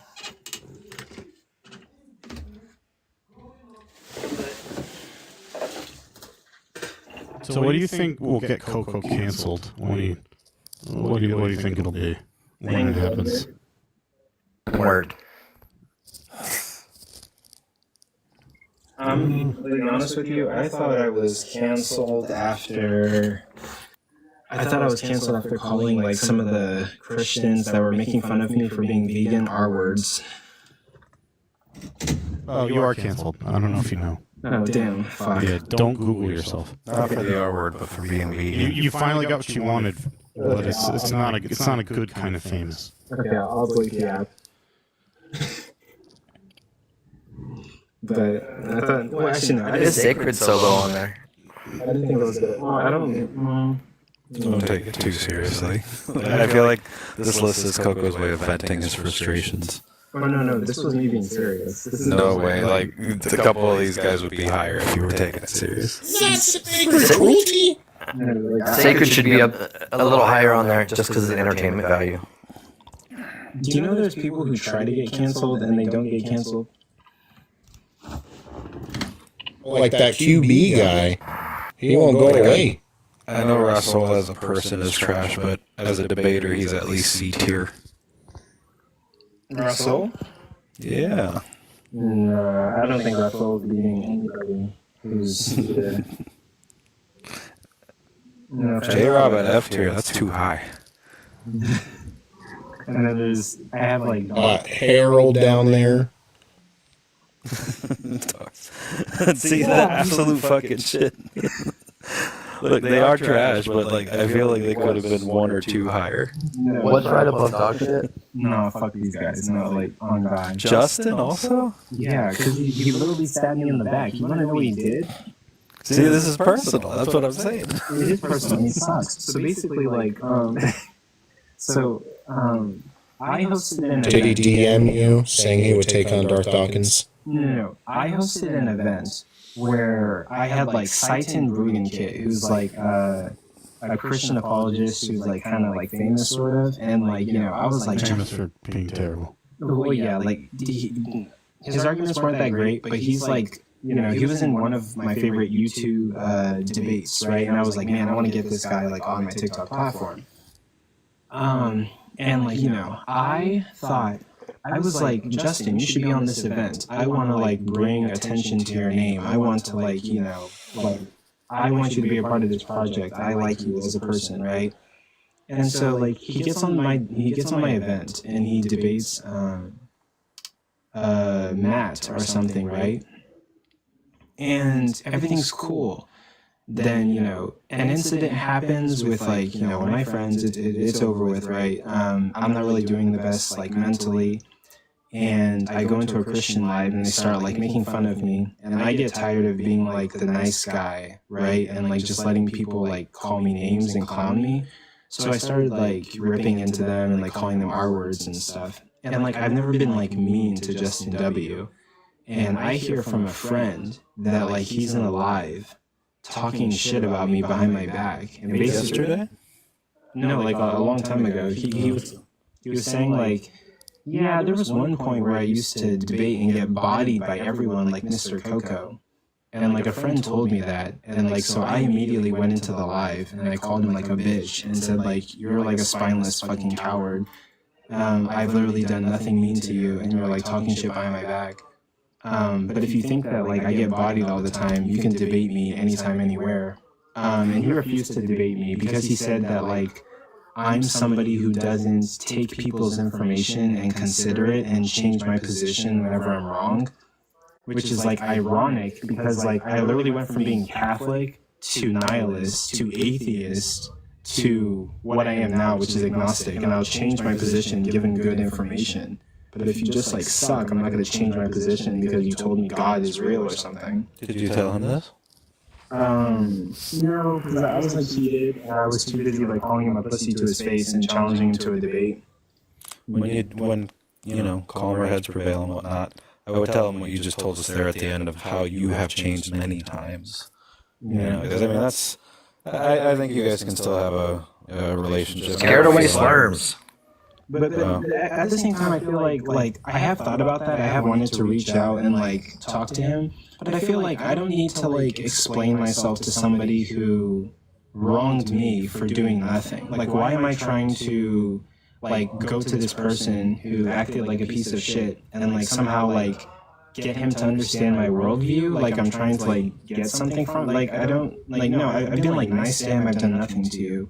I don't need like his validation or like. I don't need to explain myself to him. He needs to explain to me why he would talk behind my back, and I put him on. I'm trying to like have him be a part of my projects, and I like you, and I'm trying to get you on like debate events, and I'm being nice. Like, why would you like stab me in the back or something? Like that's fucked. Like fuck you.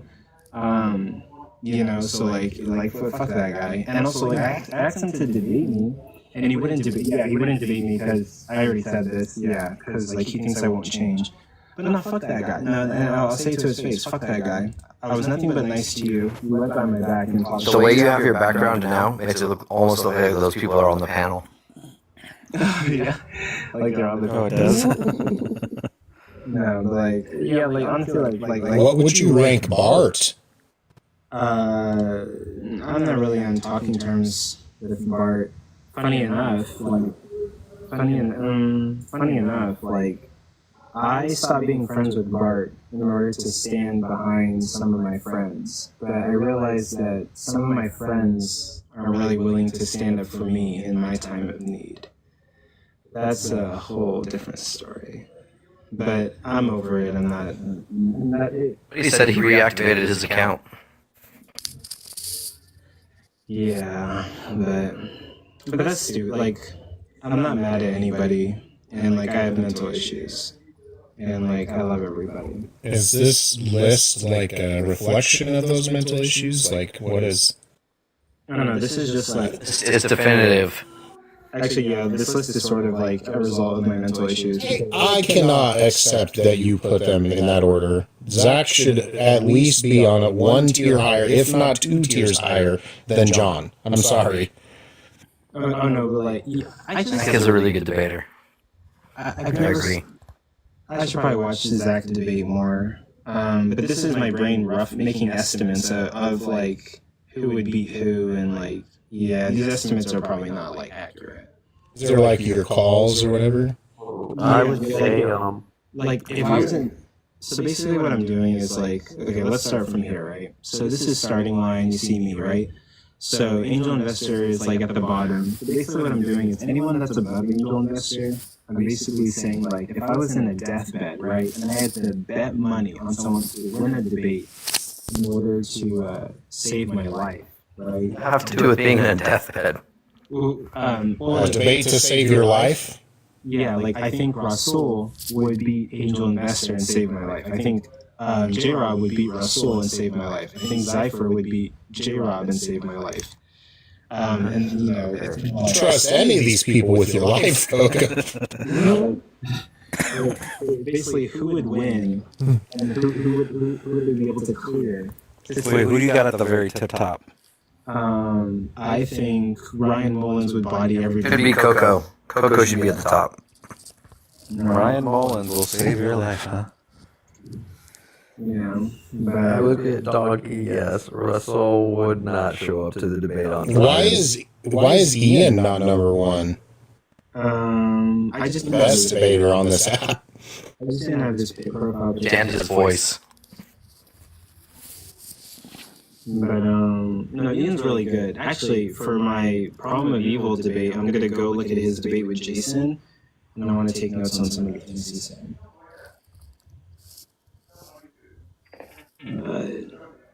Also, wait, do you guys want to grade a Modus Ponens that I wrote? I wrote a Modus Ponens. Like, go for it. No, a bunch of them. One? No, like a bunch of them together. Like I made a collective argument. Okay. Collective argument sounds like communism. Can you give the syllogism in haiku form, please? I'm not sure about that. But okay. So like, first Modus Ponens. Premise 1, if God is just, he wouldn't punish the innocent. Premise 2, God is just, therefore conclusion, God wouldn't punish the innocent. Do you guys have any problems so far? Yeah. No one is righteous, no, not one. Okay, Can you repeat it from the beginning? Premise 1, if God is just, he wouldn't punish the innocent. Premise 2, God is just. Conclusion, God wouldn't punish the innocent. It's restating the claim. Yeah. Then the second one needs to be God doesn't punish the just, and then the conclusion follows, but then it's still kind of... Wait, hold on. Wait, so the X is going to be God is just, and then the Y is going to be therefore he doesn't punish the innocent. Or vice, flip that. Or if God doesn't punish the innocent, then God is just. What is it? God, if premise 1, if a just God does not punish innocent people. Premise 2, God does not punish innocent people. Conclusion, therefore God is a just God. Okay, I'm gonna get a pen. I still don't know if it's like a solid. Sound like a Modus Ponens.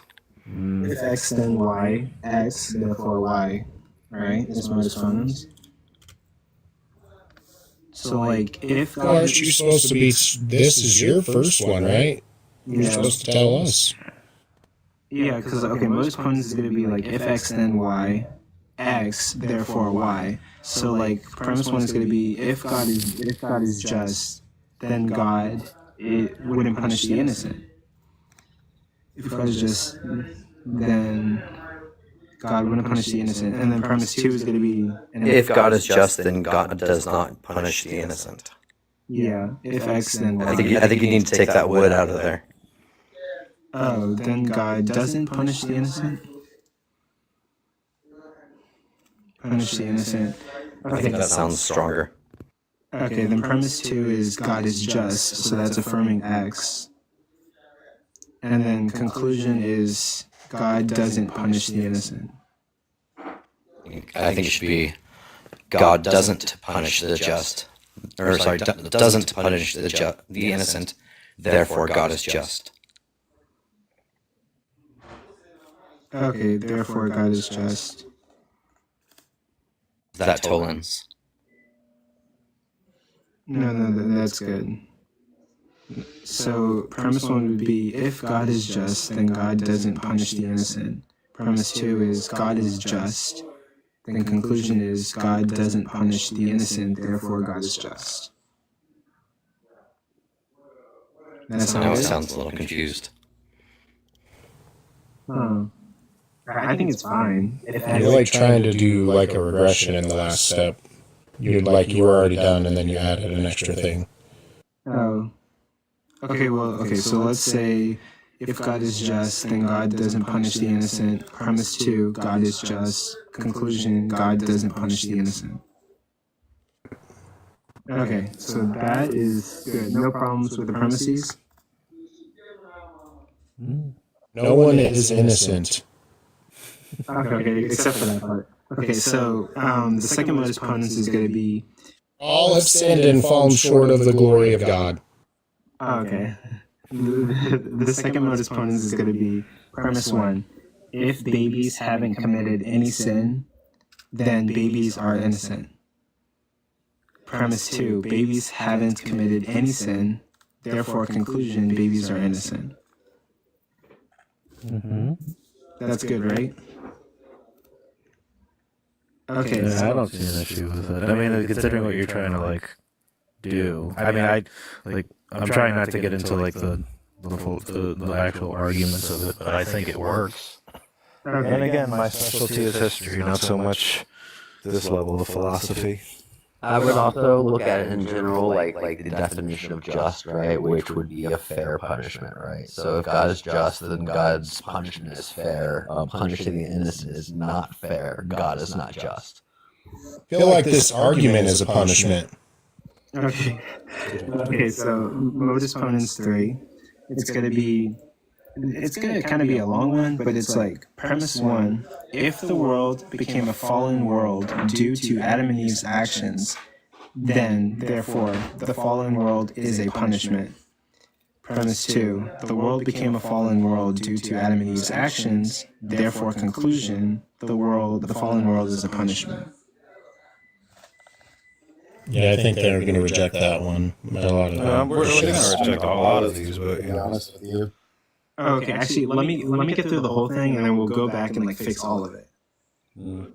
Okay, so there's that, right? So there's that fallen world one, and then the fourth modus ponens is going to be, if the fallen world is a punishment, then it would be Adam and Eve's punishment. Premise 2, the fallen world is a punishment. Conclusion, therefore, it would be Adam and Eve's punishment. Fifth modus ponens is going to be premise 1. If innocent babies are born... Actually, Danny just jumped up if you want him to check it. If Danny comes up, he can tell you if your modus ponens works. He can, yeah. Like, he can come up. I just don't feel qualified. I feel like I'm saying yes. Danny is S tier. Yeah, but he's behind Ryan Mullins. Danny, you need it. Oh my God. You gotta shape up, Danny. You need to get swole in the philosophy realm so you can beat Ryan Mullins. Danny, can you come up for a sec? So the difficulty that I would say, and this is just me, is that like if you're gonna try to like verify these kinds of philosophical proofs, you can verify like very basic logical inferences, but when you start talking about like English phrases, like what am I looking at? Like when you start talking about English phrases like punishment, right, or like that, those things are really, really loosely defined, and so it's going to be hard to like elevate it to like the level of like a proof, right? Yeah. See the piece of toast in that picture? You see Jesus on the top. Me, that I'm a behaviorist, so learning theory all punishment is just the reduction of a behavior. So I need to be better on like word usage. But okay, so modus ponens 5, right, is going to be, if innocent babies are born in a fallen world, then therefore they are receiving Adam and Eve's punishment. Premise two, innocent babies are born in a fallen world. Conclusion, they are receiving Adam and Eve's punishment. 6 modus ponens, if God is allowing innocent babies to take on Adam and Eve's punishment, then therefore he is not just. Premise 2, God is allowing innocent babies to take on Adam and Eve's punishment. Conclusion, he is not just. And then for some reason I have like a premise 7 or 8. Premise 1, if God is described as just, and via these premise-based arguments isn't... Wait, actually, hold on. Premise 1, if God is defined as just, and via these premise-based arguments isn't just, then therefore there is a contradiction. Premise 2, God... I think you need to fit babies are innocent somewhere in here. I think I did. Yeah, I did. In modus ponens 2, premise 1, babies haven't committed any sin. If babies haven't committed any sin, then babies are innocent. Premise 2, okay. Yeah. So then the last... There's a lot of premises. I didn't remember that one. Very good. And then the last modus ponens is going to be, if God is described as just via these premise-based arguments... Wait, actually, wait a minute, hold on. If God is described as just, and via these premise-based arguments... If God is described as just, and via these premise-based arguments isn't just, then therefore there is a contradiction. God is described as just, and via these premise-based arguments isn't just. Conclusion, therefore there is a contradiction. And so like the problem of evil is trying to like establish that like there's a contradiction between like evil and God, right? Wait, actually, maybe this might not fit, but like, essentially I'm trying to establish a contradiction that God is not just while allowing like babies to live in a fallen world and suffer the way that they do. This is like a logical problem of evil argument. Yeah, this is a logical problem of evil establishing evil. Parts at the beginning, like I said, that don't really follow. So I think a big aspect as well is depends on the person you're speaking to's viewpoint on said deity, right? So like I've met people that completely reject the entirety of the Old Testament, while other people I've met believe in free will, some don't, and so on. So depending on the person's viewpoint, your argument here could just not even exist in their worldview, you know. Yeah. If I was going to attack justice of God, I would just juxtapose it with the mercy of God. Interesting. Yeah, wait, let me think about that one. Bloody hell. Wait, the justice of God with the mercy. Okay, I can see that. Like, we're deserving of punishment, and therefore God forgives us. And so, and then like they'd make the argument that like God is punishing us rightfully so. Okay, I gotta bounce. Love you, man.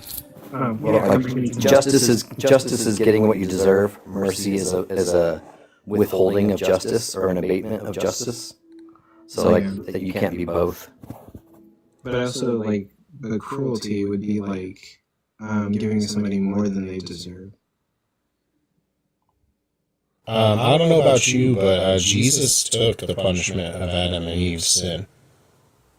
So did Jesus definitely takes it. Is he a bottom or a top? I don't know. If you're going to blaspheme the Lord like this, I cannot co-sign. But, okay, no, I'm gonna work on this. So it's just I need to solidify my premises. Okay, actually, let me go through this. Problems, though. Like, it's not just that. It's like, if you're trying to make it formal, you have to, like, you're formalizing the wrong things. Like, you have to actually, like, really go into, like, there's a lot of house in your premises. Okay. Okay, here, let me go through it, and then, like, show me, stop me nothing, and show me where it goes wrong. So, okay, like, modus ponens 1, if God is just, therefore God doesn't punish the innocent. Okay, go ahead. Yeah, like, why? because a just God wouldn't a just God wouldn't punish someone who hasn't committed any transgression. Why not? What about like someone who will commit a transgression? But like pre-crime, like could we have pre-crime? Could pre-crime be just? Like, or what if like you knew 100% that there was a guy who like hated you and he said, "I am gonna come into your house and I'm gonna unalive you," and then he didn't actually like hurt you in any way, but he did come into your house. Coming into your house isn't in and of itself a bad thing, but could you like unalive him in self-defense, like to prevent that from happening? Statement that they're going to do this and they already took the steps towards that direction, then you absolutely have.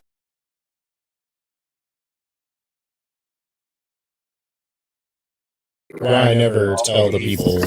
So does God know for a fact that all babies are going to sin? Yeah. There you go. Okay, that's one problem. So like, we can keep doing this. I mean, I don't actually believe that, but to be clear, I think this is stupid. Like, I'm not a Christian myself in this way. Like, I'm just saying there's 1.5 million ways that you can keep branching on every single premise. You gotta go really, really in depth. Yeah, I'm in your walls, Coco. That's real. Good thinking. No, that's. Are you in his sugar walls? Wait. But does that mean like does that mean before somebody's about to rob a bank, you would throw them in jail? I mean, I don't know that. So at that point, that's different because so if they pull up to the bank and they're sitting in the car and they haven't acted on anything yet, they haven't committed a crime, right? So that would be where law enforcement would be like, they can't do it. However, you as a person, if I came up to P-Star, right?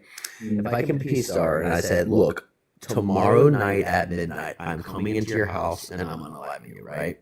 And then tomorrow at midnight, I break in for P-Star to assume that I'm not going to take the next step because I've already done something like extremely severe, like break into his house at midnight the next night, like I claimed I would, right? So so they can absolutely act on that. My point was you just said as a premise that it's unjust to punish someone who hasn't committed a crime, and we're now debating about whether or not that's true. We could do that forever, but there's probably even more of these problems, right? But now we have to imply that God has omniscience, right?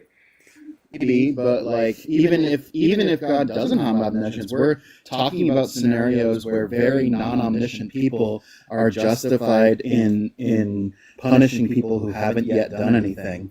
Yeah, so the thing though is with God can't, if God's not omniscient. You guys know conspiracy to commit a crime is a crime too, right? Wait, hold on. So couldn't they just change the premise to, if God is just, then God doesn't punish? I guess it's gonna be kind of long-winded, but people who haven't committed any transgressions, or people who haven't attempted to commit any transgressions. Okay, why? Because they haven't done anything and they're not even attempting to do anything. Yeah, but they might in the future. So do we arrest people because they? I mean, I defend myself if they might do something in the future.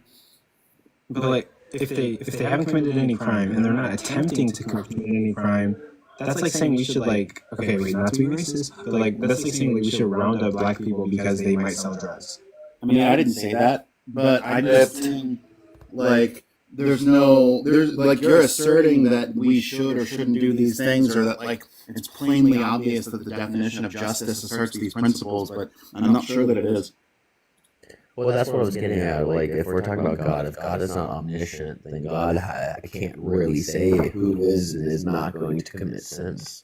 My point is all you have to do with every single one of your premises is just literally ask why, and then come up with counterexamples, and you can do that for a lot of these. Like, a lot of your things that you've taken as premises here are super, super, super weak. Actually, no, this is very good. I'm glad that you guys are doing this. This is very good. So, have you made So I have a lot of different talking points, and different like you're doing right now. Hello, can you guys hear me? We have a lot of guys in. We have a lot of guys in this. You're like Wendy. Yeah, I'm outside right now. So what I do a lot of times, and I do normally, is I come up with a baseline and I ask a couple key questions that will lead me into the direction of which premise I want to work with, right?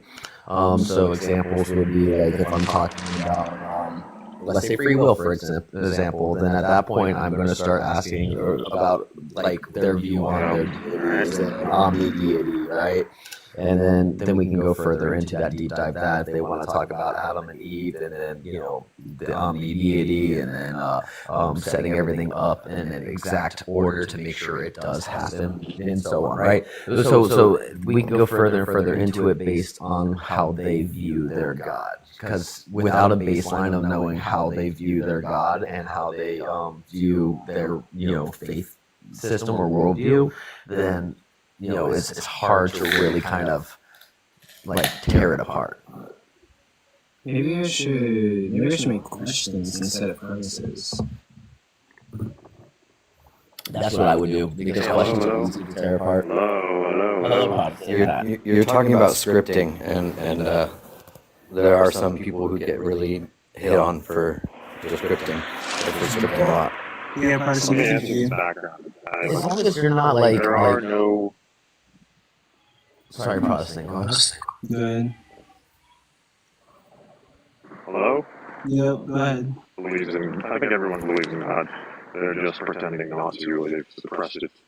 You're an idiot. What do you mean?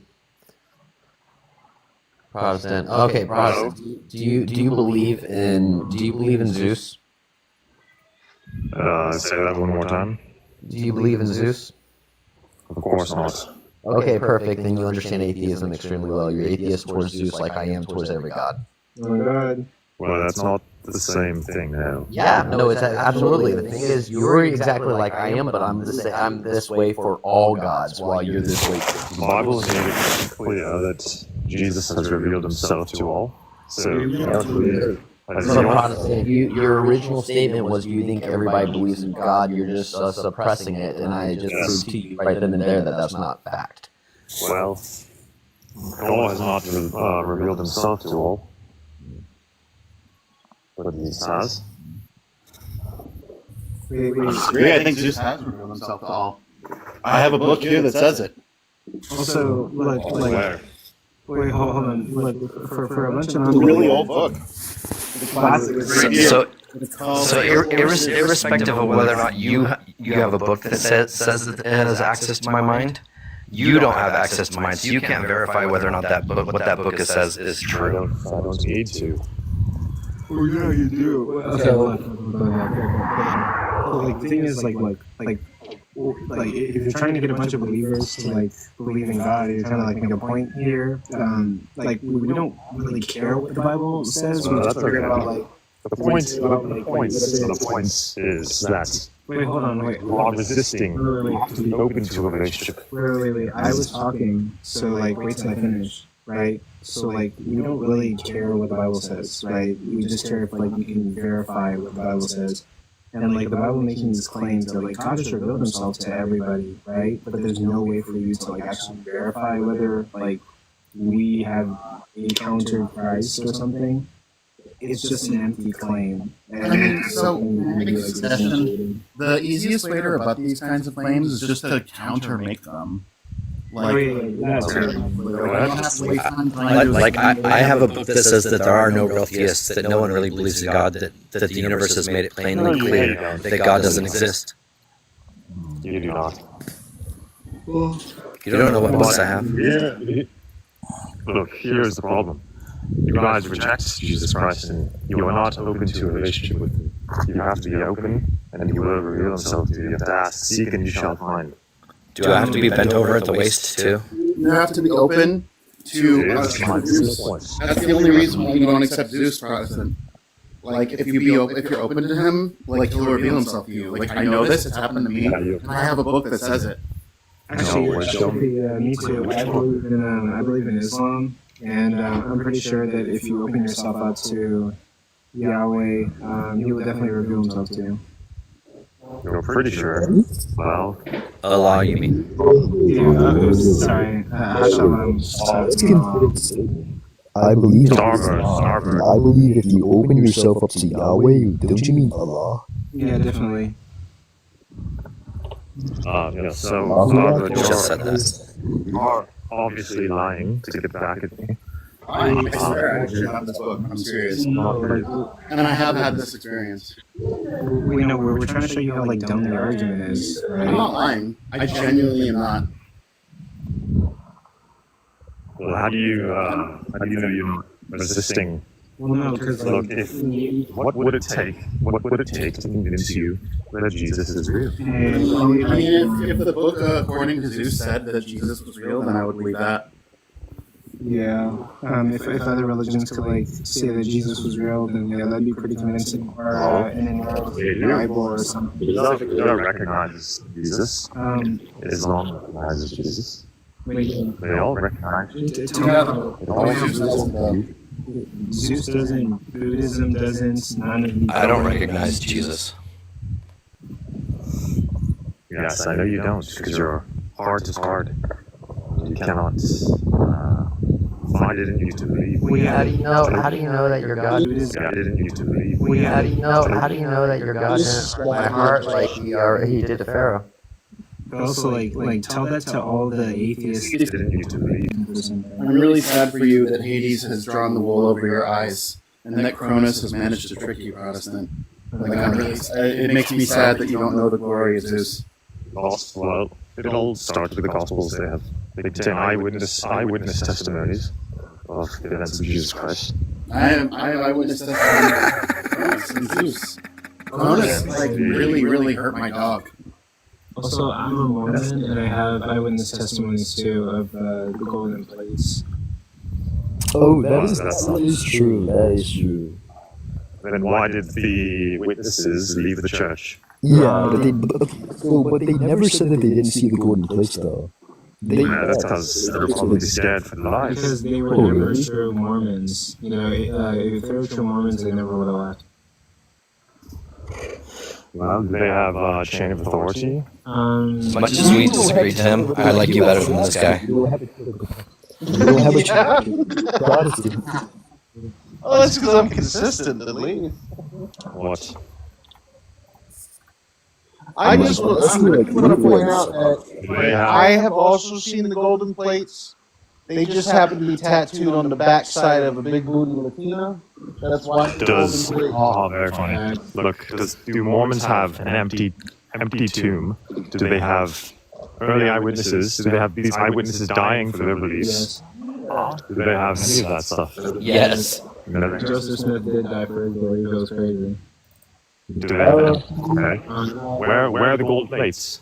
Well, I mean, like, The angel Moroni took them up to heaven, don't you? Yeah.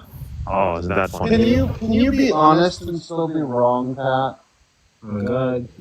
Yeah, of course. So, like, if by chance, just for the sake of argument, the apostles honestly believed that they saw the risen Christ, is there a possibility that they're wrong? Yes. All right, then. That's the end of the argument. Well, no, just But I just have to provide. I have to provide a counterfactual that allows for skepticism to be true. Well, we have multiple people. That doesn't matter. Like, I can have 1,000 people honestly believe something and still be wrong. Yeah, show me 1,000 people experiencing the exact same hallucination at the same time. I mean, most people honestly believe that people are good intrinsically, even though there's a preponderance of evidence. I'm not talking about that. So they're honest in their assertion that they believe people are good, even though there's evidence to countermand such an assertion. Have you heard So of yeah, you can have 1,000 people be honest about something and still be absolutely fucking wrong. Also, there are people who knowingly die for lies too. Heaven's Gate or Jonestown? So you're going to have to provide evidence or argumentation as to why Show me where they were honest and truthful. I don't know. I don't care about debating process, to be honest. I don't know. So I don't feel about like dragging this whole thing on. So, Protestant, I do want to kind of circle back around to your original statement that you think that everybody believes in God, but they just, bottle it up basically, right? How come there's a lot of places in your Bible that talk about non-believers, like John 3:16? This is the ESV version. For God so loved the world that he gave his only son, that whoever believes in him should not perish but have eternal life, which implies that there are people out here that do not believe.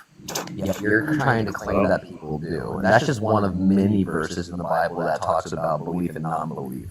Damn, that's crazy. They're talking about what I said, but people who harden their hearts and are not open to a relationship with Jesus Christ, those people will go to hell for eternity. Yeah, but you claim that everybody believes in God. You just bottle it up. You just trying to not. They're going to hell. Yeah, but you claim that everybody believes in God, and we told you no. That's not fact. John 3:16 is talking Everybody's going to heaven then. those who suppress their beliefs. Oh God. How do you suppress a belief? It's called cognitive biases. Living into the demons inside you. Trying to say cognitive dissonance, I think. Yeah, that. That's. There you go. That's. So that necessarily You have no morals. suppressing of belief. That would be like cognitive dissonance happens when you are provided with counterfactual information to that which you believe, and you choose to maintain what you don't believe. I thought so.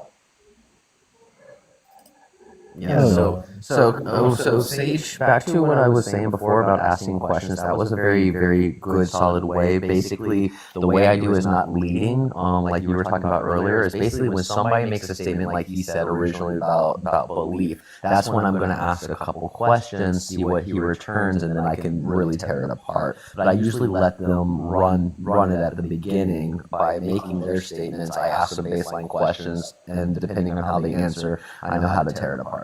Oh God. Yeah, I don't disagree with that tactic, but I'm just saying that some people get a lot of flack for doing what is considered to be scripting. Damn.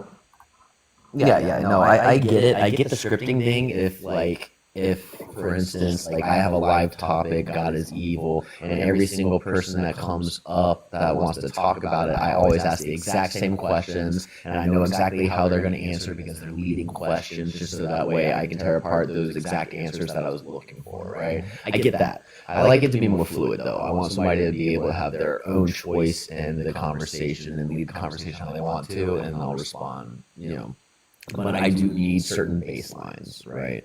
I do need certain baselines because without certain baselines, I really will just be arguing semantics or in circles. For some reason, I'm just like ad-libbing this conversation. Christos, what were you saying before? I'm sorry. I wasn't saying anything. Christos was saying that he likes me more than Protestant Pat. Oh yeah. Me. Oh. I don't really like debating this guy. I think we should move on to something else.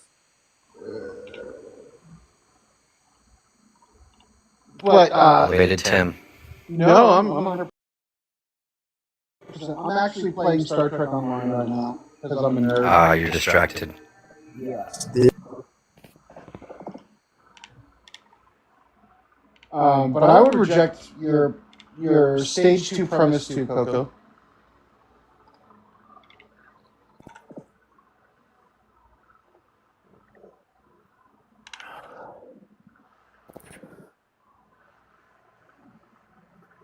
Roll out, guys. I gotta get ready for bed. I got work in the morning. All right, Jay. Right. Have a good one. Fall asleep. You got a sleeper on us?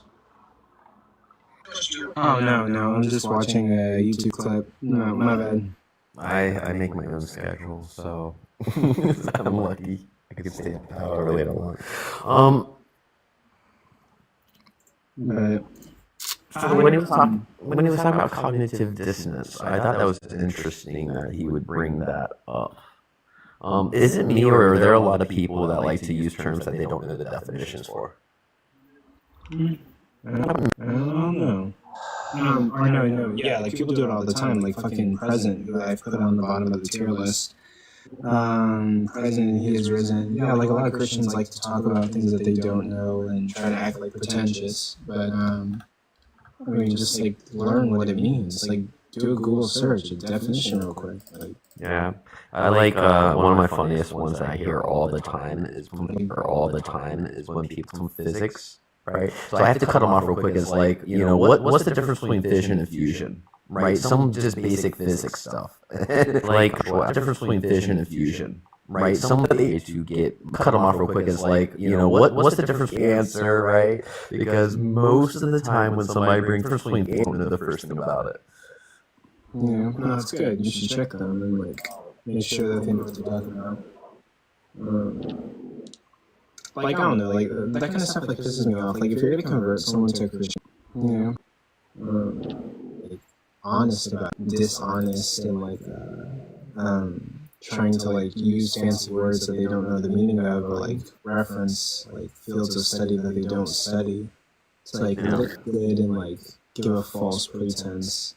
Or hell, I probably just used that word wrong, but like they're trying to give a like false image that like, yeah, Christianity's solid. You should definitely like put your faith in this. So my biggest thing is the same way, like honesty and just don't be disingenuous about your belief. If you believe something, say it with your chest out. But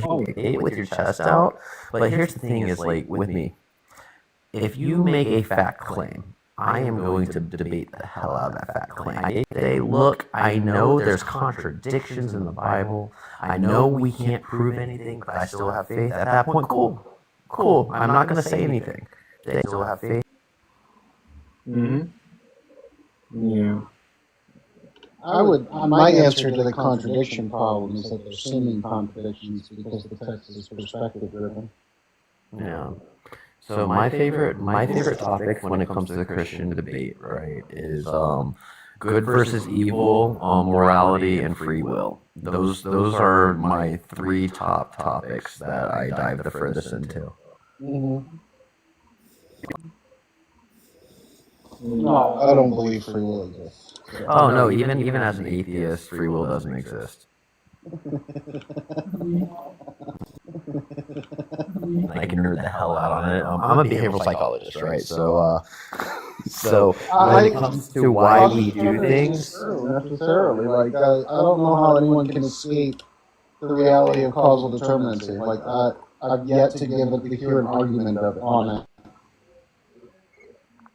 yeah, I mean, and there's compatibilists, but even still, I say hard determinism, right? Because even within compatibilism, right, you're still going to have choices, right? And they believe free will and free choices after certain things are determined, right? For instance, you can't choose who you're born to, you can't choose what country you're born in, you can't choose the school system you went to, and so on. All these factors are going to mold and shape certain things, but you can't going to mold and shape certain things, but you that even with your free choices that you have, they're really not free to mold you that even with your free choices that but every single action that you do is going to be dependent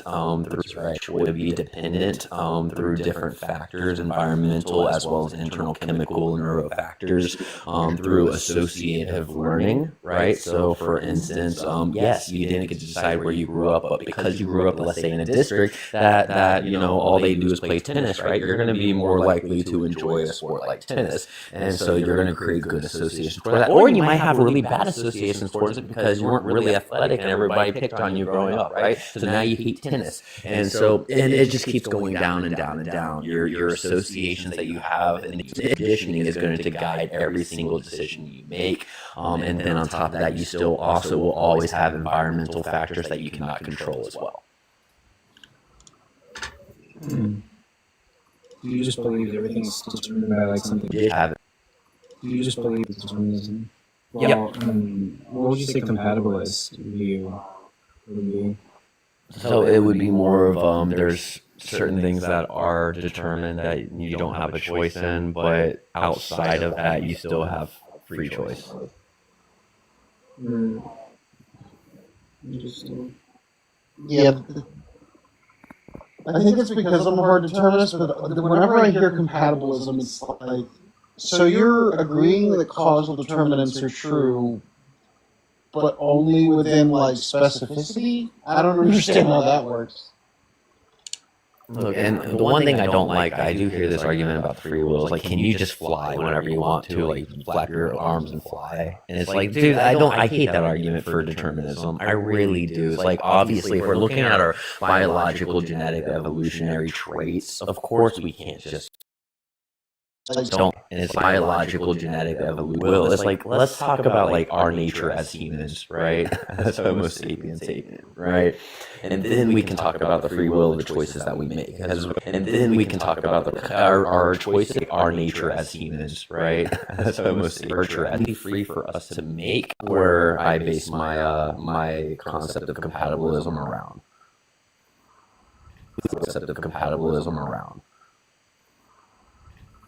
You're still going to have to show me where it is not contingent upon the prior state of affairs. Yeah, I don't know. Like I said, like I don't believe in free choice. I believe there are choices. Like for instance, I went into the fridge, right, and there was 10 different things I can choose to drink, right, and I had a choice between these 10 things, right. But when it comes to the free will aspect of it, there's other things that are, making my decision for me, right? For instance, I grabbed it's basically it's vodka cranberry in a can that's like fizzy, right?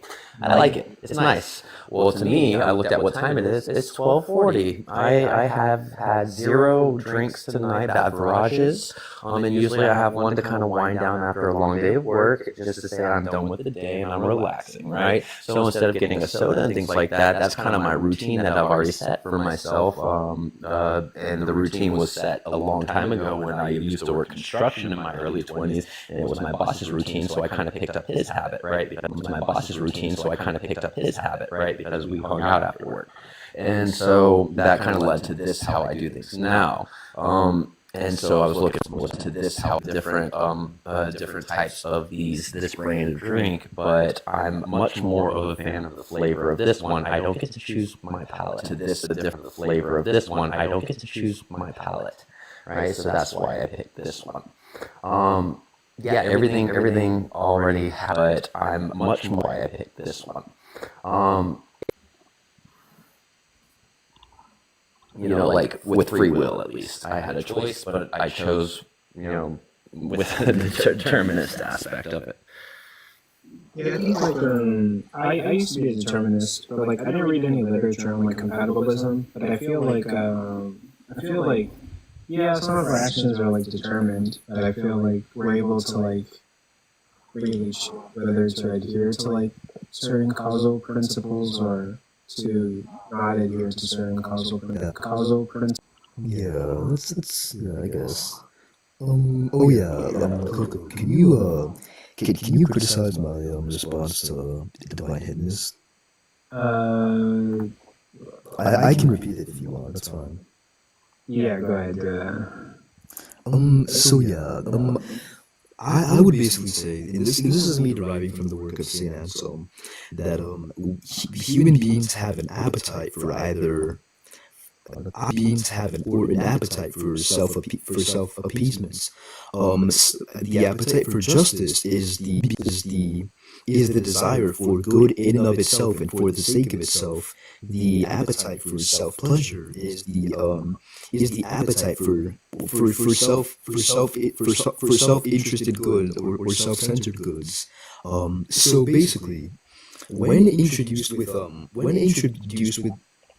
comes to the proposition of God, the appetite for both kind of collapses into itself, whereby God punishes the good. God punishes the wicked and damns the good. And the good would be those who prioritize an appetite for justice over an appetite for self-interest. But the evil would be those who prioritize an appetite for self-pleasure rather than the appetite for justice. Now, introducing God directly into the equation would kind of, how do I put this? It would kind of mess up people's perceptions in that people would be more irrevocably fixed in one direction or the other.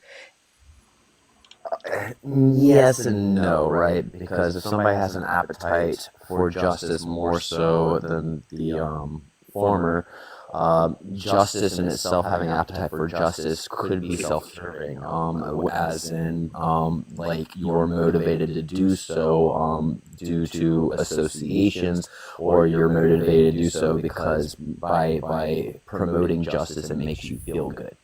I mean, yeah, I agree. That's what I said in the latter portion of my of my argument, whereby some people might have an appetite for it for justice. However, this is mostly predicated on the on oh sorry on the on the selfish concern for themselves and their own personal goods, rather than loving justice in and of itself and for its own sake.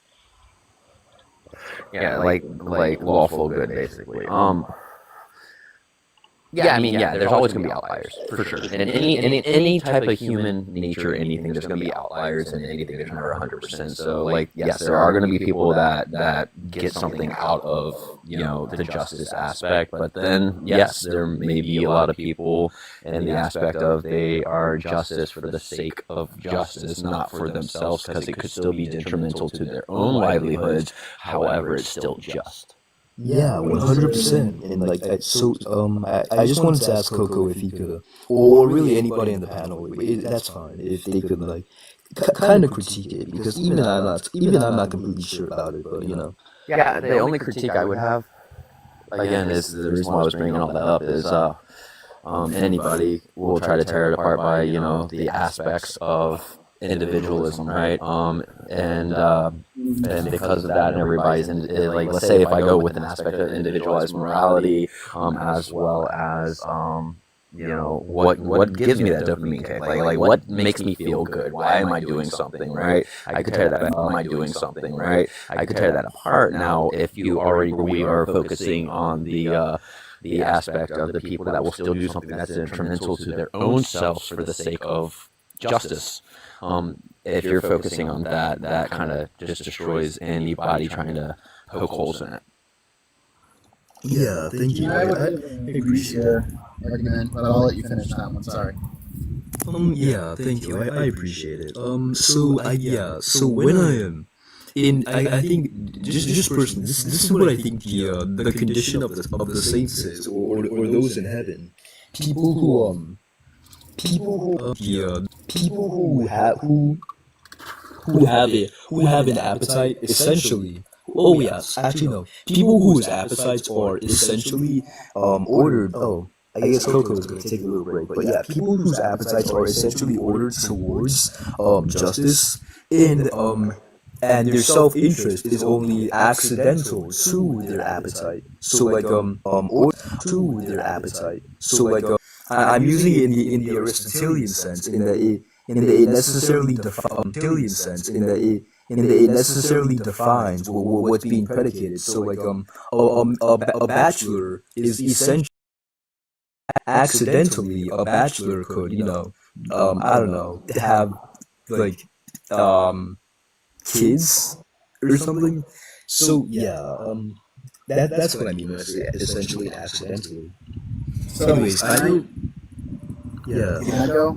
Your first premise was that this is about divine hiddenness, and your justification for divine hiddenness was that divine hiddenness is necessary in order for God's judgment to be unbiased, because if God revealed himself to us, then it would bend us in one direction, or another against our our instincts. Is that correct? I mean, I don't really know about the bias part, but like our I don't argument again then. So yeah, my argument is that the human appetite tend towards justice and self pleasure. So some people only will, man. Even I'm kind of getting messed. I should probably write this down somewhere. Yeah, no, let's start again. What I'm saying is, how does it define hiddenness? But yeah, so really quick, yeah, I was about to ask, so God stays hidden because that's justice over pleasure or pleasure over justice? Yeah, like just clarify the hiddenness relevancy. I have no issue with your claims as your premise there. But I want So yeah, I think the hiddenness part of it would be that when we introduce God into it, who is justice, but who also apportions certain goods and certain punishments onto people, onto people who value self pleasure over the good in and of itself. This kind of, how do I put this?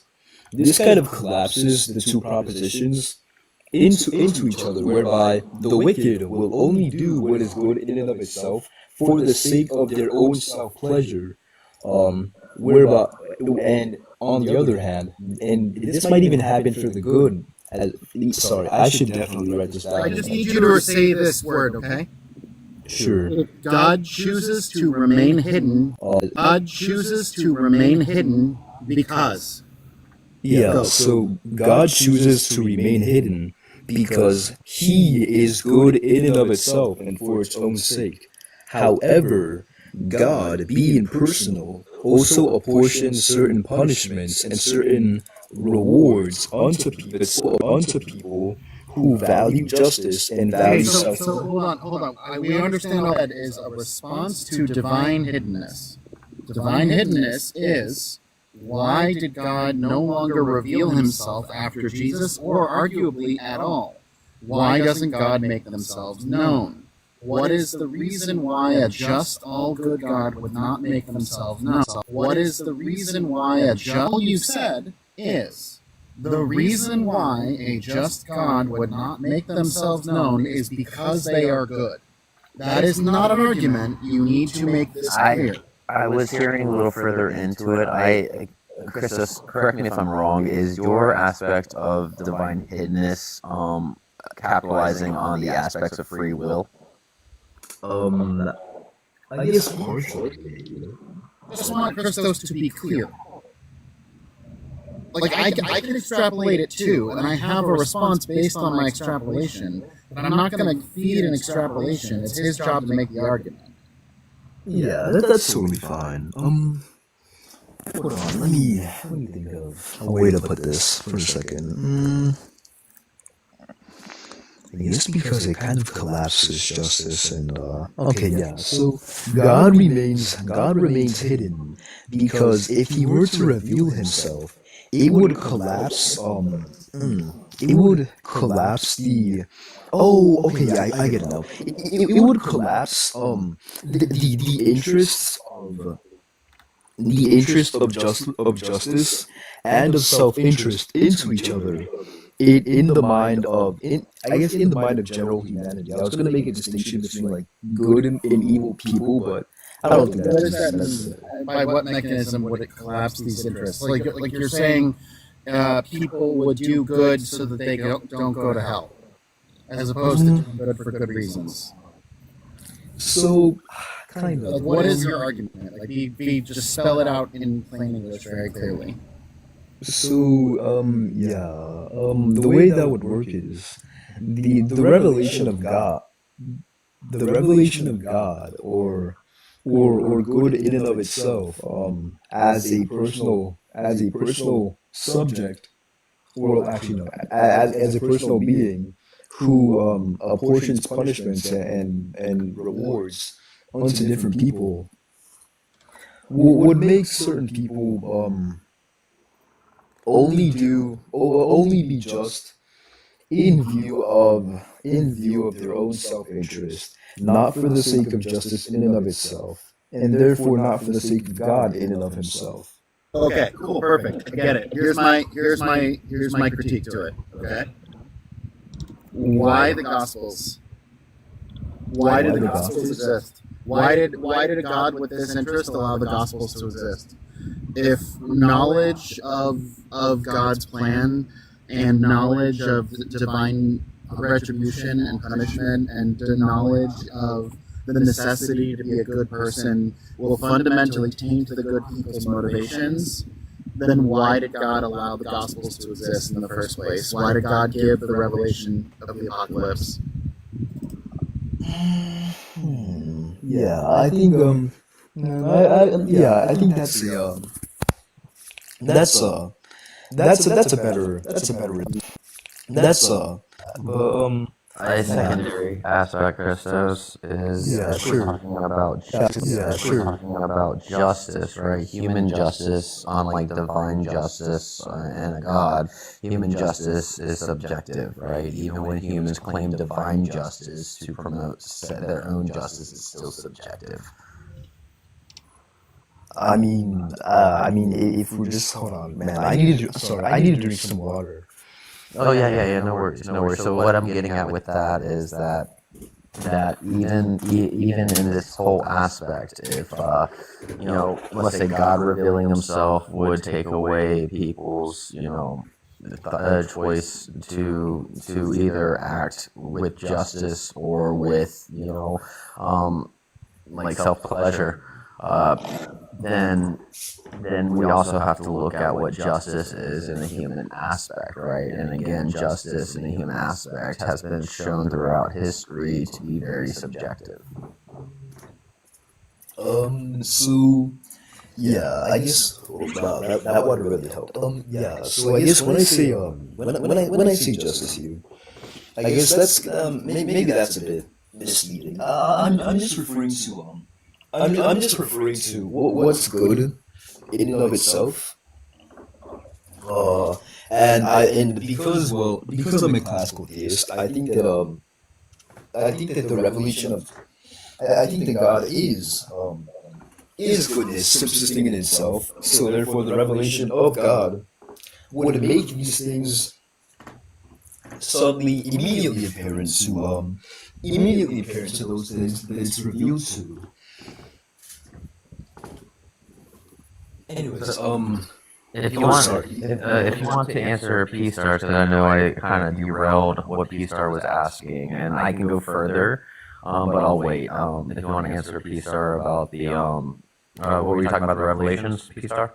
Like the Gospels. The whole point is that God's Like the Gospels. is that in order to ensure that His justice is fair and not taint people's motivations by knowledge that like doing good things will benefit them directly personally, then like why does the Gospels exist?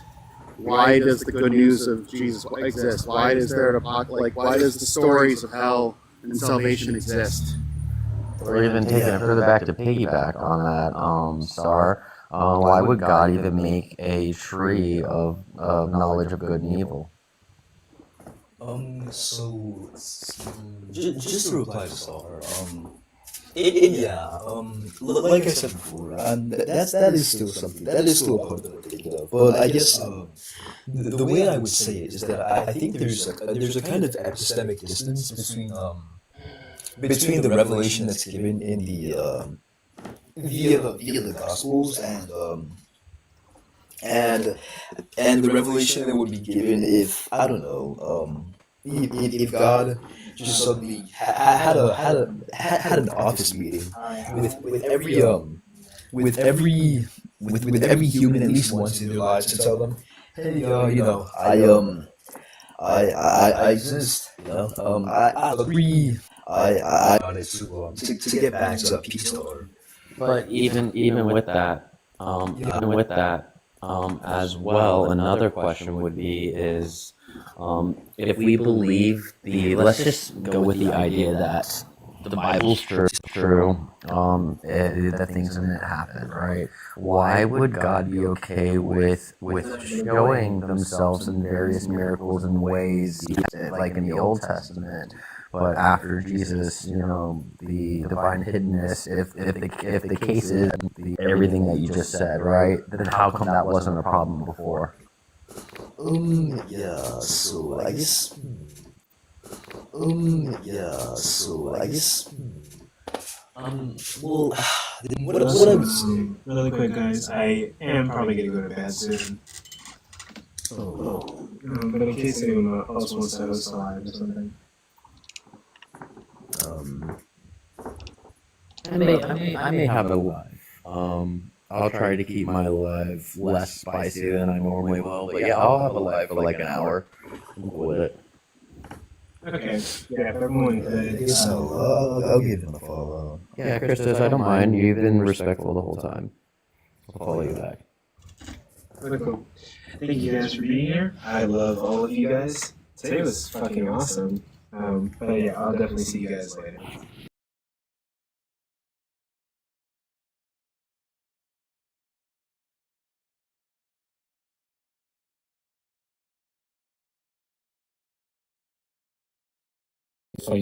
Matthew 5:17.